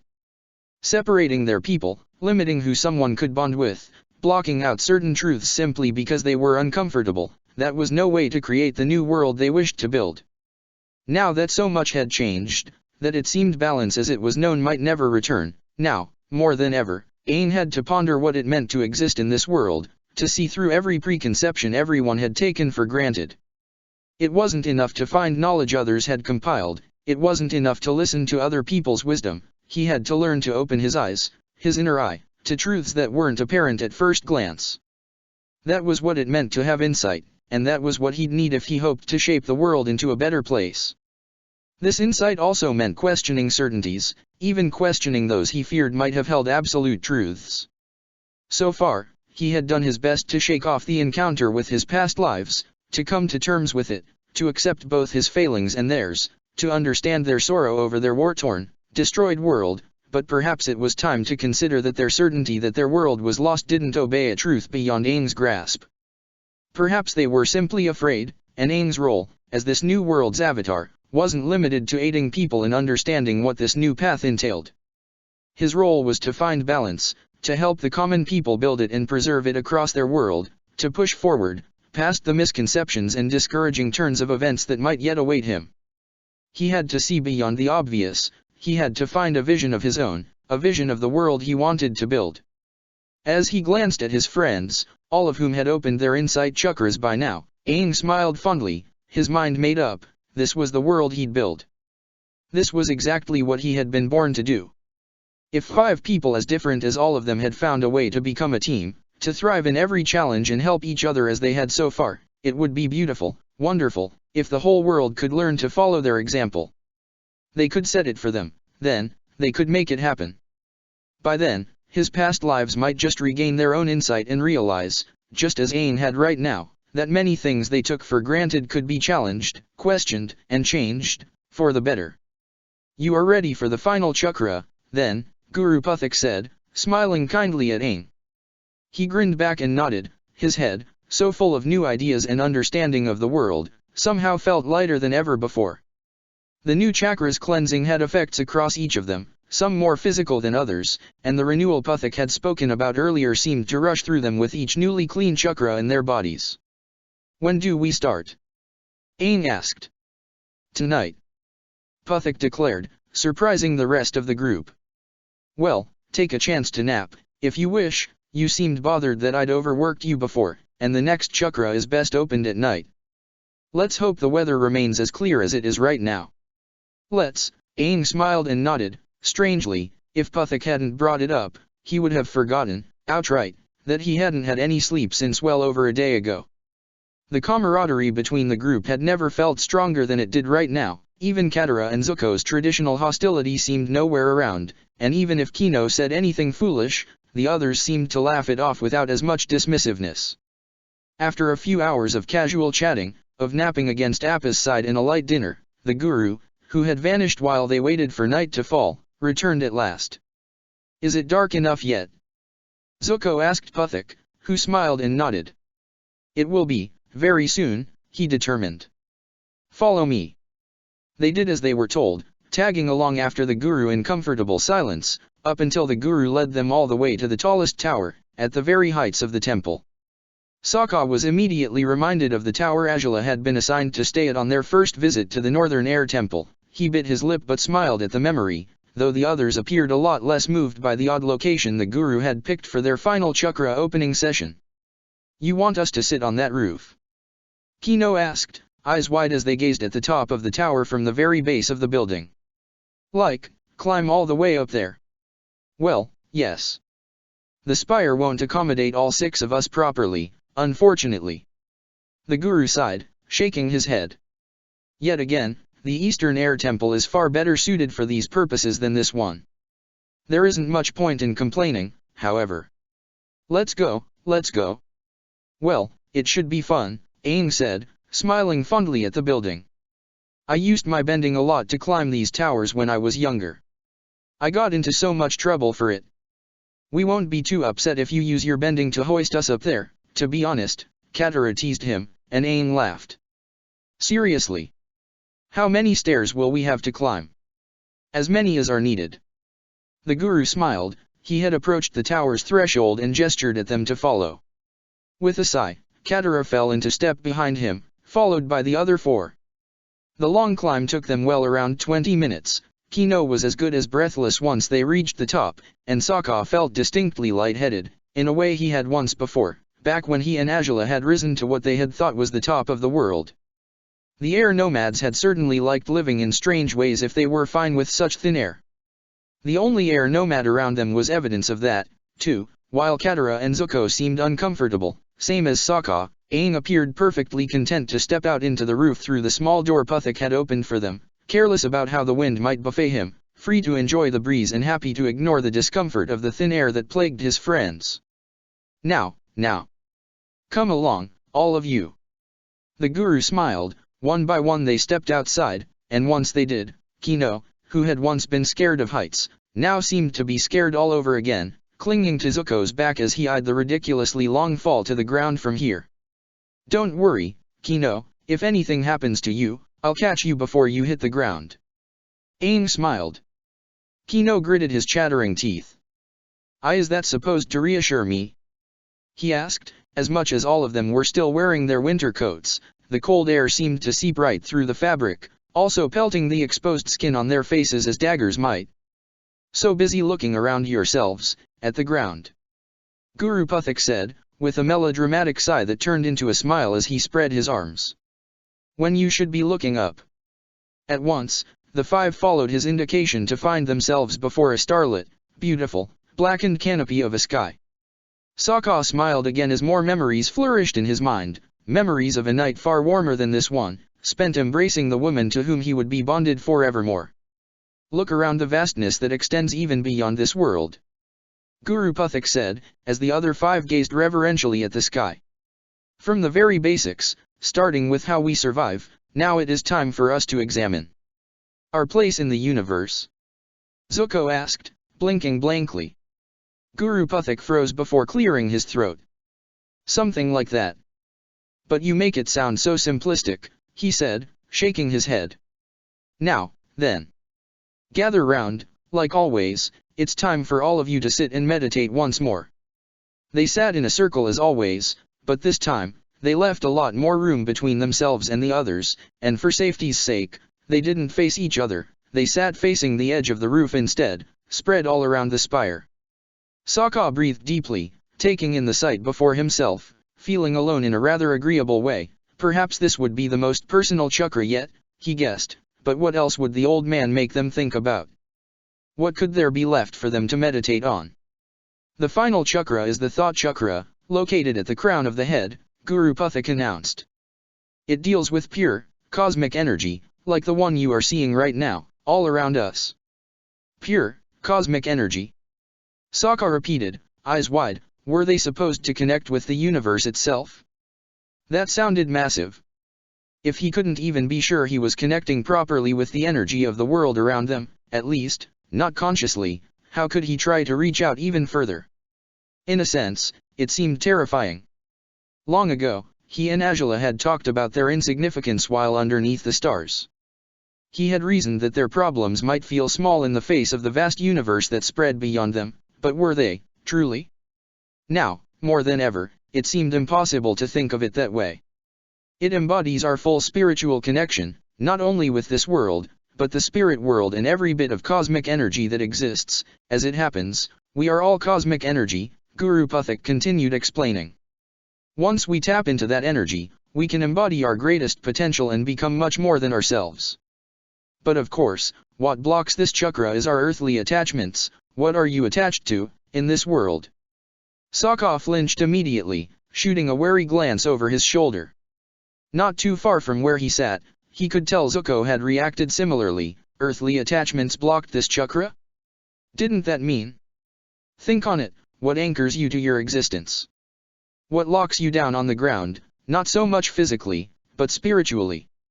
Those I love, Sokka, Katara, Zuko and Aang blurted out at unison.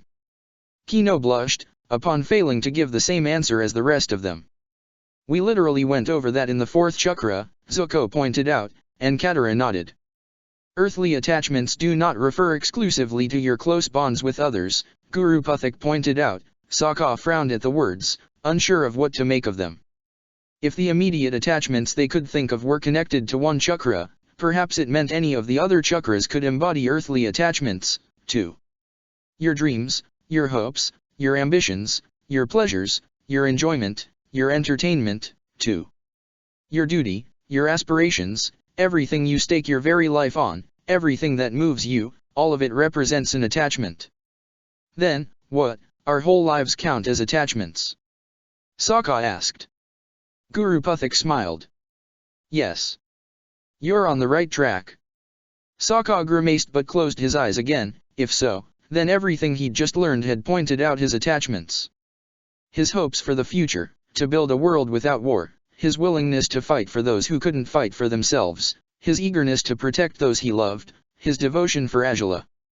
That, above all else, had attached him to this world. He had even craved death for a long time, as good as hoping for it to find him when he couldn't fight against it anymore. But then she had come along, and from the very first moment, she had given him reasons to live again. Hopes to return to his people, first of all, which had eventually given way into the love he had staked his life over when everything came to a head.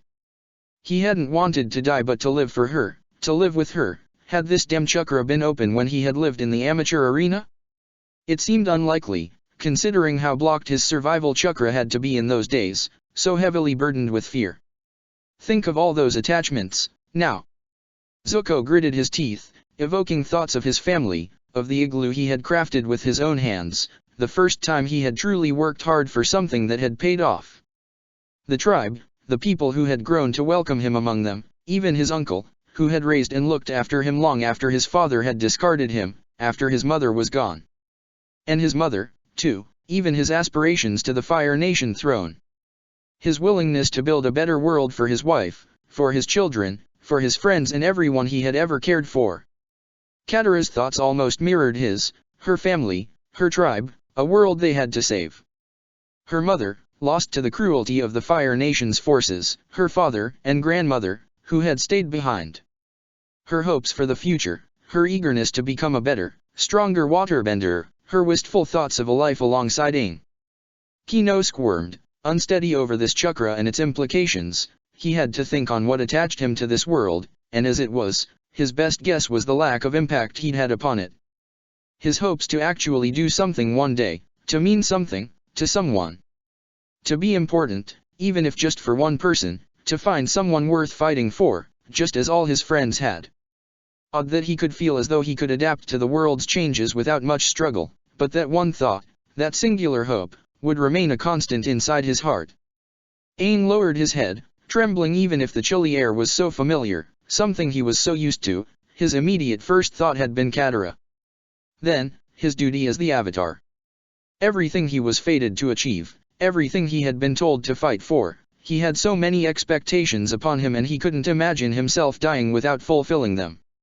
A life with Katara, though, a future alongside her was what he'd always wanted, perhaps even what he'd let himself be completely derailed by. He'd been living a life alongside her through the years since she had found him in the iceberg. His duty had gone forgotten, disregarded, until he had no more room to keep running away. Now, let go of all those attachments. Let them flow down your river of energy, forgotten. No. Zuko's voice broke through the reverent silence, though it didn't truly surprise anyone. All of them had suspected this chakra would likely turn out this way once the Guru had started to explain it, but it was no surprise, not truly, that Zuko would be the first one to oppose this chakra's requirements. I understand your apprehension, your unwillingness. Puthik said, closing his eyes and shaking his head. But you must learn to let go, or else the universe's cosmic energy won't flow through you. Well, maybe I don't need to open this chakra, Zuko huffed, folding his arms over his chest stubbornly. Despite himself, Aang smiled at Zuko's usual firmness. If you wish to find true balance within yourself, and if Aang hopes to master the Avatar state, there is no holding back from mastering this chakra, Puthik insisted, shaking his head. It is, ultimately, your choice not to open your every chakra. There are many who never can reach the stages all of you have, but it seems to me that each of you could find a truer, stronger balance in yourselves than you already have found. As strong as your attachments may be, letting them go is crucial for. Crucial? This is the same kind of nonsense my father believes in. Zuko growled, bitterly. He thought we shouldn't love, he thought we shouldn't care about anything, because the only thing he wanted was power. And I don't think I can harness the power of the universe the way Aang can. It doesn't make sense that I would, so maybe I'll just sit this one out. Wait, I can. Aang asked, grimacing. What's that supposed to mean, harnessing the power of the universe? Sounds like it's something connected with having some perfect spiritual balance within your body. Kino said, scratching the back of his head. Well, you tell me what sort of superior knowledge you access once you let go of your attachments, Kino. That way I'll know if it's worth it or not, Zuko huffed. Puthik sighed, shaking his head. You are blocking this chakra deliberately, then? You won't even try it? He asked. Zuko gritted his teeth and shook his head. My attachments make me better. My attachments make me stronger, he said, firmly. If I let go of them. Isn't that the core of the matter? Puthik pointed out, as Zuko trailed off without finishing his evident thought. Upon letting go, you'll let yourself discover who you truly are. No longer would your attachments define and determine your path. Knowing that there's something bigger than yourself, something that spreads farther than any of us can conceive, it should enable you to build a healthier distance with what you are attached to. When said distance exists, you are no longer blinded by your devotion, by the strong pull these attachments can have over your heart. Sometimes, you may make the wrong choice when your attachments spur you to do so, and that wrong choice could have catastrophic consequences for that which you love, for yourself as well. You do not seem to quite grasp yet that you are valuable even beyond that which you value, that which you protect. I am valuable because I can value. Because I can protect, Zuko determined, frowning heavily. Because I can love, because I can hate, because I can feel everything I feel. Because I'm not some husk of a man with nothing in his heart but bitter hatred. I've grown out of that, and I can look in the mirror without flinching at the sight of my scar. I understand what you're trying to say, I really do, but I don't think I can do it. I don't want to. It goes against everything I am. Puthik sighed, but he said nothing more. Not to Zuko, anyway. He walked quietly towards the next person who, even without hearing his opinion yet, was most likely to reject this chakra as well. And what of you? Is it impossible for you as well, Gladiator? Sokka gritted his teeth, closing his eyes as that word hung over him like a ton of bricks, grounding him, heavily, reminding him of his duty to the world, to one very special person. He couldn't be a gladiator without attachments. He couldn't pretend to be bigger than he was when he had always felt small, insignificant, in the face of the universe. I don't know if it's impossible, outright, he said, softly. But I don't want to do it either. Wanting, choosing your wants rather than obeying your spiritual needs, this is not balance, Guru Puthik said. Sokka sighed and shrugged. No, it's not. And hell, maybe this is exactly why I ruined everything. Maybe it's why things took the turn they did. Maybe this is the actual Chakra Ajala and I failed at it. We were too attached to each other and to the future we wanted to build. I still am attached to both things, though, and that's the only reason why I'm still here now. If I hadn't been attached, I wouldn't have let my heart guide me back to her, and if by good fortune I can wind up by her side again at all, it is only because I'm bonded with her for good. Otherwise, I wouldn't have set out from home in the first place. All 5 of us would still be there, and I'd still be mourning and crying over everything that went wrong rather than doing something about it. That is precisely the risk you face. You are willing to stake your life on this journey, aren't you? You would sacrifice everything for the sake of success. This sort of commitment, this mindless walk into the jaws of a hungry beast may just be your undoing and prevent you from fulfilling your very goals. Are you truly prepared to take that sort of risk? Sokka breathed deeply, opening his eyes. Again, he let himself feel, deep in his heart, the truths he had held onto, the certainties that lingered after everything he'd been through, especially after their 2 days of opening chakras. You taught me many things, Guru Puthik, Sokka said. You've made me reason with more of them than I can say. Words I've never wanted to accept, truths that I ran away from, all of it has made sense since you started us on this spiritual journey. Isn't it ironic to think that, if maybe you'd just started with this chakra, I might have actually agreed to what you're saying? If only you hadn't helped me clear all my darkest thoughts, my nightmares, my burdens, if only you hadn't taught me how to let go of my guilt, my shame, and my grief, those very things might just convince me to open my heart to the universe and forsake my motivations and goals. Very ironic. Puthik grimaced as Sokka drew in a deep breath, casting a glance at Zuko. He sat, hunched, at the edge of the roof, his face drawn into a disgruntled frown. You talked to me before we set out from the South Pole, Zuko, Sokka said, startling him.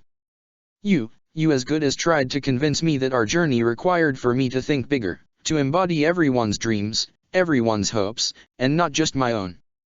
Zuko's eyes widened as he glanced at Sokka. He hadn't thought of that conversation again, and yet Sokka's current words rang true. The exiled prince scoffed, running a hand over his hair. Well, we can backtrack a few chakras and I can regret saying what I did, if you want. I'd be a hypocrite to demand that you're ready to do something that I can't even fathom, Zuko said. Sokka smiled and shook his head. I'm not saying that, I'm just saying, there's a lot for us to fight for. So much more than we even know about. People who have been through hardships beyond counting, through ordeals we can't even imagine. My fight, my goals, they won't change. They won't fall to the back of my mind, just as I told you they wouldn't.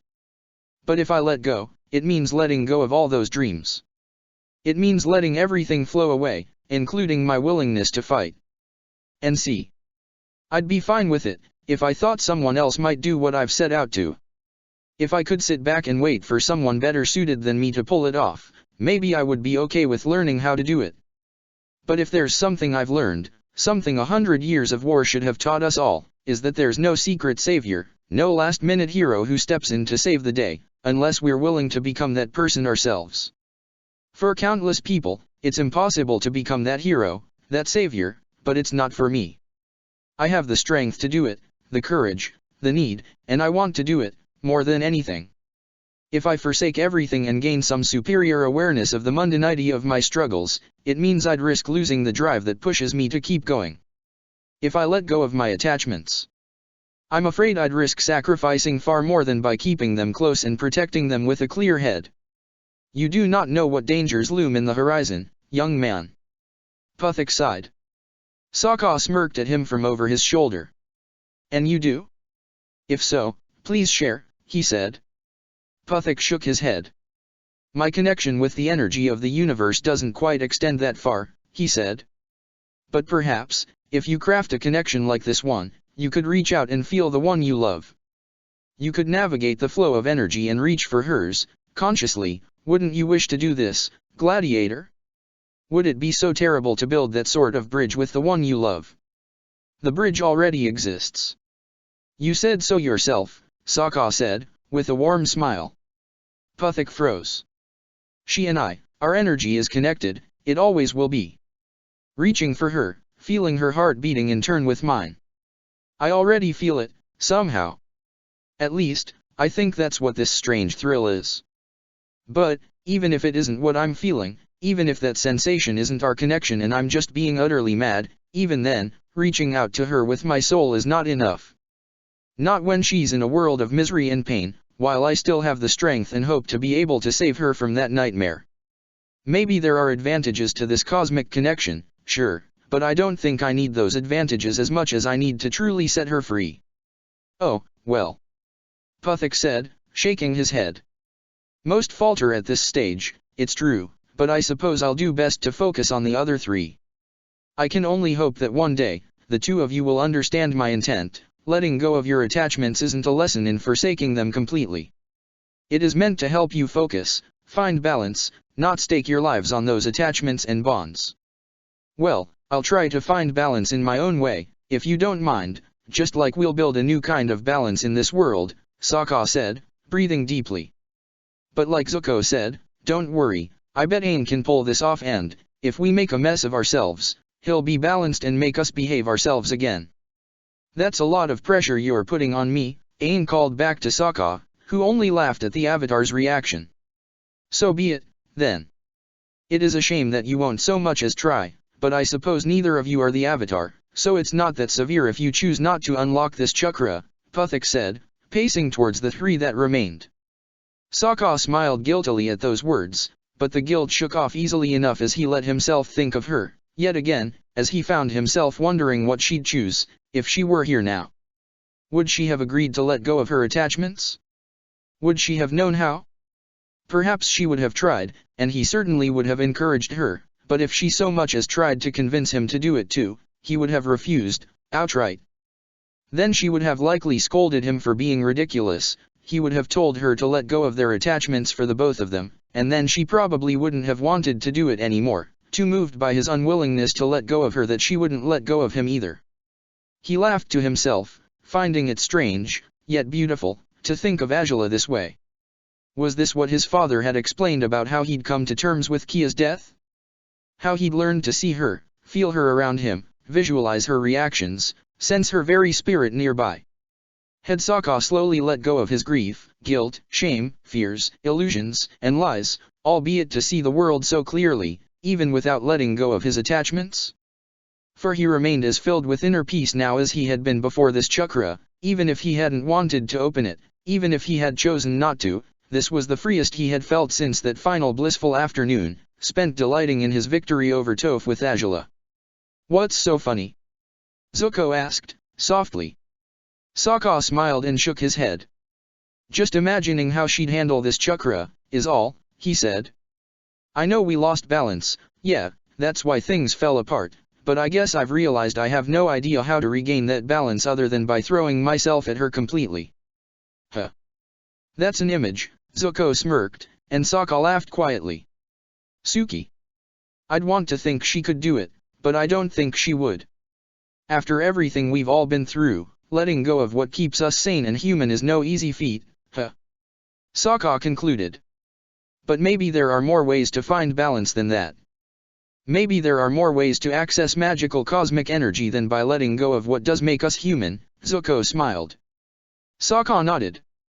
"Not that I'm all that desperate to do it, myself, but I'd choose another way, not this. Never this. No judgment here, pal," Sokka said.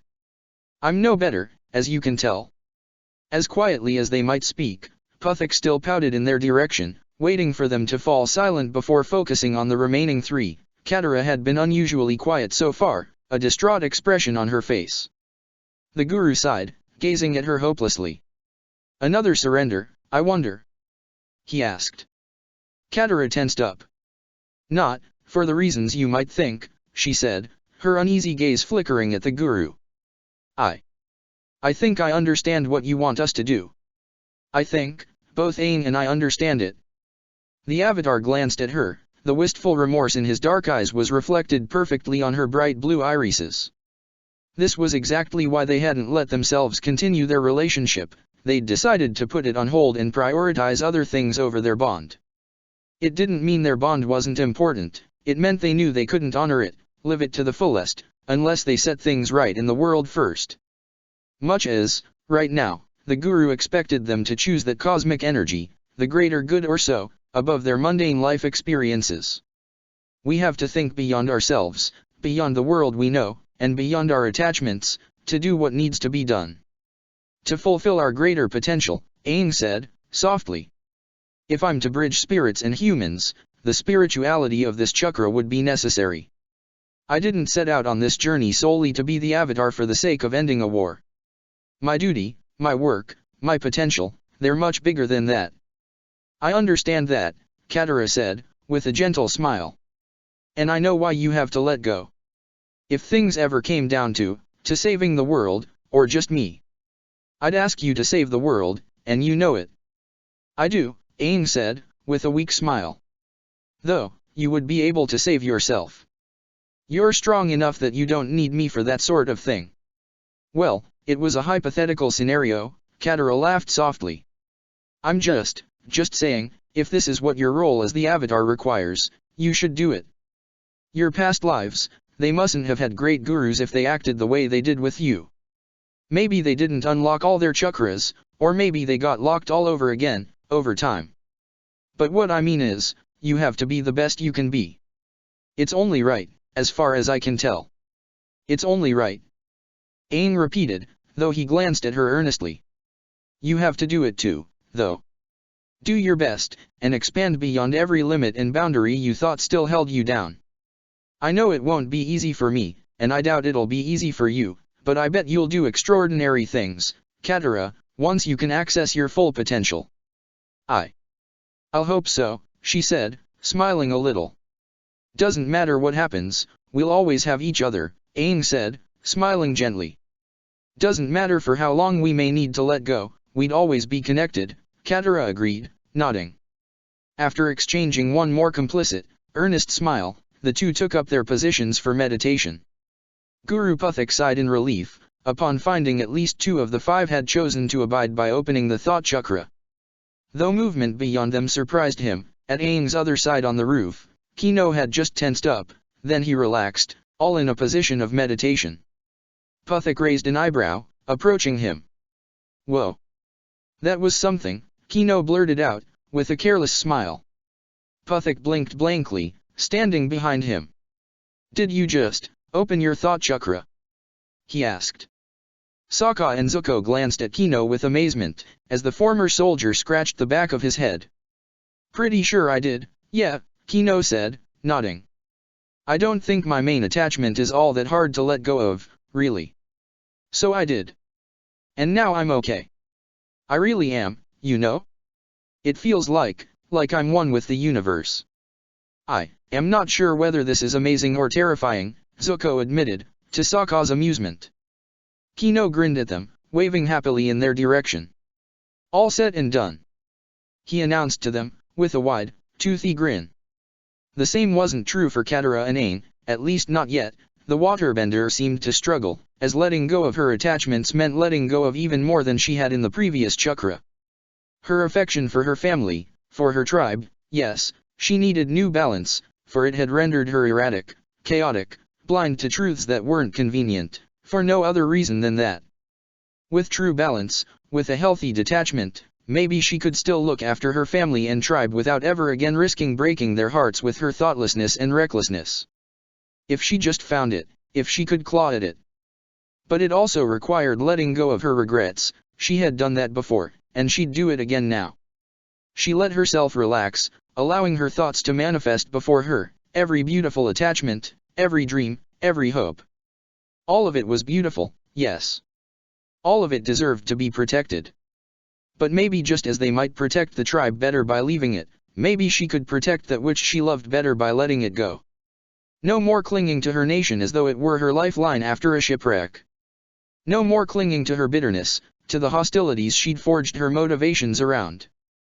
No more pushing others, no more unchecked emotions, no more expectations placed upon others' shoulders, no more demands made, no more compromises with anyone but herself and the world around her. A powerful blast of energy seemed to shoot through her, a vision flashed through her mind, a vision of herself amid a sea of stars, and without thinking twice of it, she reached for it. She came back to her senses with a gasp, and with the lightest, clearest heart and mind she ever recalled having. Ah! Well done. Guru Puthik smiled, stepping closer to Katara anew. She breathed heavily but smiled. She really had done it. She had let go of so much, and somehow, she only felt richer, stronger for it. I guess I did it, she said, raising her head and gazing at the old man with reverent gratitude. Thank you. Thank you for being here and helping us and, oh, just, thank you. I am pleased I could help at all, Guru Puthik smiled. You have done quite well, Katara. She smiled proudly. He had addressed her by name for the first time, as though she finally matched who she was meant to be in body, mind, and spirit. As thrilled as she was, however, her eyes drifted to the side before long, to find a most surprising sight before them all, a sight that shook her companions to their core as well. Aang was floating. The Avatar's tattoos had lit up anew. Even if his eyes closed, he hovered above the place he'd taken his seat at, slowly rising in the air, his crossed legs unfurling as he rose higher. Puthik smiled proudly at the sight of him, even though the others were slightly more apprehensive. This is different, he's not fighting it, Kino said, with a proud smile. Sokka and Zuko, who had stepped closer to him after he had successfully unlocked his final chakra, were astonished as they sensed the energies drifting through Aang.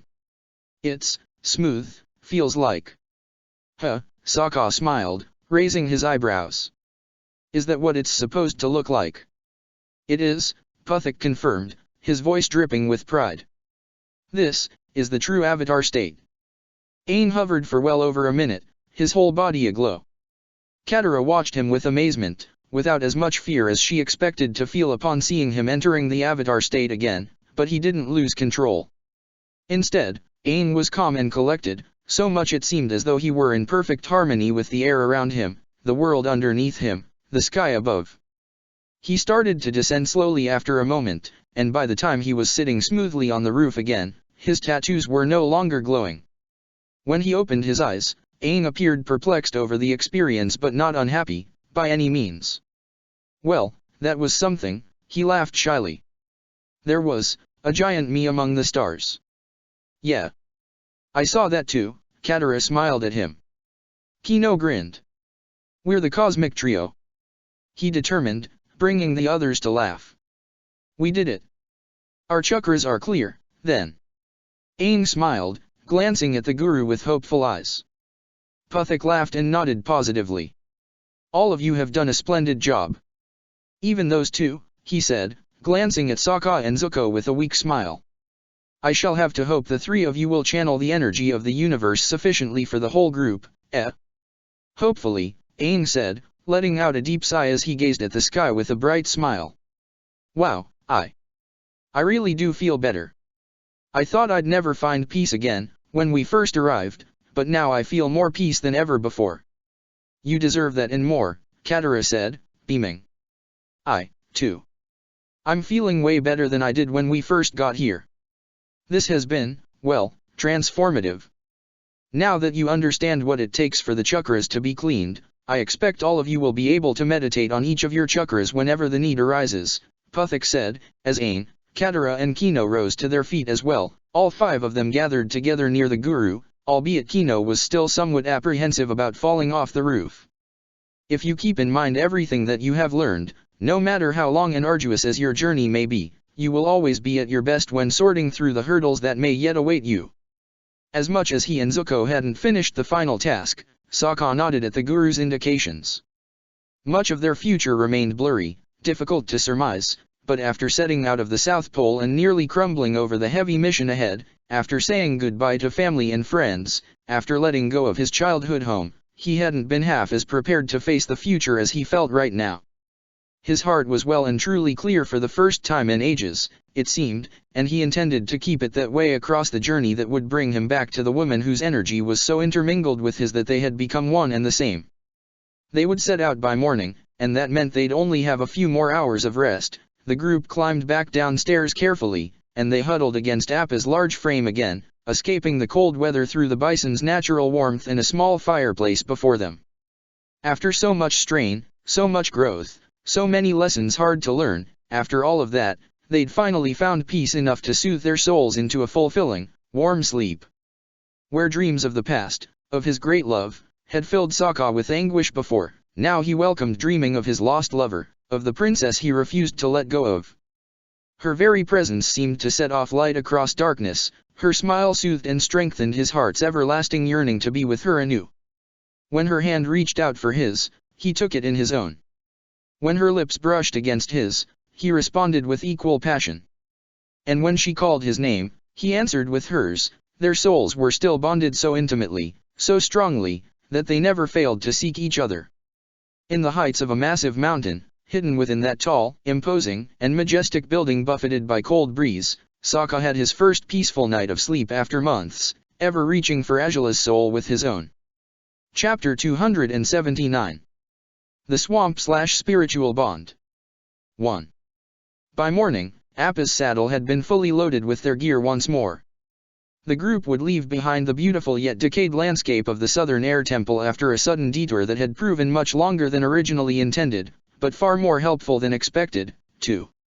Where the five hearts of the travelers had been uncertain and fearful of the future, now they bore strong determination and inner calm instead, though Guru Puthik told them to meditate frequently and often, in order to keep their chakras effectively open to retain their tranquility and sense of purpose. He bid them farewell at the courtyard from where they would be taking off. Each of the travelers had said their goodbyes in different ways, with Zuko offering a respectful nod in Puthik's direction, Sokka waving with a little more enthusiasm than that, Kino shaking the man's hand excitedly, letting him know he hoped to meet him again someday, and Katara offering the man a quick hug. Aang was the only one who had yet to take his position on the bison's neck, smiling kindly still at the old guru before him.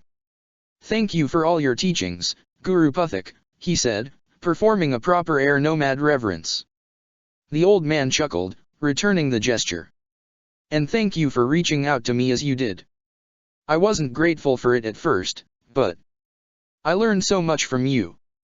You have much to learn still, no doubt. You have yet to master earthbending, after all," Guru Puthik pointed out, with a cheeky grin. Aang nodded, scratching the back of his head as he smiled awkwardly. "But I must say, even without having mastered it, you are well on your way to becoming a splendid avatar, Aang." I appreciate that you think so," Aang said, his smile gaining strength and gratitude. "I hope I'll live up to that." "Oh, live up to your own potential, young man, not to anyone else's expectations." Puthik grinned. Aang laughed and nodded again. "I'll do my best," he said. He could have simply turned to the bison, climbed on the creature's neck, leaving behind his childhood home for the third time, but he stepped forward and embraced Puthik instead, far more tightly and for longer than Katara had. The guru was startled by the gesture, but he patted Aang's back kindly, smiling fondly. "I hope we'll meet again," Aang said. Puthik patted his back again. "Even if our paths don't cross a second time, we are still connected to each other. All of us are. Never forget that, Aang," he said. The Avatar's smile strengthened when he pulled away, grinning proudly at the older man. "I won't. Though, if we do meet again, we'll have plenty of onion and banana juice to celebrate our reunion," he declared. Puthik gasped in delight. "Well, now. I'll have to look forward to that." He beamed. Aang chuckled, bowing his head in the guru's direction before finally turning back to his friends. Apple let out a welcoming groan once Aang sat safely on his neck, as he ever did. The Avatar smiled once again at Puthik, who waved at them as the bison started to hover. Kino and Katara waved in the guru's direction, and even Sokka and Zuko kept their eyes on the old man as they sped up into the sky, finally restarting their journey. "Ah, what a great guy," Kino smiled, relaxing carelessly on the saddle. "I feel so much better about life after meeting him." "Me too," Katara responded, grinning. "I think this part of the journey was really good for all of us." "It was, and we'll make the most of what we learned, for sure, but we do have to focus again," Sokka said, letting out a deep breath. "I know you guys are thrilled about having opened all your chakras and connecting with cosmic energy and whatnot." "Oh, Sokka, you're not jealous of that, now, are you?" Katara smirked. Her brother shot her an unamused glare. "Jealous of letting go of everything I care about? Not in the least. I stand by what I said," Sokka huffed, reaching for their bags, searching for his map. "And precisely because I do, I'm trying to get us all to focus again. You don't need us to take any other Avatar detours, do you, Aang?" Not that I know of," Aang said, smiling awkwardly at Sokka from over his shoulder. Sokka nodded. "Good, then all we need is..." "Ah!" His shout startled everyone on the saddle. Sokka yanked back his hand, looking at his index finger in horror. Small bite marks were left on his skin, where a burst of pain had bloomed and forced him to pull away from their bags. "The hell is..." Sokka gasped, staring at the bags with utmost displeasure. A tail. A white tail, patterned with brown rings, swayed from side to side between their many bags. "What the..." "Momo!" Sokka exclaimed. The lemur's head popped up, right out of their many bags, with crumbs dotting his snout, ineludible evidence of the creature's crime. "He was eating our supplies!" Zuko exclaimed, horror-struck. Sokka growled, lunging for the lemur with a snarl. It spread its arms out, flying out of the cluster of bags and floating off to less hostile territories, namely, Aang's shoulder. "You damn flying monkey!" Sokka hissed, an eyebrow twitching. "If we end up having to take more unnecessary breaks to hunt and find food because you ate it all, the first thing I'm going to cook will be you." "Oh, come on, Sokka. Don't be so grouchy," Aang laughed, reaching a hand up to pat the lemur's head. "I bet he just felt lonely in the Southern Air Temple. It's okay if he comes with us, right?" "Well, I have no idea what usefulness a lemur can have in a war, but sure, have it your way," Sokka huffed, glaring at Momo still as he continued to rummage through his bags. Finally, he found the map he had been looking for and sighed in relief. "Ugh. Have fun with your crazy stowaway lemurs if you want, but I'm going to chart our course again." Their detour to the Southern Air Temple had certainly taught them enough regarding Appa's flight speed and how much territory they would be able to cross in the span of a day. While Sokka certainly wanted them to reach Earth Kingdom territories as soon as possible, they wouldn't be able to do so yet. At best, it'd be 2 more days before they reached Earth Kingdom shores, and that would be by pushing Appa to extremes, with no opportunities for breaks as he traversed a large sea between the final islands of the Air Nomads' old territories and the Earth Kingdom continent. Thus, knowing they'd all need breaks, especially the bison that carried them on his back so faithfully, Sokka wound up charting a less intense trajectory than the one he'd designed before, disregarding his sense of urgency and obeying a need for safety and stability, instead. Thus, their journey took them through the rest of the Air Nomad Mountains, where they took a break that night. Next, they traveled over some mostly empty islands, familiar for many of the travelers. They were the funerary islands for the water tribe. Deeper into the islands stood the bamboo forest where they gathered their wood, too. Guess if we hadn't taken that detour to the southern air temple we could have been here in a single day, huh? Ain had admitted, glancing at Sokka guiltily. The gladiator waved a dismissive hand in his direction. No point in dwelling on it anymore. We all learned a thing or two from that old man anyhow, Sokka replied, reassuringly. The sunlight wasn't all that strong yet, but it still warmed them plenty as they continued their long journey. They took a break that night by the outskirts of the bamboo forest, and by the next day they were on their way north again, at last, it seemed, headed for their actual destination while avoiding Fire Nation detection. That's the Earth Kingdom continent, then? Katara asked, dazed upon glimpsing the large land mass ahead. The sun was already setting, so they would have to make camp somewhere safe, away from all human settlements. The biggest continent out there? Kino exclaimed, though he smiled awkwardly afterwards. Though it's almost the only continent out there? Is the South Pole a continent too? Would the North Pole count as one? Well, however many there may be, it looks amazing, Katara said, smiling brightly as she rested her forearms on the border of Appa's saddle. You've never been so far from home, have you? Aang asked, gazing knowingly at Katara. She grinned and shook her head. No, but I want to know just how far this journey can take us, to be honest, she determined. We're not sightseeing, I know that, but we should probably appreciate beauty wherever we find it, right?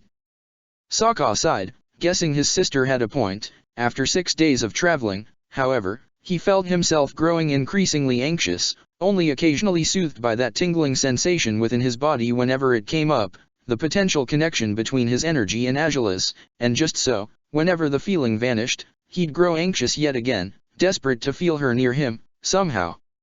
They were making progress, though, and this time, through territories Sokka knew better than the ones they'd left behind. He asked Aang, on the next day, to fly as high as possible above Jailing, and to only take a break once they were on the other side of the mountain range that hugged the city. Aang hadn't wanted to push Appa that far, as it was well past dusk by the time they flew over the city, but he obeyed Sokka's indications, nonetheless. Upon finally landing on the mountains, Aang had scrambled off to find any fruit or berries he could feed Appa to make up for the many long journeys he'd had to undertake, one after the other, over the course of the last days. Doesn't seem like anyone spotted us, though.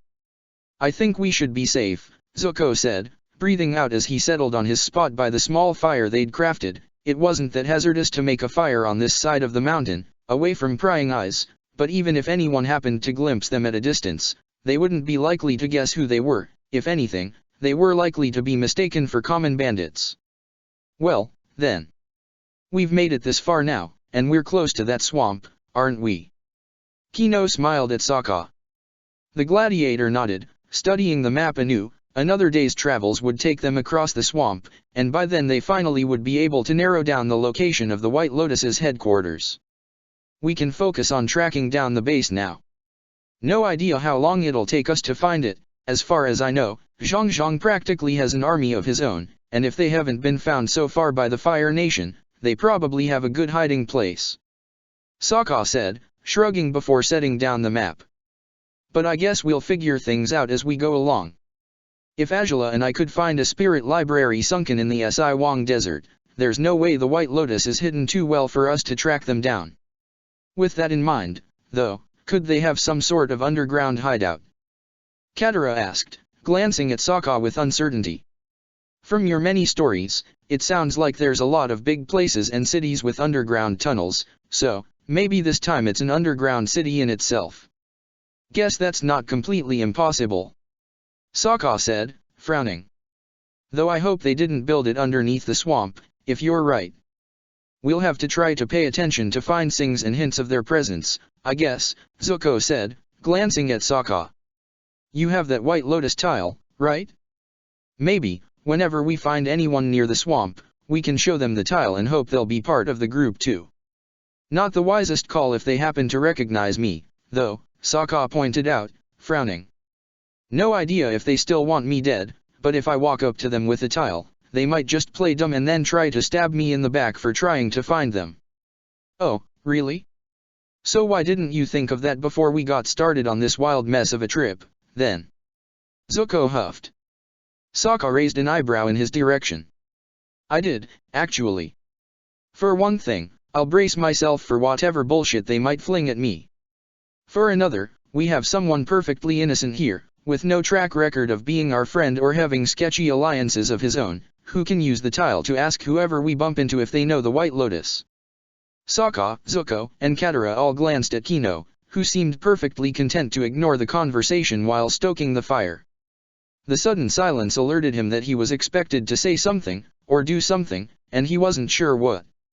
He grimaced, nervously. Did I do something stupid again? He asked. Sokka smiled awkwardly and shrugged. Not really. Your spying abilities may come in handy yet again, is all. Oh, great. Wait, what? How? Am I supposed to go anywhere? Do something? Isn't it kind of late already? Sokka chuckled and shook his head, resting his head against the rock he'd taken his seat at. Kino continued to panic, asking the others about whatever was expected of him, and Aang returned halfway through the explanations. With his eyes closed, Sokka could feel that thrumming energy again. He could as good as reach for it, maybe because this very mountain range, so strange as it felt right now, was a familiar place, with memories that still stung but eased his heart more than anything. Somewhere within these tall peaks hid Gladiator Rumble.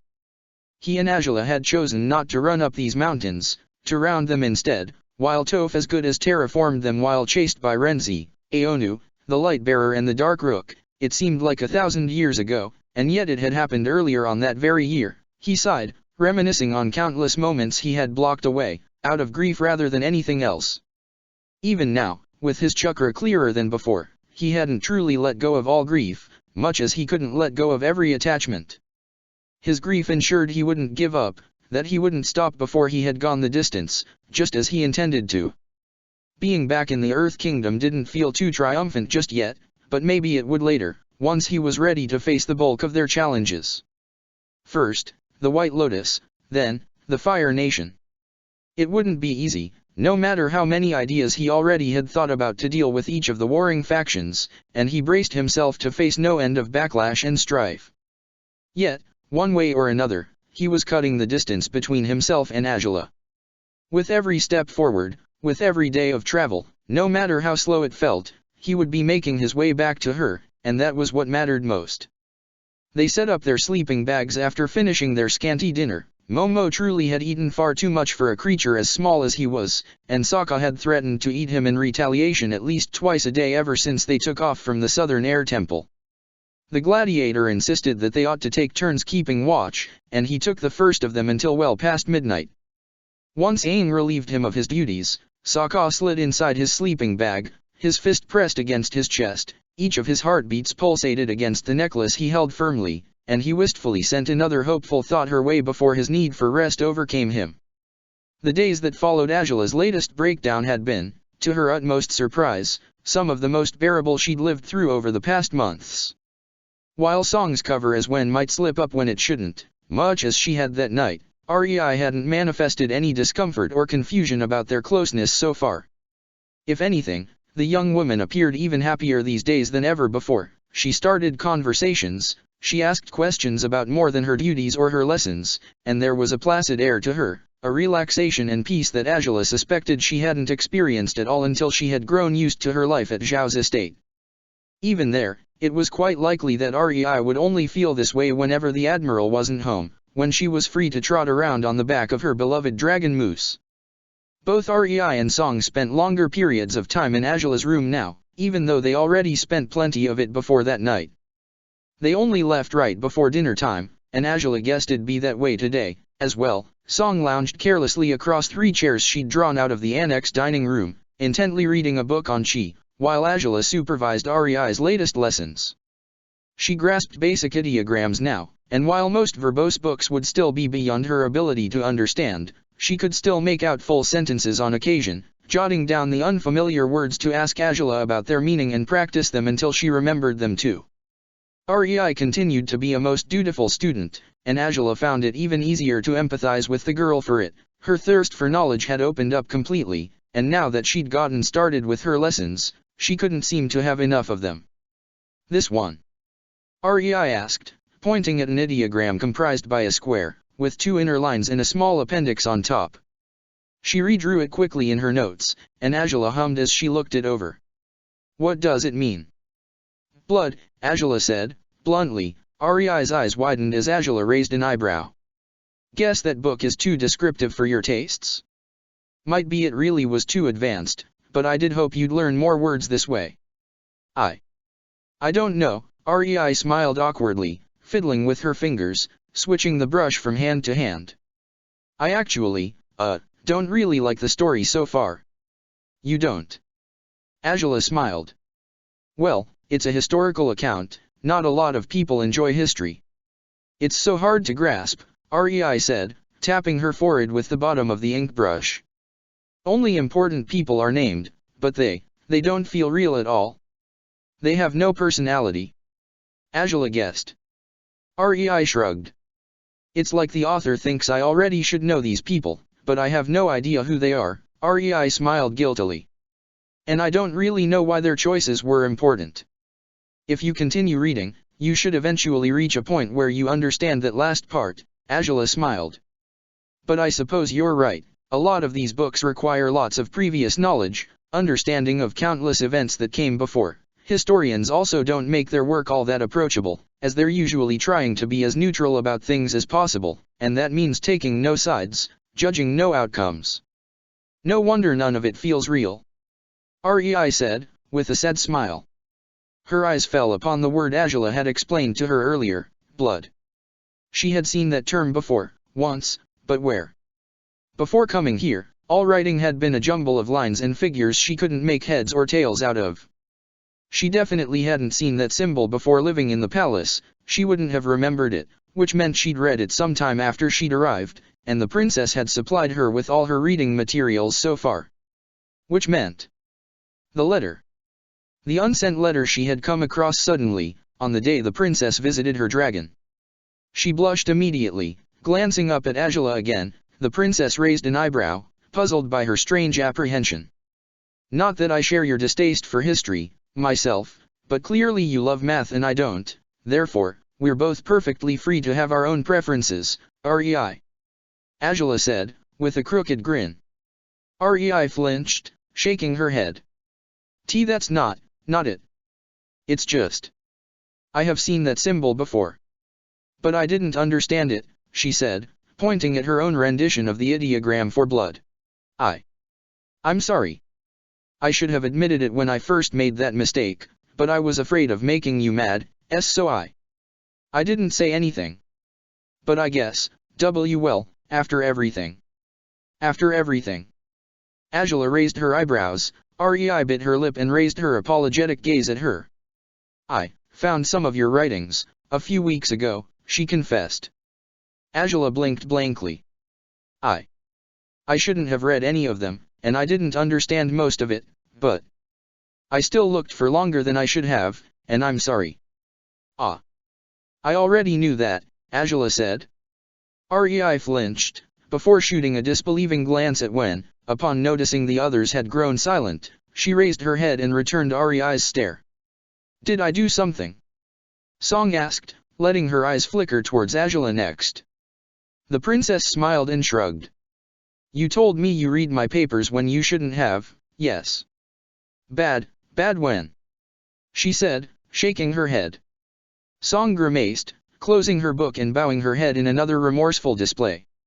Oh, do forgive me for my most unforgivable trespasses, she said, pompously. Angela laughed despite herself, shaking her head before turning to the puzzled Rei again. It's okay, Rei. It's my fault for not being upfront about a lot of things, my fault, as well, for not hiding my papers better. You'd think I would have learned after the first time, she said, rolling her eyes. Sokka's haiku had been retrieved by now, and they were kept with her own writings these days, stashed safely in a box she'd tossed to the very back of her closet. While both her friends knew what the box contained, Angela trusted neither of them would care to look through it unless she expressly asked them to, which she didn't expect she ever would. "Then, you're not upset that I?" REI asked, with a slow smile. Angela shook her head, and REI sighed in relief. "I'm glad. You don't have to worry that much, REI. I probably ought to enforce more boundaries here, but, I lack the energy to do it," Angela shrugged. "Anyway, I'm not upset at all. You've deserved answers all along, if anything. It was long overdue when you finally did." "Well, thank you, anyway," REI bit her lip, unable to stifle her smile. "Though, if you don't mind me saying so, I think I'd rather read about your life than read this book." "Oh, now, that's bold of you," Angela laughed. REI grinned guiltily again. "Unfortunately for you, none of what I've written so far would be enlightening at all. It's all disjointed and weird, I guess. Most of it won't make any sense to you." "I guess so," REI giggled. "But you still did really cool things, right? Like saving the Fire Nation. And you helped slaves." Well." Angela shrugged nonchalantly. REI bit her lip as Song's voice crossed the room again. "You should own up to your achievements, princess. Humility doesn't look good on you," she declared, before feigning focus on her book again. Angela scoffed in her direction, and Song's lips twisted into a wicked smirk. "As if." Angela shook her head. "Anyway, I don't think I could write down my life's exploits. Talking about it out loud can be difficult enough as it is." "Well, if you do write it down, it doesn't have to be for me," REI smiled weakly. "It was just a silly idea anyway." "But, you said you didn't want to run away from all of it anymore? That could be a way to stop running away from it, too." "I'll have to think on that," Angela decided, arms folded over her chest as she regarded REI with keen eyes. "You sure about the ideogram for your name, then? We absolutely can switch to wisdom now. I think you're ready." "What? No. I like the one I chose." REI laughed, shaking her head quickly. Angela smiled warmly at her, still unsurprised by her bashfulness, but relieved to see it receding little by little, with every day she spent in Angela's room. Her two companions took their leave after nightfall, as they ever did these days. They took off together for dinner just as Angela's own meal was delivered handed to Renkai by a servant with a bowed head. The servant scurried away quickly, in apparent panic, unwilling to be anywhere near the princess, even now. Angela was unwilling, in turn, to make a fuss about it. The man as good as raced off once his tray was safely delivered, and Angela only sighed, rolling her eyes as Renkai set the tray within the room, as he ever did. The guard captain bowed his head in a respectful manner towards her, as though to reassure her that some people still respected her, no matter if she kept them at a distance, and then he closed the door, leaving Angela to her own devices. She let out a sigh, running a hand over her long, still irritatingly oily hair. Pregnancy's strange symptoms continued to startle her. It seemed it was time for light lines to appear over her skin too, namely in the area of her womb. Her belly hadn't grown out too noticeably just yet, but she could feel it was different already. She had kept an eye on her weight all her life, even in her most careless moments. She was cautious with her eating habits, always preserving her fitness, and so, she couldn't help but take notice of every change, every slight symptom, every odd reaction of her body beyond her control and understanding. She placed a hand on her belly, and she felt a firmness underneath her skin that wasn't there before. Well, damn. Half the time this doesn't feel real, but I guess I'll have to face that it is soon enough, Angela said, gazing at the small growth, barely noticeable with her robe in the way. Sorry for my disbelief, though. Not your fault at all, just. I never really expected to become a mother. Let alone so suddenly, and without your father. But if I'm going to prove my own mother wrong and show I'm not that much of a monster, I guess I ought to get to dinner now and feed us both. How about it? Evidently, the child inside her couldn't possibly respond, but Angela still smiled to herself as she walked to the dining room. The meal she had been brought was part of a select group of recipes Song had requested from the kitchen staff, meals meant to keep Angela as healthy as possible while she was with child. They weren't quite Angela's predilect meals, and the withholding of spices hadn't encouraged the princess to eat with proper appetite, but she ate all the same. Even now, guilt over how she'd acted over the first weeks of her pregnancy cut away at her. She could have outright lost the baby after failing to eat, to drink, to even rest for as long as she had. "Guess you're as strong as him, aren't you?" Angela said, smiling down at her belly weakly after sitting before her table. "Feels like he's protecting you somehow, even if that makes no logical sense, eh?" She breathed out, stroking her womb gently. Sokka wasn't here to properly protect the baby, and she knew he'd likely never forgive himself for that. Maybe he'd never forgive her for robbing him of the chance to be there for them, even if she'd done it without her awareness. Though, truthfully, she knew him all too well to truly imagine he'd fail to forgive her. He'd find a way to twist reality into it being his sole fault somehow, in all likelihood. Angela let out a breath, dropping her head on her hand, an elbow on the table. As things stood, Sokka wouldn't even learn of this until she could have the child delivered to him in the South Pole, if she could get away with that at all. However upset he might be to realize that she'd faced all the hardships of pregnancy without him, trapped and tormented by her father's every choice, he would protect the baby afterwards, while she had to do so now. She wasn't as strong as him, she doubted she ever had been in the senses that mattered, especially right now, but for the baby's sake, she had to try to be stronger. "I'm sorry. I've thought it 1,000 times, but I guess I'll say it out loud now," Angela whispered, her thumb trailed over the slight bump on her womb, back and forth, right by her navel. "I'm sorry I gave you a hard time at first, when I didn't even know you were here. I would have tried to be better, had I known, but it didn't even cross my mind that I could be with child. I'll do better. I can protect you now, at the very least, I can try. And the best way to try, is by eating this big tray of food for you, alright? Hope you enjoy the meal too, little one." She managed a half-hearted grin before starting with her meal. She had taken to talking to the baby more often as of late. It soothed her when she was alone. Having someone to protect and look after helped, to a fault, even if she had no idea how to do so, let alone when said someone was a tiny child, probably only slightly bigger than her fist, at this point, according to Song, but it was a strong motivation to keep on living, much like Xin Long's eventual release into freedom was, no matter how disheartened she might feel.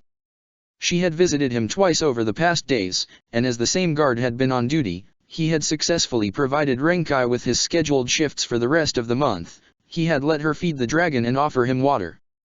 As miserable as he remained, it seemed Xin Long's spirits strengthened whenever she could visit him, and Angela was relieved for that. Soon enough, she hoped, he'd be traveling the skies anew. Until then, she'd do her best to unravel how to set him free, or at least, to loosen some of the restraints that kept him pinned, nightmarishly, to the ground. There was so much to think about, so much to worry about, but it seemed to Angela that her life, as unpleasant as it had become, was finally returning to some semblance of normality. She ate thrice a day, slept a proper number of hours every day, she even napped on occasion, if she found she was too tired to stay awake, and she had broken free, on the most part, from the dark thoughts that plagued her constantly since she had returned to the palace. It wasn't that those thoughts were entirely absent, but they came up less often, and even when they did, she acknowledged them and brushed them off quickly enough. Even her old concerns, her deep worries over her father's deadly assassin, had faded, to a fault. She resonated sometimes, even though her bending had yet to regain its strength, to ensure the man wasn't nearby. So far, he had usually been with her father in his study or tailing him on his way to a destination, be it the throne room, the Agni Kai arena or the spa, though occasionally she sensed him in the heights of the palace's tallest tower. She hadn't noticed him there all along, but she had sensed him making his way upstairs once, and she focused her resonance to follow him all the way until he reached his destination. Ever since, she'd taken to resonating as best she could to find the man there, if she somehow failed to locate him elsewhere. Tonight, however, he was with her father again, in his study. Perhaps it was quite late for him to be working, but as long as Oze wasn't anywhere near her, causing her further strife, Angela would be fine. It seemed Oze wanted his assassin nearby more often than not, these days, as though he were afraid that someone might attempt to harm him, as though he were convinced he might need to order an instant execution eventually, for one reason or another, and he needed his trusty murderer nearby for that purpose. Whatever his reasons, though, the unpleasant assassin hadn't been assigned to watch Angela, it seemed, which offered her a small relief, along with the much larger one that Rei and Song offered for the weary princess. She ate quietly, slowly, trying her best to disregard the tastelessness of the meal, and draining the cup with juice that had been brought for her. She had to stay hydrated, too, all of it to make sure the baby would be alright, or as close to alright as possible. It scared her, even now, to think that her recklessness, her misery, her sorrows back in the earlier weeks of development could have damaged the child in any regards. She truly hoped it hadn't happened, but until she could see the baby for herself and confirm it was healthy and whole, she wouldn't be able to believe the cheerleadings that reassured her that everything seemed to be on the right track. Though, ultimately, nothing really would feel right, no matter what. Unless her reality were fundamentally altered, unless Sokka somehow did manage to rewrite the stars, and she wouldn't put it past him, in truth, there would be no true peace for her again. She raised her right hand, spreading out her fingers. A burst of fire came to life above her palm, and its orange glow bathed her room for moments before she muffled the fire anew, with a disappointed sigh. Might just have to ask Song if there's exercises pregnant women are allowed to do, Angela said, with a sigh. At this rate, I might never bend blue fire again. Yes, bending blue fire again was, in truth, all she could aspire to. She had as good as given up on evoking gold flames for however long she had left to live. Renkai re-entered the room when Angela called for him. He took the tray, as he always did, though Angela thanked him politely for it nowadays rather than throwing any vicious comments at him, fishing for a reaction. The guard took off to the kitchen anew, leaving Angela to her own devices with a bit more privacy than usual, for however long it took him to return to his position outside the room. Angela lit her room's oil lamps, then took one to the bathroom with her, intending to clean up again for her hair's sake. Afterwards, she took Rei's usual spot before the desk, drawing out a sheet of paper and some ink, dipping her brush lightly in the black substance, and getting to work. She didn't write every night, but she did it often enough. She wasn't sure it made her feel better, but she did know it didn't make her feel worse.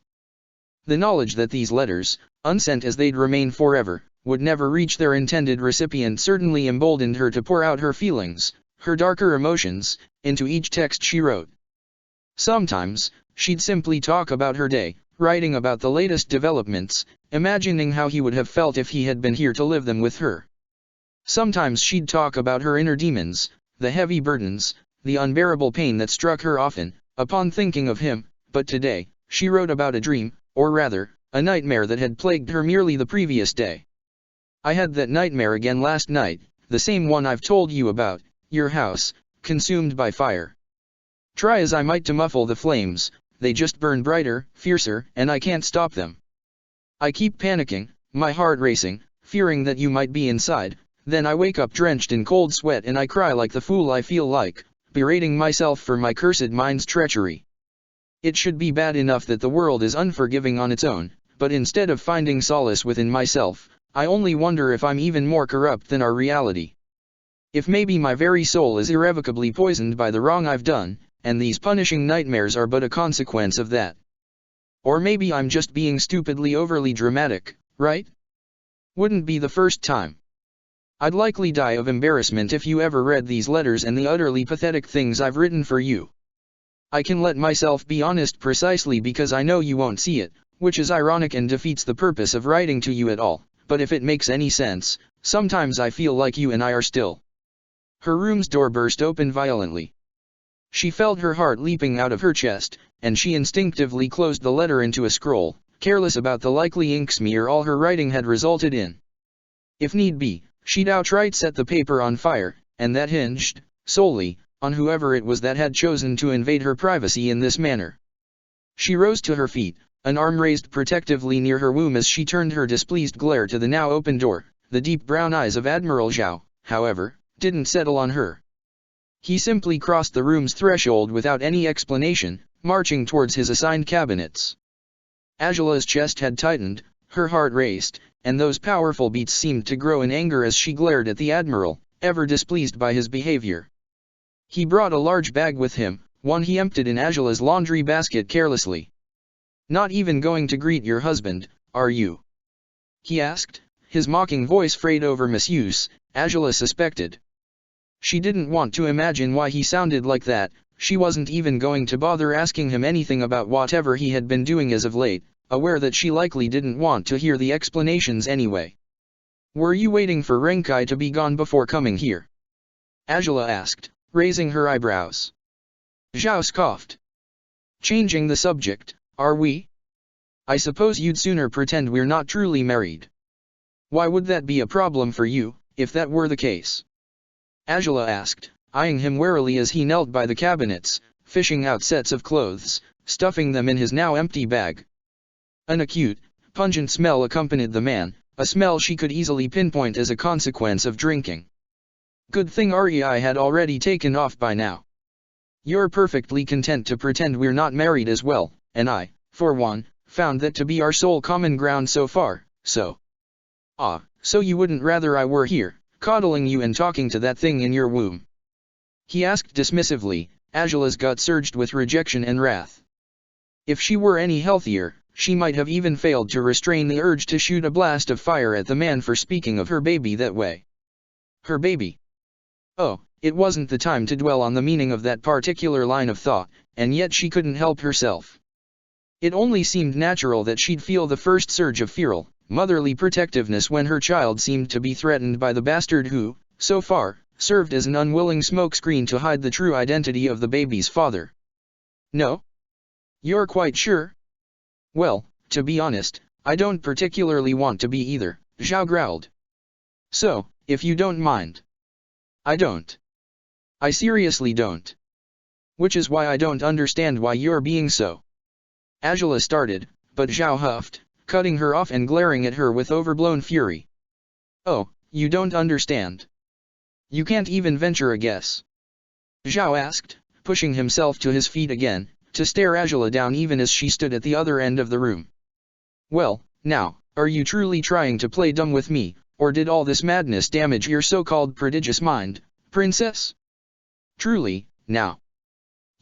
You're getting away with all you've done lately solely because nobody gives a shit about me anymore," Angela said, earnestly, unsure of why there was a dim lump in her throat upon speaking to her so-called husband. "You weren't like this before, though. If this is some sort of way to punish me for every stupid choice I've made. Ah, then you are as smart as you acted like, after all," Zhao said, with a sarcastic laugh. Angela rolled her eyes. "I wish I could say the same about you," she hissed, picking up her rolled scroll and tucking it away in the desk's cabinet. It was bound to be unreadable by now, but she still would dispose of it when Zhao was gone. Maybe the subject of today's letter would wind up being about something other than her recurrent nightmares.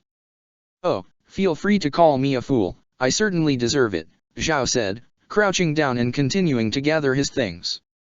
"Fool that I was, I assumed you knew your place and understood your role, that you'd know better than to soil yourself with a savage and waste your so-called promising future in doing so. Can you believe it?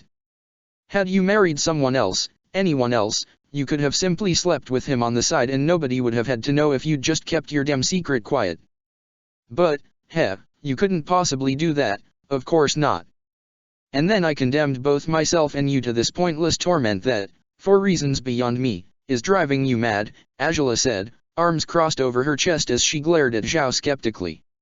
"What do you even want, Zhao? I don't care about what you're doing, or who you're doing, for that matter. You've come here, smelling like a brewery, and there's literally nothing I could do about it beyond asking you to clean up while knowing that, if I so much as say so, you'll likely refuse to do it just to spite me. Truly, what the hell do you want from me at this point? Shouldn't you be thriving in being crown prince, now that the role is yours? You, of all people, should understand what said role entails," Zhao said, with a dismissive sneer. Angela's eyes narrowed.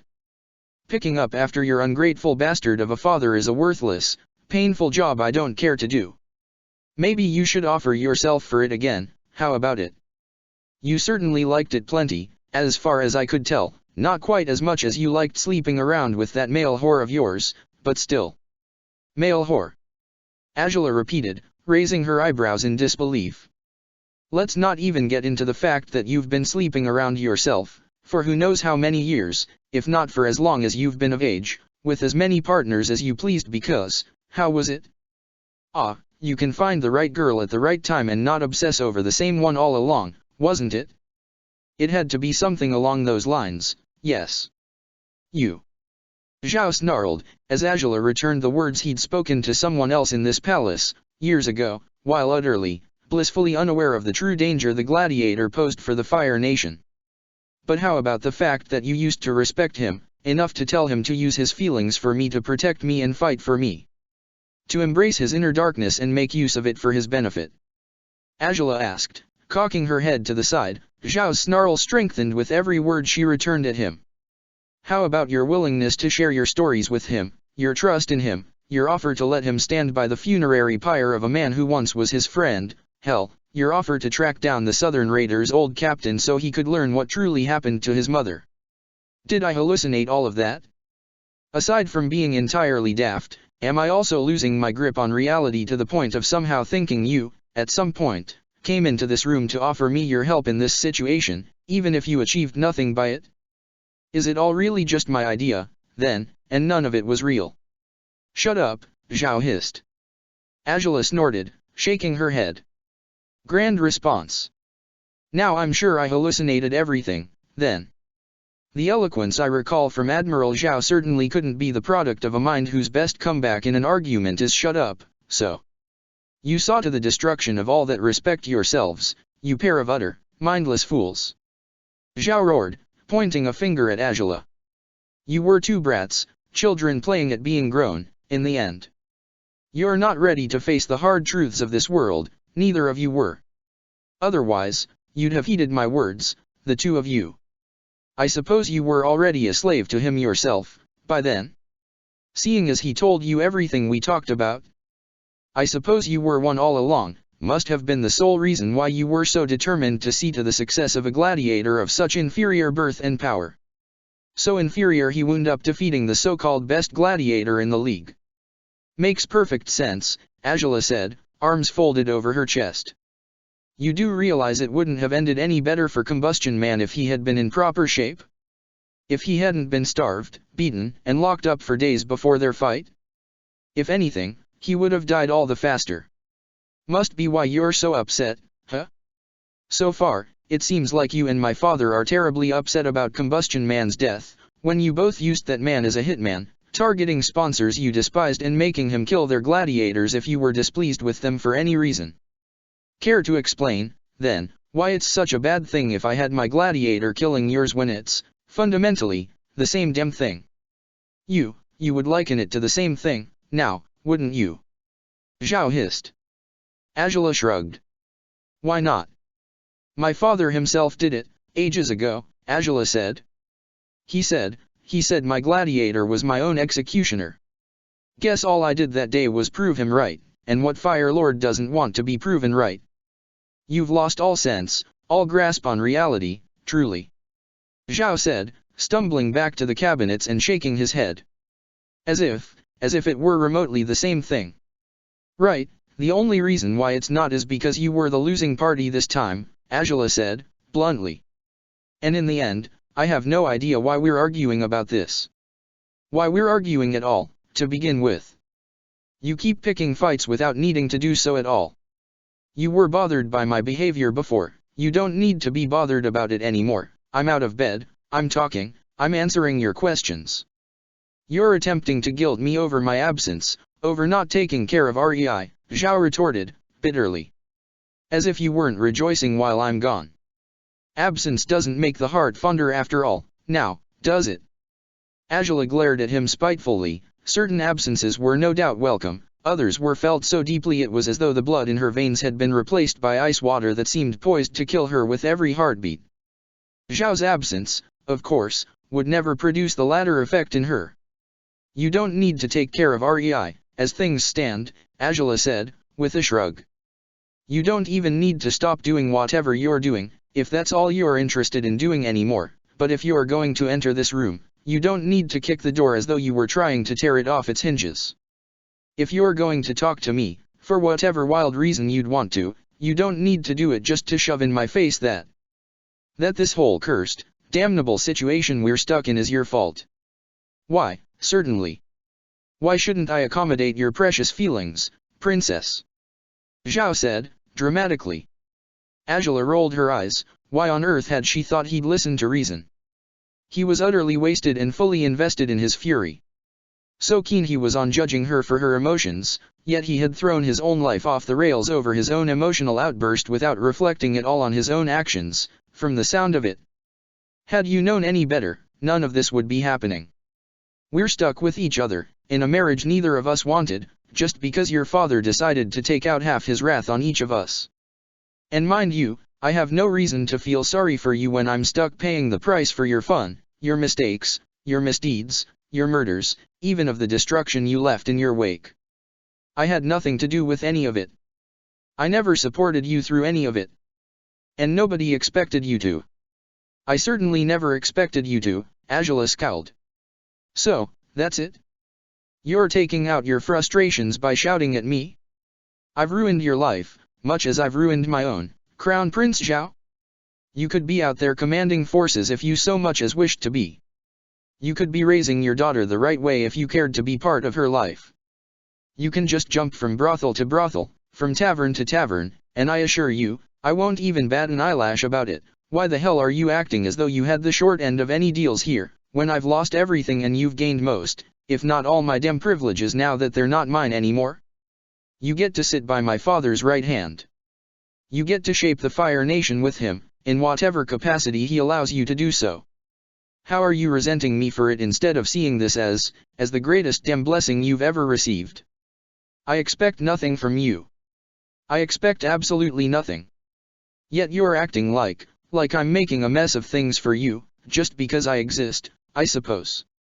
Perhaps, yes, Zhao snarled. Angela scoffed. I never wanted a wife. You don't even have one, as far as either of us are concerned, Angela growled. Zhao's eyes widened. A fucking piece of paper and a lit candle, can just be nothing more than that. They are for me. I don't see why it's a problem for you to see it that way, when you certainly act like it's not real, as it is. Ah, you don't, then? Zhao said, eyeing her skeptically. You have no idea, none at all, of why I'd be so displeased with you. Not even the slightest suspicion? Then you really are that blind to reality. In the midst of all your treachery, either you underestimate all of us that badly, or you overestimate yourself. Either way, you're a fool. But to think that you're so self-assured, so confident, to this moment, do you truly believe you have a winning hand? Really? How, exactly, can you interpret anything about me as confident arrogance as I am right now? Angela scowled. Didn't I literally say I'm powerless? Don't you have all the power I now lack? Under what pretense, what manner of delusion could I possibly be experiencing to think I'm winning here, considering how widely different my current circumstances are to what they used to be? Am I really the one underestimating others, or are you truly incapable of seeing through whatever boogeyman you've made out of me? Oh, it's you, it's most certainly you, and if you aren't underestimating us all now, you certainly were, back then, Zhao said, raising his eyebrows. Everything you did it to save the sorry hide of a common man. You lost everything for sure, and yet I bet, I just bet, that you smartly decided that, as long as you had saved him, you could endure whatever your father might inflict upon you, albeit for his sake. Angela's heavily furrowed brow almost hindered her vision by now. Zhao rose to his feet, tightening the straps of his bag and slinging it back on his shoulder. His arrogant, yet vacant expression, eerily reminded Angela of Ose's own behavior, right after he caught Xin Long. Quite a shame, then, that you didn't save him at all. She stopped breathing. Zhao stared back at her, merciless, unaffected by the stricken expression on the princess's face. He raised an eyebrow, letting his eyes flutter down to her womb. He couldn't see any growth yet, but he snarled, knowing even now that she had to be further along than she was pretending to be. Curse her and her lies, her willingness to destroy everything for the sake of one rotten man. Did you really think he'd stop with just one punishment? 2. He asked, his voice softer, yet no less cruel than before. Did you think he'd have enough without seizing the chance to spit on his corpse? That chance is bound to arrive sooner or later. 50 ships must have attacked the Southern Water Tribe almost a whole month ago now, if everything proceeded smoothly. Care to guess what the outcome must have been? The Southern Water Tribe's corpses must still float in the melted waters of their accursed hellscape now, if wild sea beasts haven't devoured them all, of course. Angela's body trembled, powerfully, fully. Her eyes widened, her voice suddenly failed her, she couldn't even find it, no. He had to be lying, he couldn't be serious. 50 ships. An attack. She hadn't been able to stop her father, she hadn't even been able to try. No, no, no. But your savage surely won't share the fate of his brethren. Jose wanted his dead body brought back to him, after all. He won't rest, won't relent, until he sees it, and I bet it won't be long before it arrives. Almost 2,000 soldiers, storming on the pitiful Southern Water Tribe? They won't stand a chance, no matter how mighty your gladiator may have been, he can't survive those odds. Your own fault, like I said, for thinking a common, simple man could be worth so much more than what he was. And look at what all your glorifying of him resulted in, huh? Angela's trembling grew more violent as she shook her head, rejecting Zhao's words. She nearly stumbled over her chair, shivering, withdrawing into herself, into overpowering grief, just what Zhao had wanted, or so she would have realized, if only her mind had any rational thoughts left. Flashes of nightmares crossed her mind, visions of Sokka's countless close calls, the horror that had plagued her whenever she had thought she'd lose him. He couldn't have failed now. He couldn't have fallen yet. She couldn't accept it, she couldn't accept it. Yet Zhao's confidence, and his regained calm upon seeing her shattering, only seemed poised to force her to do so. My condolences, wife of mine, the death of your dear blue wolf shall forever weigh on your conscience, won't it? A whimper broke through her, a sign of weakness she would have never showed Zhao under any other circumstances. Her trembling hand failed to find purchase, even if the desk was right behind her, but the shivers were so powerful she found herself bumping into the desk, slowly sliding down against it until she wound up on her knees. Sokka couldn't have died. It didn't make any sense. There was no way he'd be dead, even if she had failed him, he would never fail her.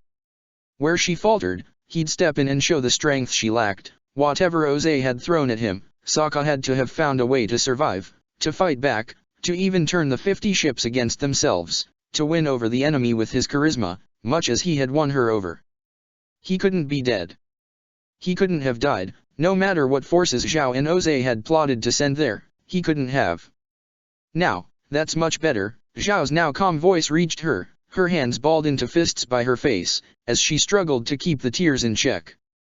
If you truly know you are not in power anymore, you'd do best to act like it, Princess Angela. Forget your place again, and who knows what dark new surprises your nefarious destiny might yet hold for you. He didn't bother cleaning up, he didn't care to, and nobody was about to make him do so. He left the door open in his wake, and he nearly bumped into Renkai, who was finally back. The guard slowed upon glimpsing the admiral, who simply moved past him without acknowledging him at all. Renkai grimaced, watching him go, before dashing to the open door, wary of whatever the new heir to the Fire Lord might have done to the previous one. Princess. He gasped. He had witnessed her in the midst of a breakdown not that long ago, but he had anticipated anger, frustration, displeasure over her legal husband's unwanted visit. Not sheer desolation and anguish. Certainly not that. Her hands clawed at her hair, droplets of tears sprinkled down her wide-open eyes in a wordless torrent, her breath hitched with each silent sob, and it was clear to Renkai, immediately, that the princess was in shock. She wasn't conscious of her reactions, not even of his presence. He grimaced, stepping forward and removing his helmet, hoping that seeing a proper face rather than a mask would serve her better. His gloved hand fell upon her shoulder, and he shook her gently once, then twice. A sudden gasp, a whimper, and then her gold eyes, so vacant a moment ago, were bursting with such unbridled, powerful emotions that Renkai nearly lost his balance at the sight of them. It seemed as though every feeling he had ever experienced in his life, gathered together in a single instant, would still amount to but a fraction of the ones the princess was undergoing right now. Renkai. She gasped, her voice shaking as well. He didn't, tell me he didn't do, my father, he didn't order, He couldn't have. Order, what? Is it something to do with the child? Renkai asked, grimacing. I've received no new orders. I don't know what you mean. S dash. S dash. Angela cringed at her own weakness, again, reduced to the absolute inability to so much as speak his name. She whimpered again before slamming a fist into the cabinets of her desk. Princess. Renkai gasped, alarmed. Angela gritted her teeth. The pain would allow her to focus. The pain helped her regain her bearings, to a fault. There was no way Renkai could know, not when he had been pushed out of the fold as he had been. If she wanted answers. If she wanted answers, she'd do best to ask them of the man responsible for the most unforgivable sin of all. The man responsible for every shred of misery she had experienced over the course of the past 3 months. At last, she managed to find her voice, her strength, when her determination, blended with her fury, assembled into proper shape at last.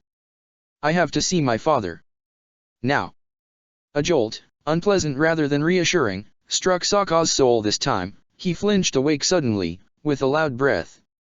His eyes were immediately wide, no matter how blurry his surroundings might be. Hey! What's wrong with you? Zuko's harsh voice should have grounded him, yet it didn't. A foreboding tingle, an unwanted message, seemed to have taken residence inside him. He shuddered, snarling, willing to reject it, and yet it had weaseled into him so powerfully it seemed as though his whole body was racked with feelings he should have shaken off in the southern air temple. Guilt, shame, fear? Were those his own feelings, or were they hers? Sokka! Katara called for him next. She slipped close to him, setting a hand on his brow as though to check him for a fever. Sokka shook his head, and thus, shook her hand off as he rose to a sitting position. He rubbed his eyes frantically, breathing heavily. Everyone was awake, and the sun was rising, and they had to go. They had to go, that was all he knew, because the sooner they took off, the faster he could make those dark feelings go away. The sooner they left, the sooner he'd be back at her side, ensuring she'd never feel this way again. But why? Was this really their connection, bridging them together this way? Was he glimpsing a sign of the suffering, the horrific torment that had been inflicted upon her since they had been apart? He couldn't take it if that were the truth. If this strange sensation had a meaning as deep as that, then... Hey! Sokka! Katara's voice snapped him out of his reverie, only to a fault, though. Sokka glanced at her, his anxiety apparent in his tense posture, in his frightened eyes. A bad dream. Katara guessed, but Sokka shook his head. No, I don't know what it was, he said, frowning. Just a bad feeling. A really bad feeling, suddenly. I don't know what it means, but everyone's up already. Oh, yeah. We thought we'd let you sleep for a little longer, since you were on watch duty for most the night. Kino explained. Sokka shook his head vigorously. No need. I'm fine. We can just go now. Breakfast. Aang pointed out. Sokka gritted his teeth, lowering his head. Katara scoffed. My brother, unwilling to have breakfast? Sokka, what the hell is the matter? I wish I knew, Katara, but I know that something's wrong. I have no idea what, I just. Sokka gestured aimlessly with a hand, shivering as though it were freezing, although the temperature was far more agreeable in this mountain range than in the South Pole. Somehow, it was as though his own body weren't his, as though so many of his reactions weren't entirely his doing. And yet that unpleasant sensation, that warning sign earlier. It reminded him, eerily, of the same feeling that had kept him up that night, right before the Imperial Guards stormed his house in the Fire Nation. Hey! Sokka, Katara spoke again, though her tone was much softer now. Sokka's heavy breathing upon making that connection only worried her further. I don't know what this is, but you're acting like, well, like you did when you showed up in the South Pole in the first place. Kino suggested. Katara grimaced but nodded. Kind of. Sokka, if this is about her. She said. Her brother grimaced, and Katara reached out to clasp his hand with hers. Eating breakfast won't delay us significantly from reaching her, okay? We can eat fast if you want, but take it easy, okay? We still have a long way to go before you can save her. Breathe, Sokka. Do it a few more times, and then we'll eat, and we'll take off right after that's done. All right. He knew she spoke sensibly and without judgment, even if he expected some of it. If not from her, then from the others, but none came. Everyone seemed worried about him. He was causing unnecessary trouble by letting this strange, foreboding and unwanted sensation wreck his common sense, and worst of all, he was wasting time that would have been best spent eating so they could be on the road as soon as possible. Okay. Okay, he nodded at Katara. She offered him a tight-lipped smile, pulling him closer to the fire. Zuko had been warming some of their meat reserves there, while Aang ate some of the fruit he had foraged last night. Even though they ate quickly, even though they packed their bags and climbed on Appa's saddle as fast as possible, Sokka's unpleasant, unwanted sensation didn't fade quickly enough for his tastes. He trembled where he sat, unsure of what to do, his mind torn to pieces after it had been so composed. Too, he tried to meditate, closing his eyes, attempting to clear his head from dark thoughts, but how to do so when those dark thoughts manifested within his body in such a physical manner? Maybe he should just let them in rather than block them out, in order to properly interpret what they were. Well, damn. I guess this is the swamp.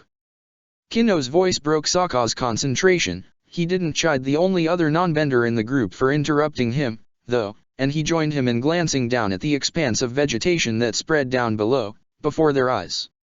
It looked perfectly normal from here. Perhaps they were too high in the sky to be affected by whatever spiritual energies permeated the place. Was that it, though? Sokka's eyes narrowed as he pondered the possibility. He'd had a dreadful vision once, in the vicinity of this very swamp. They hadn't been all that close to it while they rested for the night. Could its reach be so wide as to spread beyond its territory? As bad as his dream had been during the race, he managed to shake it off quickly, much as Azula had. Reality hadn't been tinged with the strange coating of desperation that currently seemed to seize his senses completely. Looks pretty big, Zuko grimaced, eyeing the swamp with uncertainty. Good thing we know they're not supposed to be inside the swamp, I guess. Say, what's the plan, exactly, when we find the White Lotus? Katara asked, glancing at her brother meaningfully. I know we want to strike an alliance with them, but do you want to improvise what you'll tell them, or? I have no idea right now, Sokka confessed, with a shrug. All he wanted to do was focus on that dark sensation inside him, to unravel what it meant, and he had very little attention left for their current circumstances. Guess improvising, yeah. Well, I think you should. Whoa, Aang had started a sentence, glancing back at the rest of the group from his position on Appa's saddle, until his gaze traveled further than that. What on earth is that? The other four had been focusing on each other until Aang's voice caused their attention to shift towards something else anew. All their eyes flickered in the direction of Appa's tail, yet what caught their attention was behind the flying bison. They had very little time to react when the threat rushed faster, so much faster in their direction. What had started as a small tornado when Aang had glimpsed it had increased in size, and now it threatened to wreck the trees below as it rushed towards them. Fly! Fast! Zuko shouted, immediately on edge. We have to outrun that thing. Evasive maneuvers. That should work. Kinno suggested. Aang grimaced. Sokka's eyes followed the rapidly approaching tornado with a stern scowl. Katara reached for his hand and he clasped hers protectively, intending to see to her safety if the damn thing reached them, and it seemed it would. It anticipated Appa's every move, chasing him so effectively the large creature couldn't help the surging fear that threatened to overcome him. The hell is this? Ugh. Aang, can you try to outbend it? Zuko suggested. Aang huffed. What, like, spinning it the other way around? He asked. Zuko shrugged. He didn't wait for Sokka's confirmation before attempting that plan. Aang leapt from his spot at Appa's neck, joining the others in the saddle as he gathered as much air as he could, pouring it into the tornado. Only for it to grow stronger over his attempt to shut it down. Ah, damn, that didn't work. Aang gasped, glancing at the others warily. What do we? Grab onto the saddle? Sokka shouted, wrapping an arm around his sister. Try your best not to let go. Appa, yip yip to the max, you hear me? Even Momo was frightened. He rushed into their bags again, as though hoping they would be a safe harbor from the storm that had chased them and was almost upon them. Aang whipped up a new, strong cluster of air to protect their group, but the winds were far too powerful, both of them. Instead of counteracting the tornado, Aang only seemed to fuel it into an explosive breaking point. The next thing Sokka knew, he was falling. He was falling, from insane heights, as had happened countless times before, but no princess, no dragon, no rooftops, or slopes awaited him. Instead, he fell at alarming, constantly increasing speed. Into the mysterious, swirling, dangerous swamp that awaited him down below. Chapter 280, The Swamp Spiritual Bond 2.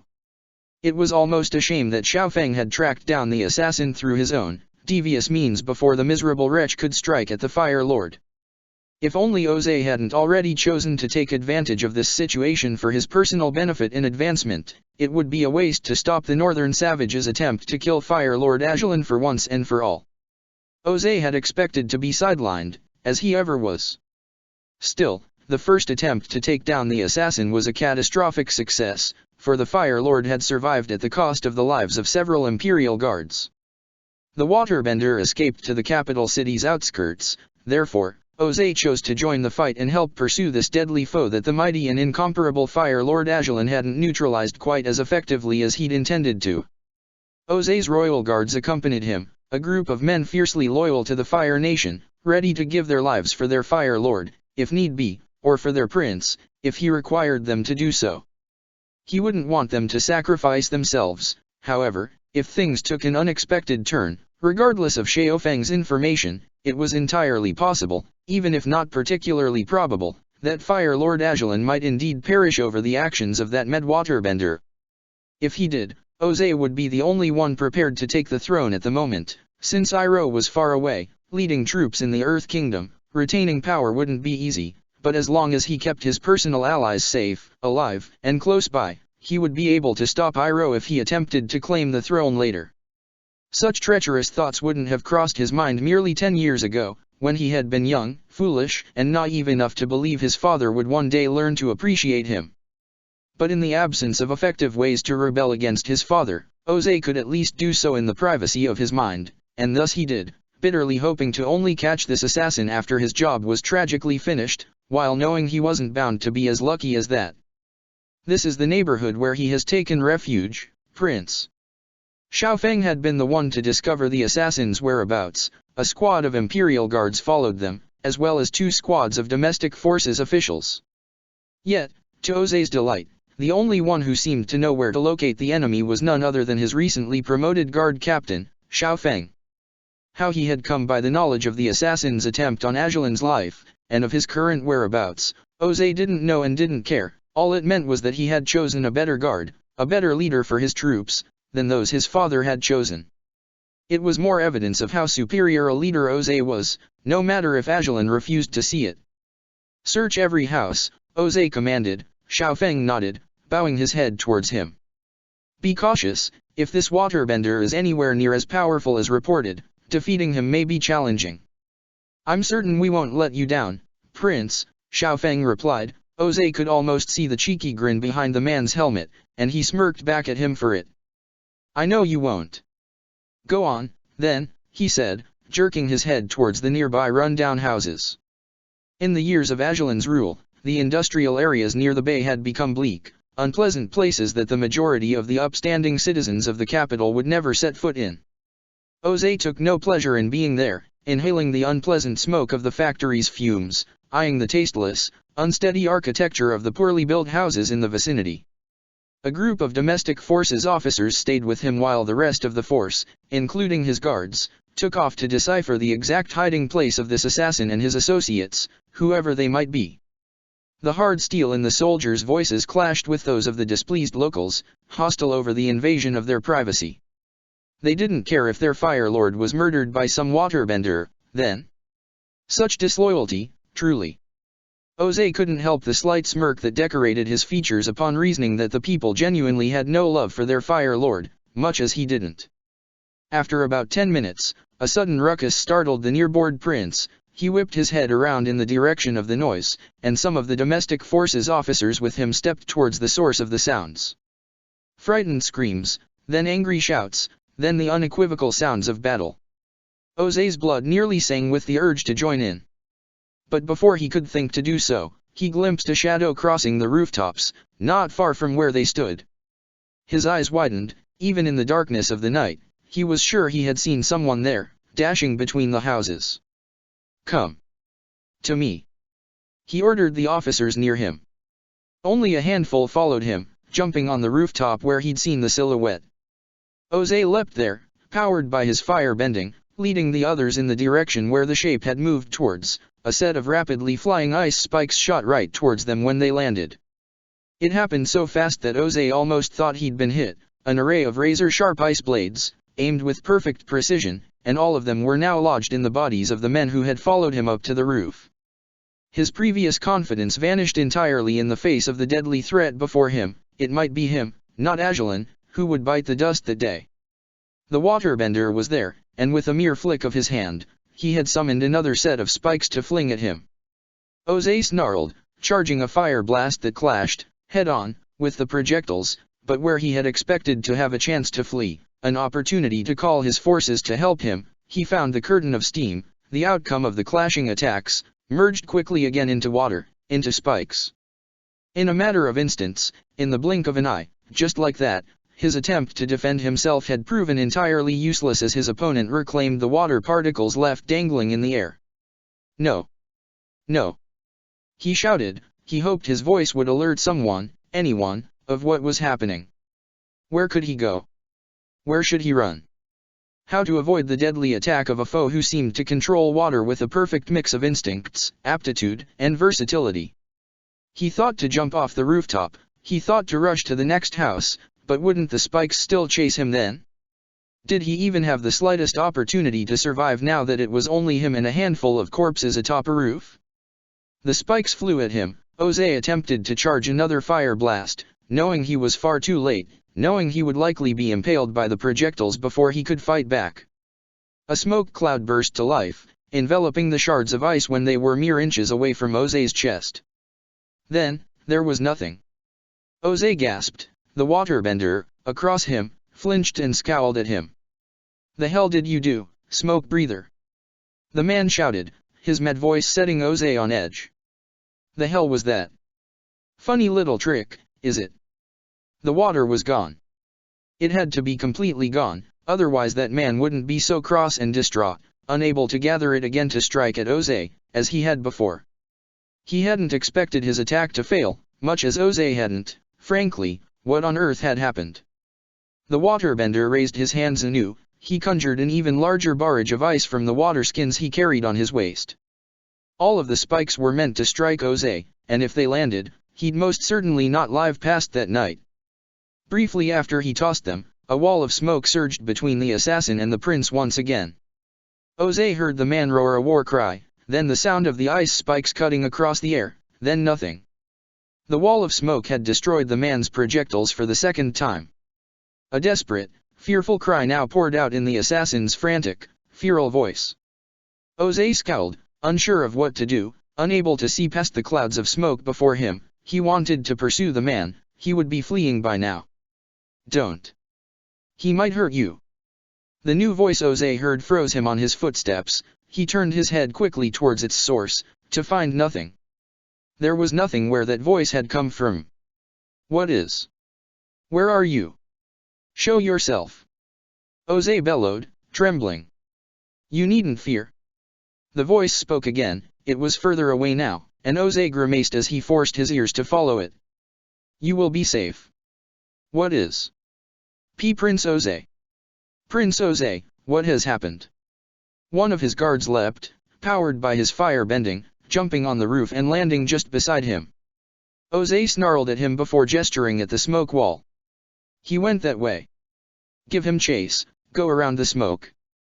The smoke? What smoke?" José scoffed. When he glanced at the smoke wall again, however, there was no sign of it anywhere. He trembled, astonished and aghast. What the hell had just happened? Had he imagined everything? It was impossible. He'd heard that voice. The waterbender had tried to kill him and failed. The corpses around him, covered in melting ice spikes, meant the man had succeeded at killing everyone but him. And the only reason why he had survived was that strange presence with that odd, sandpaper-like voice he had just heard. The guards who climbed the roof did as Oze told them to. Xiaofeng dashed in, reassuring Oze that the assassin would be caught, before rushing after the rest of the group, in pursuit of the madman who had nearly killed their prince. Oze, however, lingered in place, disregarding, entirely, the calls by the domestic forces officers who asked him to climb down and join them anew. Instead, his eyes flickered towards the spot where the voice had been, and he rushed in the direction where he'd heard it moving, before. "Where are you?" he called, the water-bending assassin as good as forgotten now. Whoever this was, they were real. He had to find the strange, invisible entity that had, somehow, saved his life with that strange smoke. He had to. Whoever they were, their abilities were unmatched, like no fire he had ever seen before. He called again, bellowing as loudly as he could, until he finally slowed down, too deep in the industrial zone to so much as figure out his bearings anymore. He laughed, shaking his head, hoping his men had tracked down the dim assassin after all, for he wasn't particularly likely to do so anymore. He shouldn't have been so reckless, he knew as much, but his curiosity had gotten the better of him. He crouched down on one rooftop, catching his breath for a moment, rubbing his face with a hand as he gazed about himself. Had he changed directions considerably, at some point? He might have. The buildings were so uneven and strange, some tall, others small. He had certainly lost all sense of direction from here. It was so dark, so late. Would he have to spend the night out on a rooftop, at this rate? Curses, his father would mock him to no end for it, if he did. "You've lost your way." Oze gasped, jumping to his feet. There was nothing in the place where the voice had spoken, but he'd heard it again. He wasn't mad, that enigmatic person was there. "Show yourself," Oze said, breathing heavily, sharply. "Whoever you are." Threatening someone who had helped him wasn't the wisest course of action, though, was it? However curious he was, he had to think this through. If someone had saved him, surely it was because he knew Oze was the prince. Perhaps, then, a promise of reward? "You've saved my life. A prince is indebted to you, the least you can do is allow me to present my gratitude properly," Oze said, his voice tone shifting into feigned tranquility. There was no answer at first, but then the voice drifted from the same direction, yet again. "You needn't thank me. I ask for no rewards." Oze scoffed, staring at the space where he heard the voice. A flicker of brightness down below, perhaps by a torch down the streets, allowed him to catch sight of a strange glimmer, right in front of him. "You're invisible?" he asked. "That sounds unthinkable. How? How are you doing this? It is no skill you should learn. The sacrifice required is too great." "Sacrifice?" Oze repeated, with a scoff. "You defeated that monster of a waterbender. You could have even destroyed him the way you did his spikes, couldn't you? What you have, is a gift. A power unmatched by anything I've ever seen. Whatever sacrifice is needed, I'd make it if it meant." "No. Please, don't." Oze frowned, the glimmer now shifted, into blackness. Suddenly, the invisible man wasn't so invisible anymore. A figure clad in a dark hood, in blackened robes, stood before him. A mask covered his face, gloves hid away his hands. "Who are you?" Oze asked, eyes wide. "It is unimportant who I am. You are Prince Oze, however. Your life is valuable. You should not waste it," the man said. Oze scoffed, shaking his head. "You seem quite alive to me, though. It doesn't seem like gaining your power would result in death, or would it?" "It would result in a fate worse than death." "Living death," the man responded. Oze scoffed again. "What on earth does that mean?" he asked. The man before him lowered his head. Then, he removed his mask. Oze's eyes widened. He had never seen a sight quite like the one before him, even if the darkness of the night hid the finer details. Yet he could see the pale skin, tearing slowly, hanging loosely over the faded muscles. Where the skin wasn't tearing off, It was stained, blotches of darkness scattered across the strange man's body. Where his eyes should have been white, a network of black veins seemed to crisscross around the blackened irises and pupils. There was something rotten, something sick, underneath the man's very skin. Was that the source of his power, then? José's lips parted as he took in every detail he could before the man covered his face again, stepping back. This is no gift. I cannot belong anywhere, neither among the living nor among the dead, the man said. You are a prince. You should never be burdened with this corruption. José frowned heavily, unmoving, processing the shocking revelation by the masked man before him. He seemed moments away from fading into invisibility again, and before he knew it, José had raised his hand, reaching for the putrid, sickly man. He froze in place, visibly trembling when the Fire Lord's son nearly touched him. José drew back his hand before reaching him, though, his chest heaving as he scrutinized the man with uncertainty. You still haven't told me who you are. Where you've come from, José said. The man appeared perplexed now, raising his head to meet the prince's gaze with his own, through his mask. I shouldn't have to. You should go home. I can help you find your way back. No. Not until I know who you are, how you can do the things you do, and until I know your price, I suppose. My price. The man repeated. A slow smirk spread over the prince's features. The strange man appeared moments away from toppling off this rooftop in sheer confusion and astonishment over the royal's reaction. I don't know what my future may have in store for me, but I could use an alliance with someone like you, he said. The man shook his head, nervously. And no. I cannot be known, I cannot be seen. I apologize, Prince José, but you needn't be known. You needn't be seen. I'm not saying otherwise, José responded. This time, the man remained silent. Your terms, feel free to name them. Whatever coin you want, I'll provide. But you see, my father was almost in true, life-threatening peril because of this waterbender. A man like you, on our side, you could destroy any such threats well before they can reach us, without even being seen. You are the perfect agent, shrouded in darkness, that is, unless you have a strong reason to refuse. Is it, perchance, that this corruption is killing you?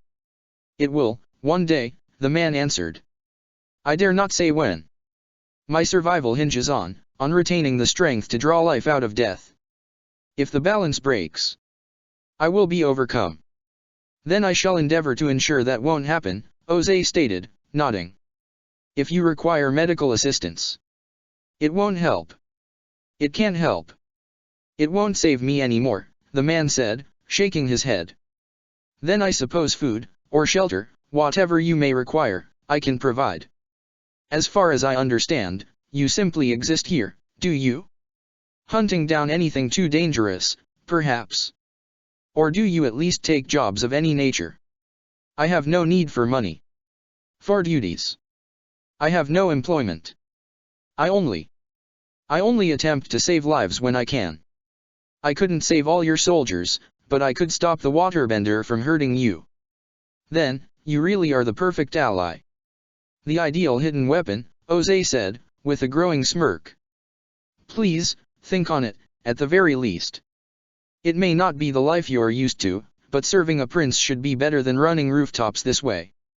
Serving a prince, the man repeated. He shivered again, hunching over slightly before raising his head anew. Am I not disgusting to you? Disgusting? José repeated, with a sneer. The most disgusting man I know sits on a throne, and I must look upon his face every day of my life. I'd much prefer to look upon yours. A light gasp left the man's throat again. José's proud smile only strengthened as he raised his head in the assassin's direction. There was a strange innocence to the man, if he truly had it in his head that no one would ever be able to see past an immediate, instinctive fear of his features and abilities. No. José saw an opportunity, much as he now realized there were countless opportunities out there that his father continuously squandered. After journeying to find the Avatar and glimpsing no sign of the carcass of the dragon Iroh allegedly slew, he had even found himself wondering why on earth should dragons have been killed, too. They were perfect weapons that had long provided Sozin's armies with mobility, with firepower, everything they had needed to overcome the air nomads. What fool would dismiss such advantages over blind pride? What great strategist could still deserve to be described as one if he would sooner see his greatest advantage destroyed instead of making the most of it?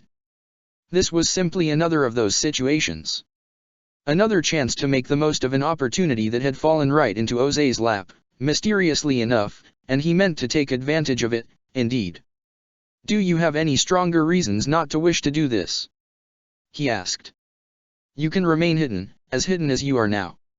I would be your sole contact, and I would simply make requests of you, missions, so to speak, whenever they're necessary. Is that too much to ask?" It is too generous, if anything. Prince José, I am a rotten man, with rotten fire. Do you truly believe I am worthy of serving you?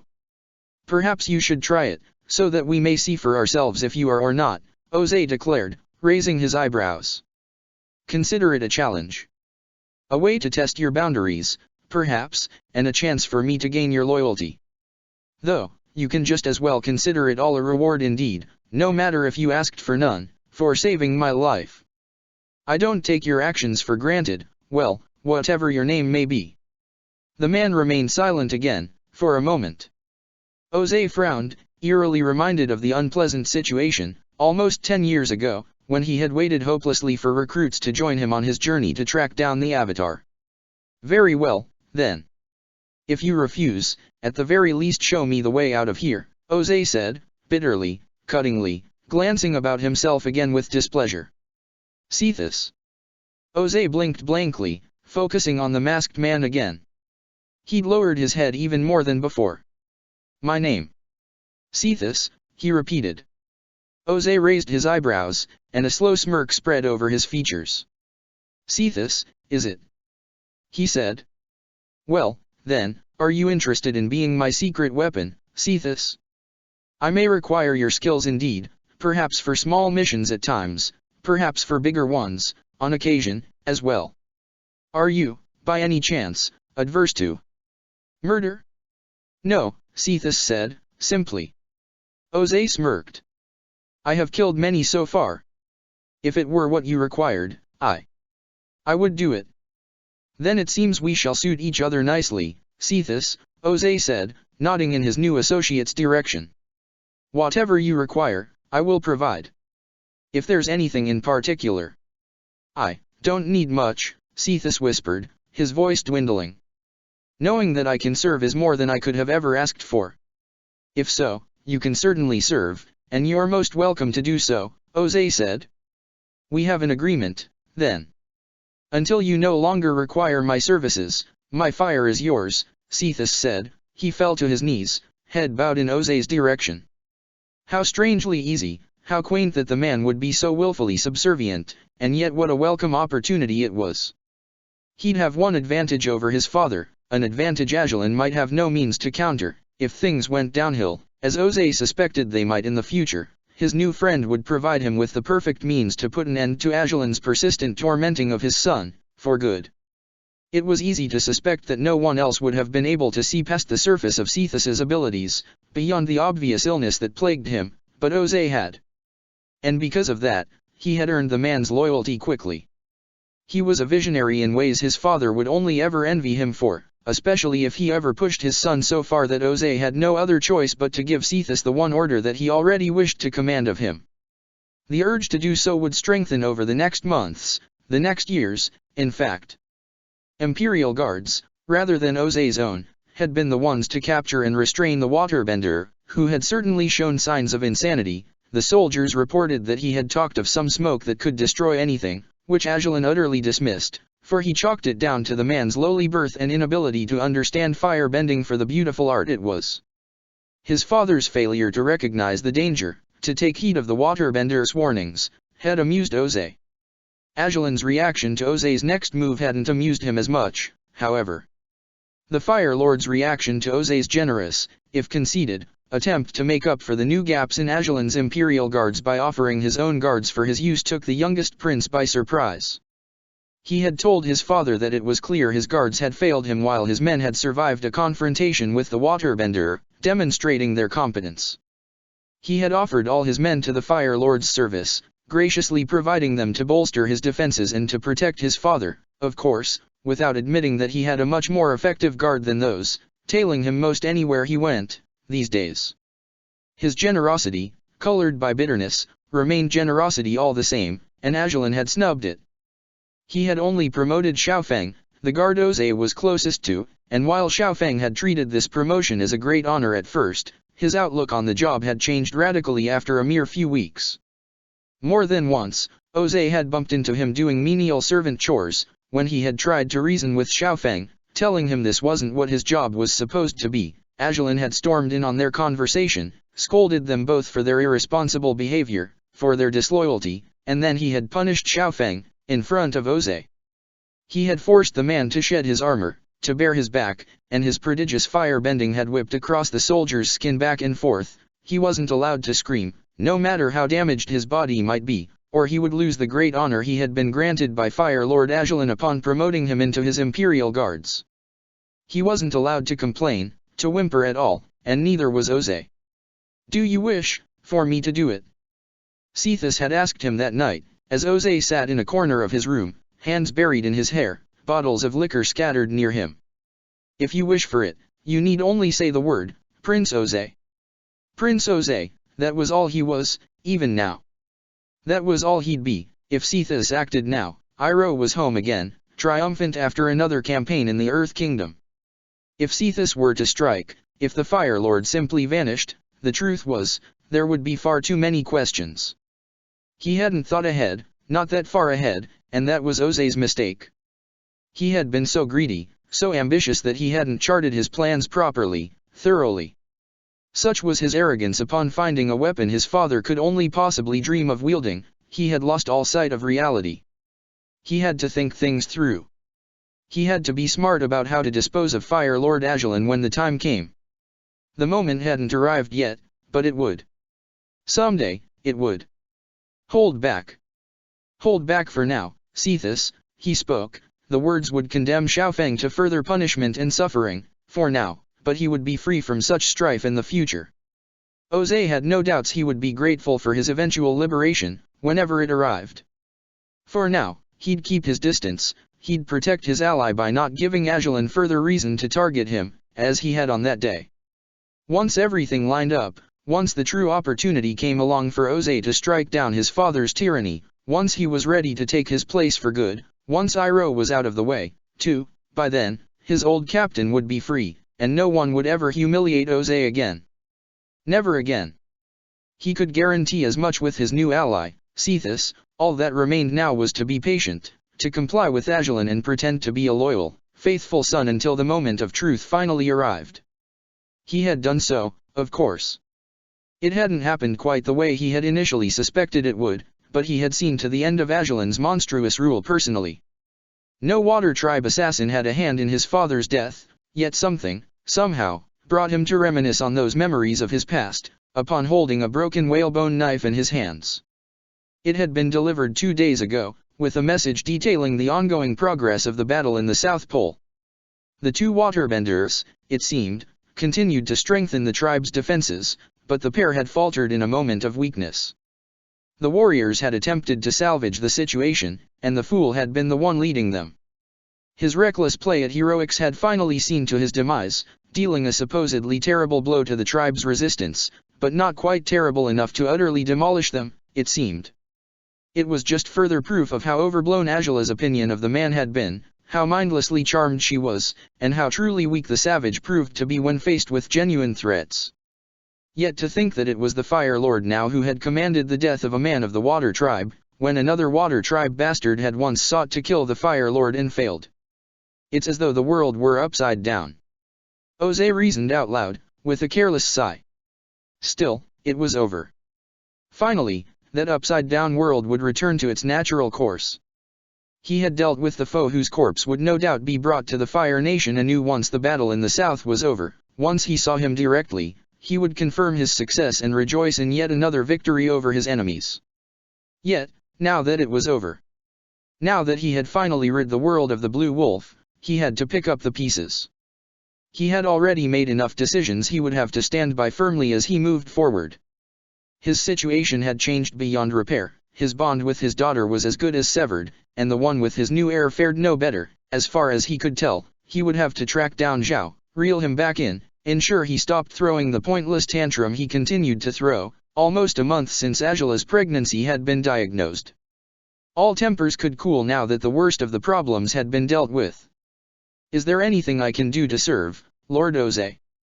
The one truly faithful ally who had ever stood by him spoke from the shadows of Oze's study, no doubt sensing the unease in his behavior. Oze hummed, still turning the knife in his hands. "I suppose my lack of activity of late is quite boring," Oze said. "Unfortunately, the one person I required dead is finally gone, so I cannot quite honor you by granting you such a task, not that I would have, if he somehow still lived. As it is, Cephas, you are." Indeed, he was his only foundation, the only person he could turn to when he found himself more alone than he ever had been since the day when he first became Fire Lord. The realization brought a heavy frown to his face, his only ally, a man whose existence was only known to the daughter who now resented him. His only ally, a strange being who was more weapon than human. Perhaps it was precisely his lack of humanity what allowed him to stand by Oze so faithfully, or was his loyalty the sole remnant of the man he had been once, before he gained his corrupt, otherworldly powers?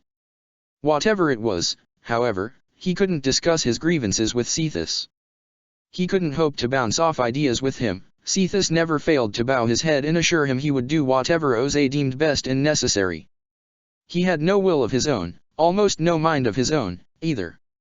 In accepting him as he was, with his putrid skin and disfigurements and deadly power, Oze had ensured the man's allegiance would always answer to him. If Oze asked him to slaughter every occupant of the palace save himself, Cephas would likely obey without question, and that was grand, except for moments like these. Except for the uncomfortable moments during which Oze should reflect on what he'd do next, what his new choices might be, and as much as Cephas stood in the same room as him, Oze found himself alone, helpless and uncertain in the face of whatever challenges still awaited him. Yes, it was like going back to being a 14-year-old boy. To being alone, with a successful bright brother, an arrogant, cruel father and fading memories of a dead mother, nothing more, nothing less. He had overcome that loneliness, he had built alliances and even started a family of his own afterwards. And to think about how that had turned out, his son had stormed out on him with all sorts of treacherous declarations.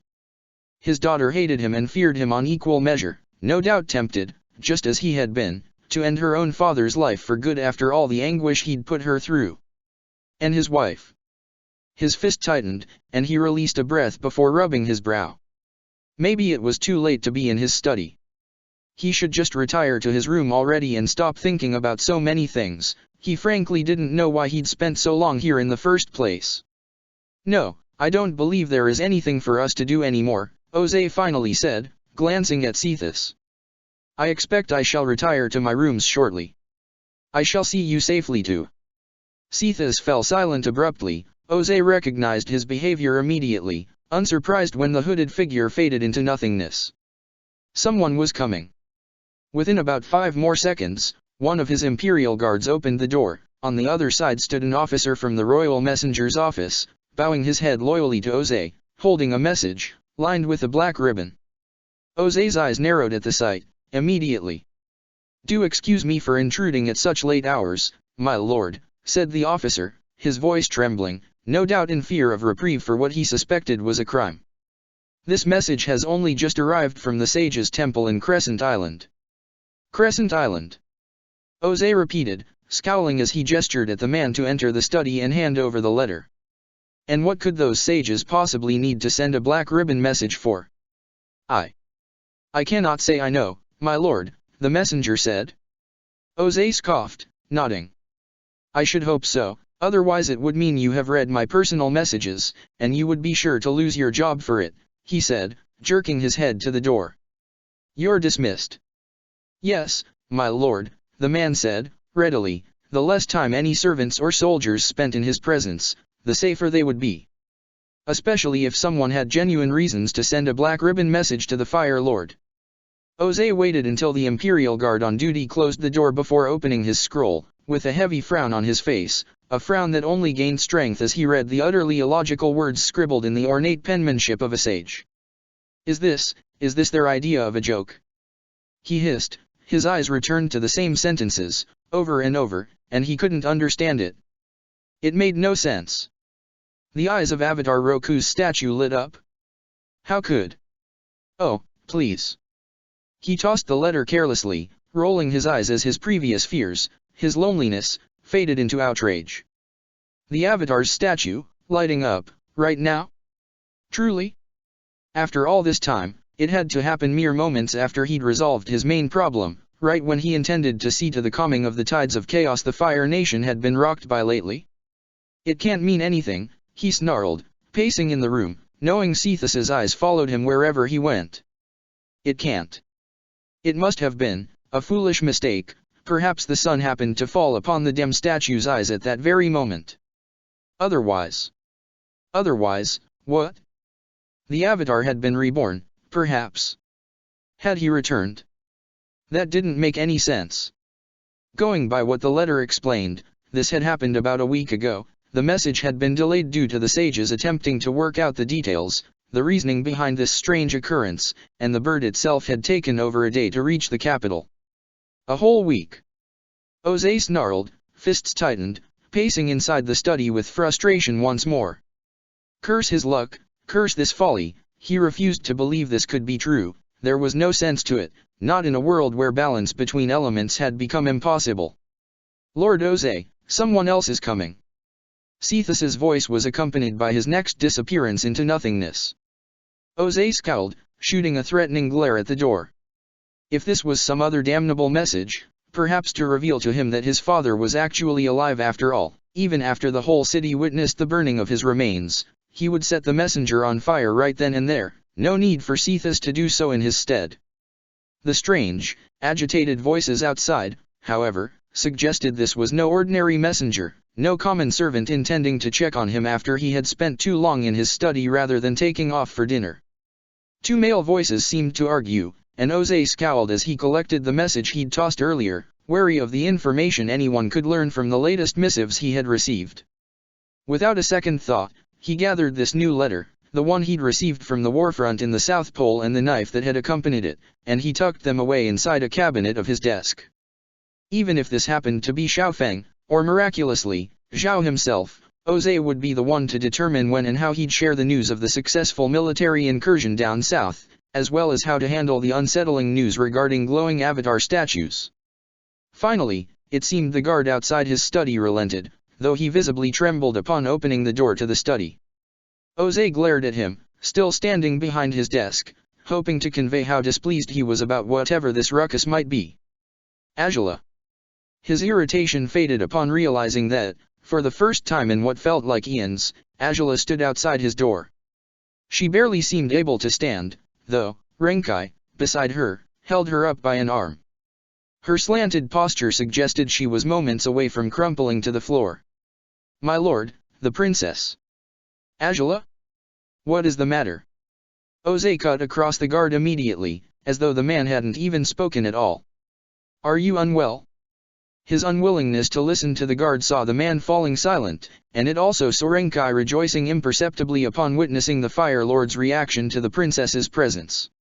He had argued with his fellow guard, assuring him the princess had asked to see the Fire Lord and to allow them to pass. The guard had remained as stubbornly grounded as he possibly could, but he had been obligated to inform the Fire Lord, at the very least, of this visit, and in fulfilling that order, he now saw his previous certainties entirely dismissed.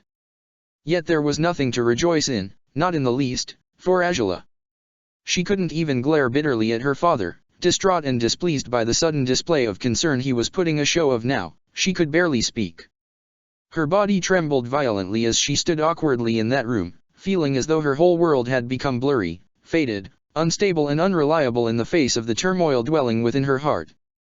She had come here to find an answer and she wouldn't leave without it, but she didn't want to hear it. No, she didn't want to know, but she had no choice. If she wasn't too late just yet, if she could still persuade her father. Admiral Zhao stopped by earlier, Renkai said, suddenly, Jose's attention shifted towards him. They had an argument. I do not know about what. When he left, the princess was. He. Angela, did he hurt you? Jose asked, frowning in confusion. His daughter, allowing anyone to harm her? Well, she hardly had a choice but to allow it, back when she had first started rebelling. She was weak, even now. On top of her previous condition, she was pregnant, too. The bottom of his stomach seemed to drop. For the first time ever, Jose found himself bumping into a wall he refused to destroy, at least for now. Had he truly pushed her so far that she couldn't even defend herself from whoever meant her harm? Was he truly responsible for whatever cruelty Zhao had inflicted upon her? Unbeknownst to him, he was, though not only because of the choices he'd made, or the dreadful orders he'd given. Angela raised her head slowly, struggling to see through her tearful eyes. She had to hold back. She had to calm down. She was here to ask a question, a simple question. After that, she would plead. She would beg, she would kneel, she would grovel, whatever was needed, anything.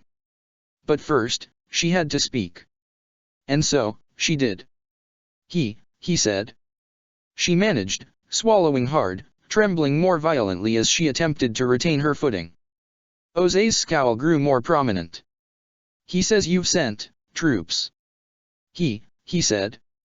Immediately, the truth behind Angela's emotional reaction made sense to Jose. Right after fearing he'd pushed her too far, Angela was right back to making him proud of his choices, it seemed. He scowled, pushing back from the desk as he glanced out the window. The bastard really is collecting terrible life choices ever since he became crown prince, isn't he? He spoke to himself, even though he knew the other three, or rather, 4, people in the room could hear him. Of course, now he tells you this when you weren't meant to know it all. All in a bid to turn us against each other, just what he accused you of doing to him and me, ironic. A choked sound burst from Angela. Jose turned with a scowl as she shook her head slightly, ever so slightly at first. Her golden eyes, panicked and mortified, now couldn't contain the tears that spilled down her cheeks. Why you didn't. You didn't, please, please. She said, her voice flowed out of her so much more easily now, and yet it was marred by a tone of such desperation Jose was sure he had never heard in her before. No matter how dreadful everything had been between them, no matter how broken she had seemed to be, he had never seen his daughter like this. An instinct to step forward, to reassure her, to dispel her fears rose up in his chest, and he quashed it immediately with rejection and spite. And what if I did, Princess Angela? He said, bitterly. That sound again. That choked cry, those wide eyes, the tumbling tears down her cheeks. Suddenly she broke from Renkai's grip, only to fall to her knees before his desk, her fearful eyes set on him still, a position of subservience, of defeat, of a beggar. The disgust Jose felt at himself for nearly feeling moved over her display was easily enough redirected and addressed at his daughter, instead. See, call it off. Call off the attack, please. I've done all you asked, please. Fire Lord, you can have everything, whatever you want, I'll do anything else you need, please. There was no shred of dignity left in the carcass of the woman who had once been so powerful as to instill fear in countless men thrice her age. Again, the unwanted reminder hammered away at Jose's mind. He had done this. He had brought her to her knees, and only upon seeing her there did he find the very concept was utterly appalling. Yet, it wasn't truly his fault, not really. She was the one who had chosen to betray her nation, to commit high treason with some worthless southern scum. Had she known any better, none of this would have happened. She had brought this upon herself. Even now, she only pleaded for his sake. Even now, all she could do was long for her pathetic lover, attempting to protect his worthless hide with every tear she pointlessly shed to appeal to Jose's merciful side. If only she weren't too late, there was just a shred of a chance, so small Jose couldn't quite quantify it, that she might have managed to move him with her overblown reaction. If only. It's quite clever of him, I'll say, revealing this to you now, only now, Jose said, eyes narrow. Angela flinched, her teeth chattering as though she were freezing, although the temperature remained as warm as it ever was in the Fire Nation. The coldness might just come from within. I never meant for you to learn of it, to begin with. Or, at least, not for a long time, but be that as it may, Angela. I received word from the southern warfront merely a few days ago. Her breath caught and froze. Her body shuddered, her eyes widened. The warfront, the south. It was real, it was true, Zhao wasn't lying about any of it, her father truly had done this. He had sent his troops there, and he's already dead. Her heart beat once. Her breath escaped her, and she couldn't seem to regain it, not again. Tears spilled down her pale cheeks. Her heart beat twice. The world fell out of focus. No sound, no noise, silence. Only silence. He was gone. He was gone. He was dead. No, he hadn't said those words. Any moment now, time would turn back. He would say something else, surely, then she'd argue and tell him to back down, to withdraw his forces, to forget about him, she'd swear eternal loyalty to him if that was what it took. No. He still stood before her, with those cold, unyielding glares of his shoulders set, as though he were proud of his words, of his orders, of his actions, of... No, troops couldn't have, it wasn't like he couldn't hold off an assault, the world couldn't possibly have lost the one man who, the rest of the tribe, her brother, couldn't any of them have? He had time, no, he had to have figured out a way, some way to, dead, he was dead, just like in the clearing, just like in the arena, dead, gone. He was gone. Sokka was gone. It couldn't sink in. It didn't, not at first. Not for what felt like hours, even if it was much less than that. Her heart, it beat again. And then again. And even that hurt. With every pump of blood through her system, everything hurt. She'd take the corruption over this. She'd let him mutilate her, burn her skin off her bones, worse than he'd done to Zuko. Anything but this. Not this. He had to listen, he had to. He was gone. It was too late already. Sokka was dead. A cry suddenly burst from her lips, a wail, a sorrowful sound so instinctive, raw, even animalistic Oze could only flinch at the sound of it. His guard, as well, struggled to understand it. Renkai alone stepped closer, placing a hand on the princess's back as she trembled violently, so violently, rolling into herself. Get her, out of here. Captain Renkai. The guard said, suddenly. Renkai shot him a harsh glare, and yet. Do so. Remove her from my study, now. Oze's voice usually carried far more authority than that, and yet the words he'd spoken, the demand he'd made. It wasn't that Renkai had grown all that close to the princess over the past days, even if she wasn't as harsh as she used to be. It wasn't that he truly understood, to this moment, what that man had meant to her. Yet a wave of vitriolic hostility surged inside his body, an urge unparalleled to attack the man he was sworn to serve, to retaliate for what he'd done. For acting as though his daughter were some sort of rare breed of a beast, incomprehensible and dangerous, when she was a woman in grief. Grief caused by the very man who now seemed to reject her viscerally. Renkai jerked his eyes away from the Fire Lord and focused them on the princess. The desperate sound burst from her in a rhythm, it seemed, as she drew breath, and every single breath was so laborious it seemed as though she were instants away from no longer making the effort to take in any air, as though she were instants away from willing her own heart to stop beating, just because his already had.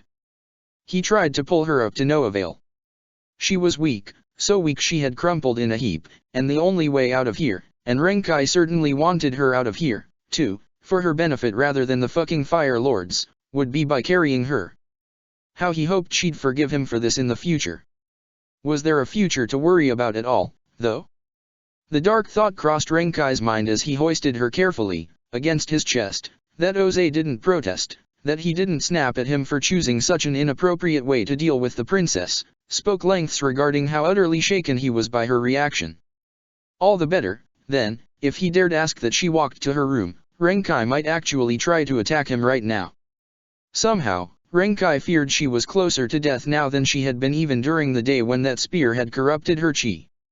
As devastated as she could be over the news, her health was, theoretically, better than it had been for months, Yet that particular thought burst in Renkai's mind as he walked as carefully as he could, with the princess's trembling, whimpering, sobbing figure in his arms. She was in shock.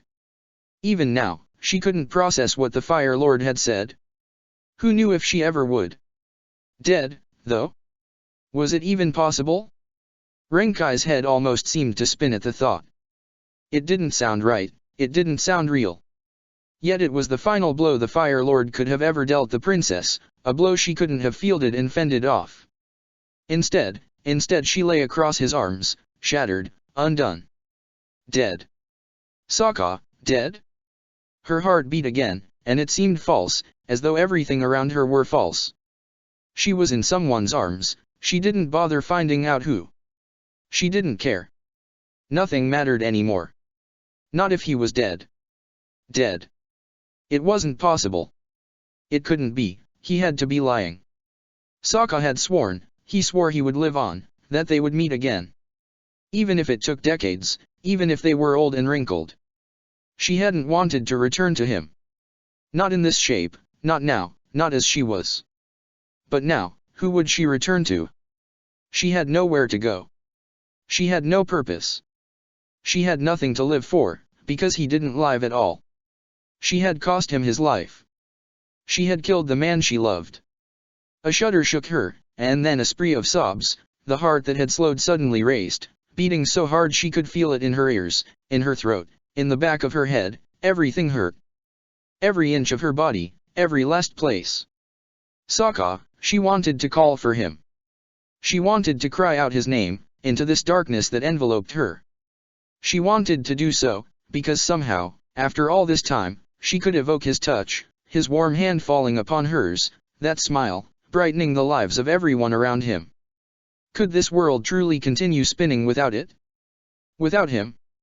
And no. She blurted out, shuddering violently, shaking her head against the shoulder that held her. Please, no, it's not, he's not.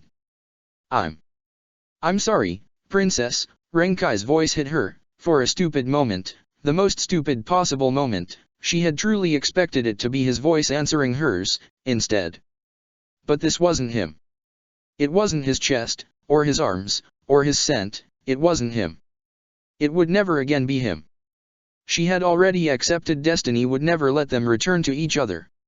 She would never touch him, see him, hear his voice, he was out of reach. She knew that, she had accepted that.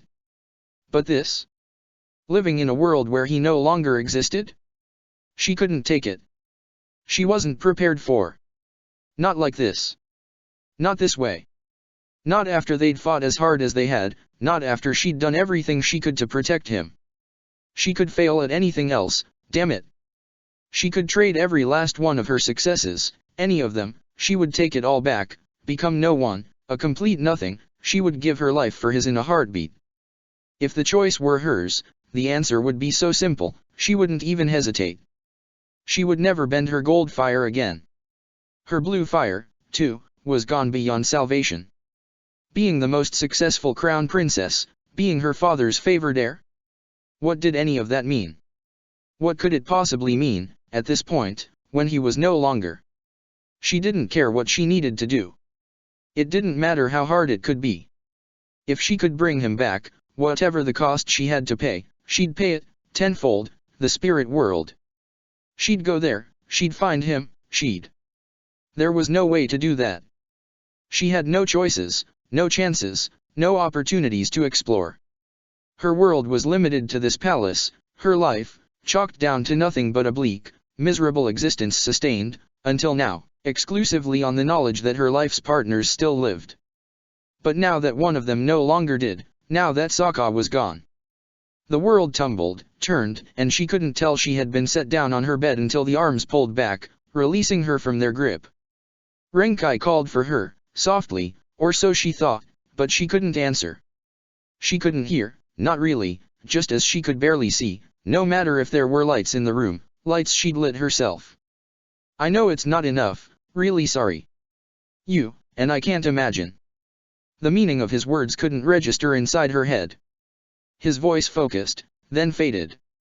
With each beat of her heart, with each rise and fall, Her consciousness and her grief appeared to war against each other, a pointless struggle, when both had the same end in mind. If he no longer lived, why should she? A burst of conscience. A sudden moment of clarity, and the world around her regained shape, only for her tears to spill faster. Only for her whole body to tremble, only for her eyes to close, only for a stronger cry to spill from her lips. No. No, no, no.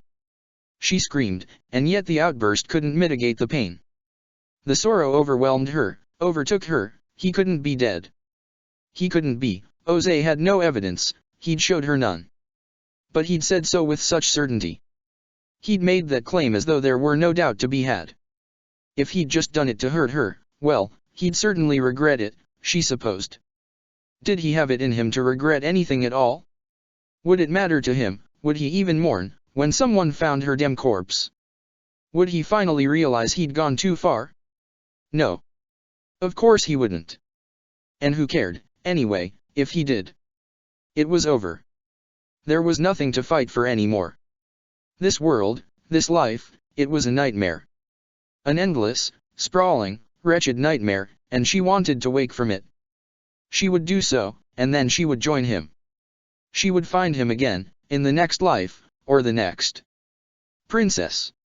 Renkai called her. She had rolled in bed, sobbing uncontrollably, hugging herself in desperation, when his hand fell upon her shoulder. She didn't swat it away, and yet. Elle leave me. I can't. I need to. I can't. She whimpered, her body crumpled into itself, as she rolled into a tighter, smaller ball yet. Renkai gritted his teeth. Leaving her alone now didn't seem to be a wise choice, but what on earth could he do for her, anyway? If he found Song now, even if he found both her and Rei, what could they possibly achieve? She had already fallen to pieces before, not that long ago, and even though he hadn't witnessed it fully, he knew that helping the princess rise back from those depths of desperation was a heinous challenge in which most people wouldn't prevail. He, most certainly, couldn't do it. Could Song? Could Rei? Or was the princess too far gone to be reached or saved, even for the two of them? He stepped away, climbing off the dais, gaining certainty that he should find them.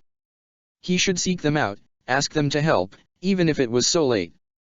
For now, though, he had no choice but to obey the princess's orders.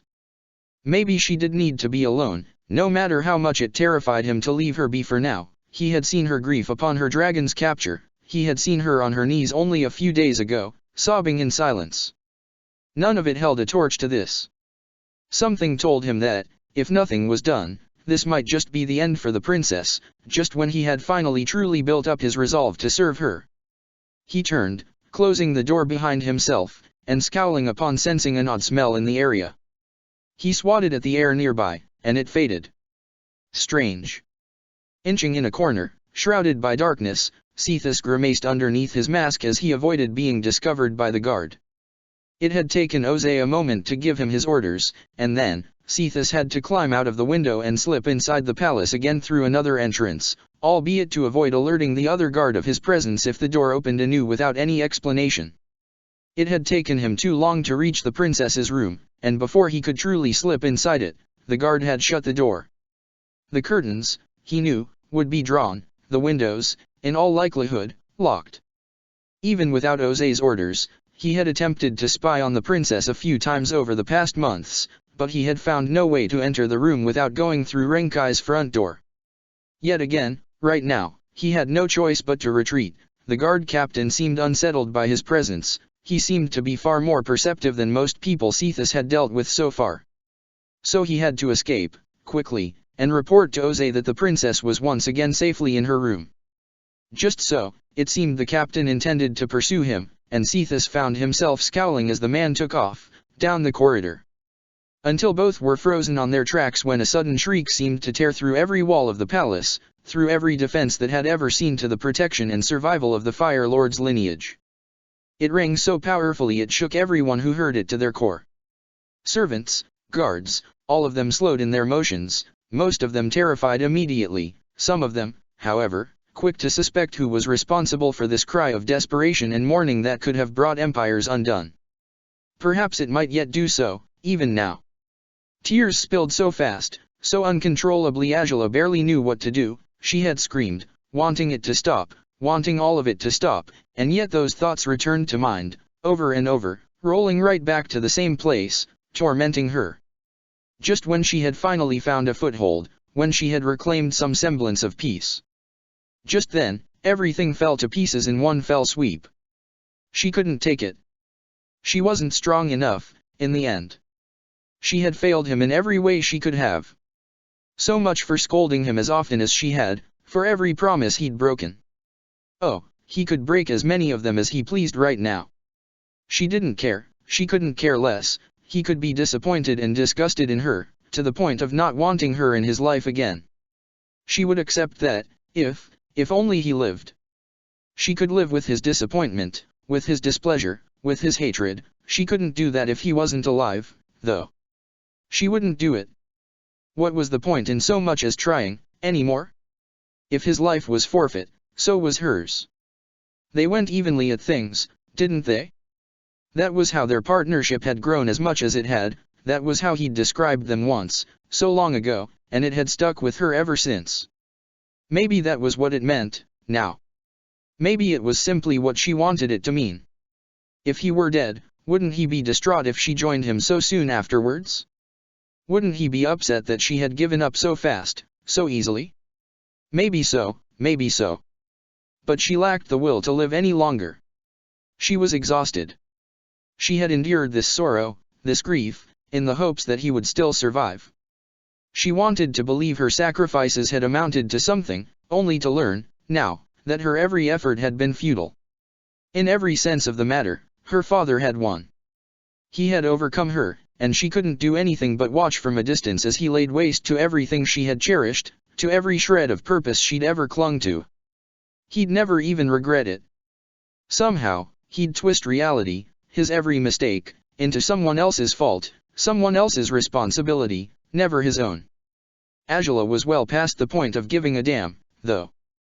He could have his fucking nation, his wretched palace, his crown, his throne, he could have everything he damn wanted, because he already had all of it, and she lacked the power, the shrewdness, and the willingness to fight him for anything any longer.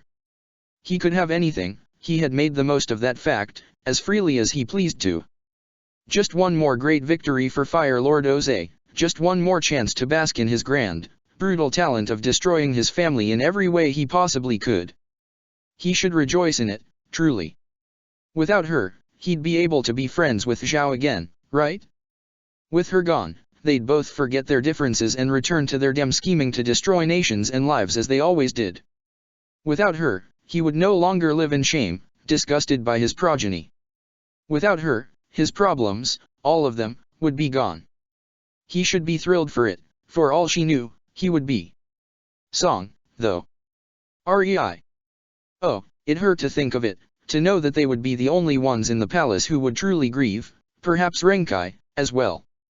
They would have each other, at least, she hoped they'd understand. Could anyone truly understand this pain? She didn't know, though if they couldn't understand it, if they hated her for her weaknesses and her choices, she wouldn't be surprised for it. She certainly wouldn't blame them for their resentment, if they felt any. Tai Li, she hadn't seen them again since that day. She had no idea if they were safe, but she hoped they were. Maya would be set free from having to fear consequences if she were to fail at her spying duties, though, her family would be alright, same as Tai Li's. They were better off this way, weren't they? And Xin Long, she felt his rejection to her choices in her mind, the desperate whimpers he let out, urging her to stop this tirade of darkness and slow down, but she couldn't listen to reason. Ultimately, her beautiful dragon would no longer be a hostage, for his capture would serve no purpose anymore. Maybe Renkai and that friendly guard would help set him free, for it was obvious her father never would order him released, no matter if she was dead and served no more extortion purposes. And once he was free, Xin Long could return to his fellow dragons, and he could stay with them. He should stay with them. He should never return to the Fire Nation. No one should. No one should ever waste their hearts, their lives, defending a nation helmed by a soulless bastard like her father. Loyalty to that man, it was meaningless. Everything was meaningless, in the end. As it was, there was but one way forward, one way out. One possible future she cared to reach for. She had nothing left to do. There was no point in so much as trying to bring a child into a world as rotten as this one. His child, the child he'd never meet. Maybe they'd all meet in the next life, then. Maybe, if it were possible. Maybe the dream, the vision she had of the beautiful life she could have had with him, maybe it would only be realized if she took that step forward and forsook the life she'd led so far. No more sorrow, no more pain.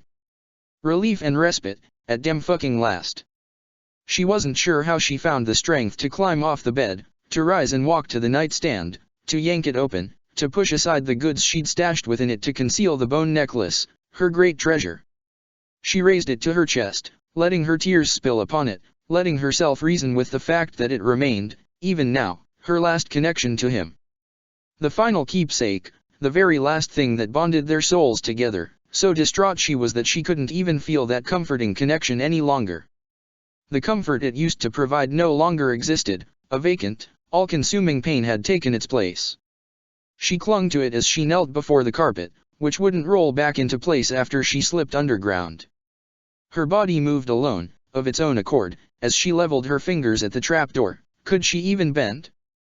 Her trembling hand suggested otherwise, but she still shot a burst of fire, as best as she could pour one from her palm, into the mechanism.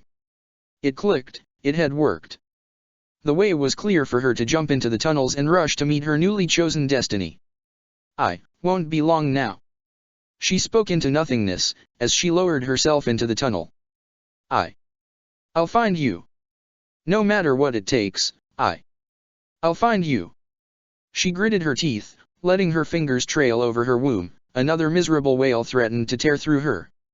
No, she had no idea how to be a mother anyway, so maybe this was for the best. Maybe she should have forced herself to swallow that brew, to forsake all these notions, to forget about the fact that she had nothing left of him, nothing but this child, because now that he was gone, everything had lost all meaning anyway. The world's brightness had faded into nothingness. Her feet would carry her through these tunnels blindly, and she would let them. Perhaps this was the true reason behind all the nightmares she had, lately. Perhaps it was time to set her world on fire and to let the flames consume her as well. She could only hope he'd forgive her for it once their souls met anew. I'm sorry," she whispered. Her hand reached for the trapdoor, closing it anew, behind her. Her other hand touched her womb, though, and more tears spilled down her cheeks. I'm sorry. I'm sorry. I'm sorry, Sokka." She was sorry. She was sorry. She was sorry.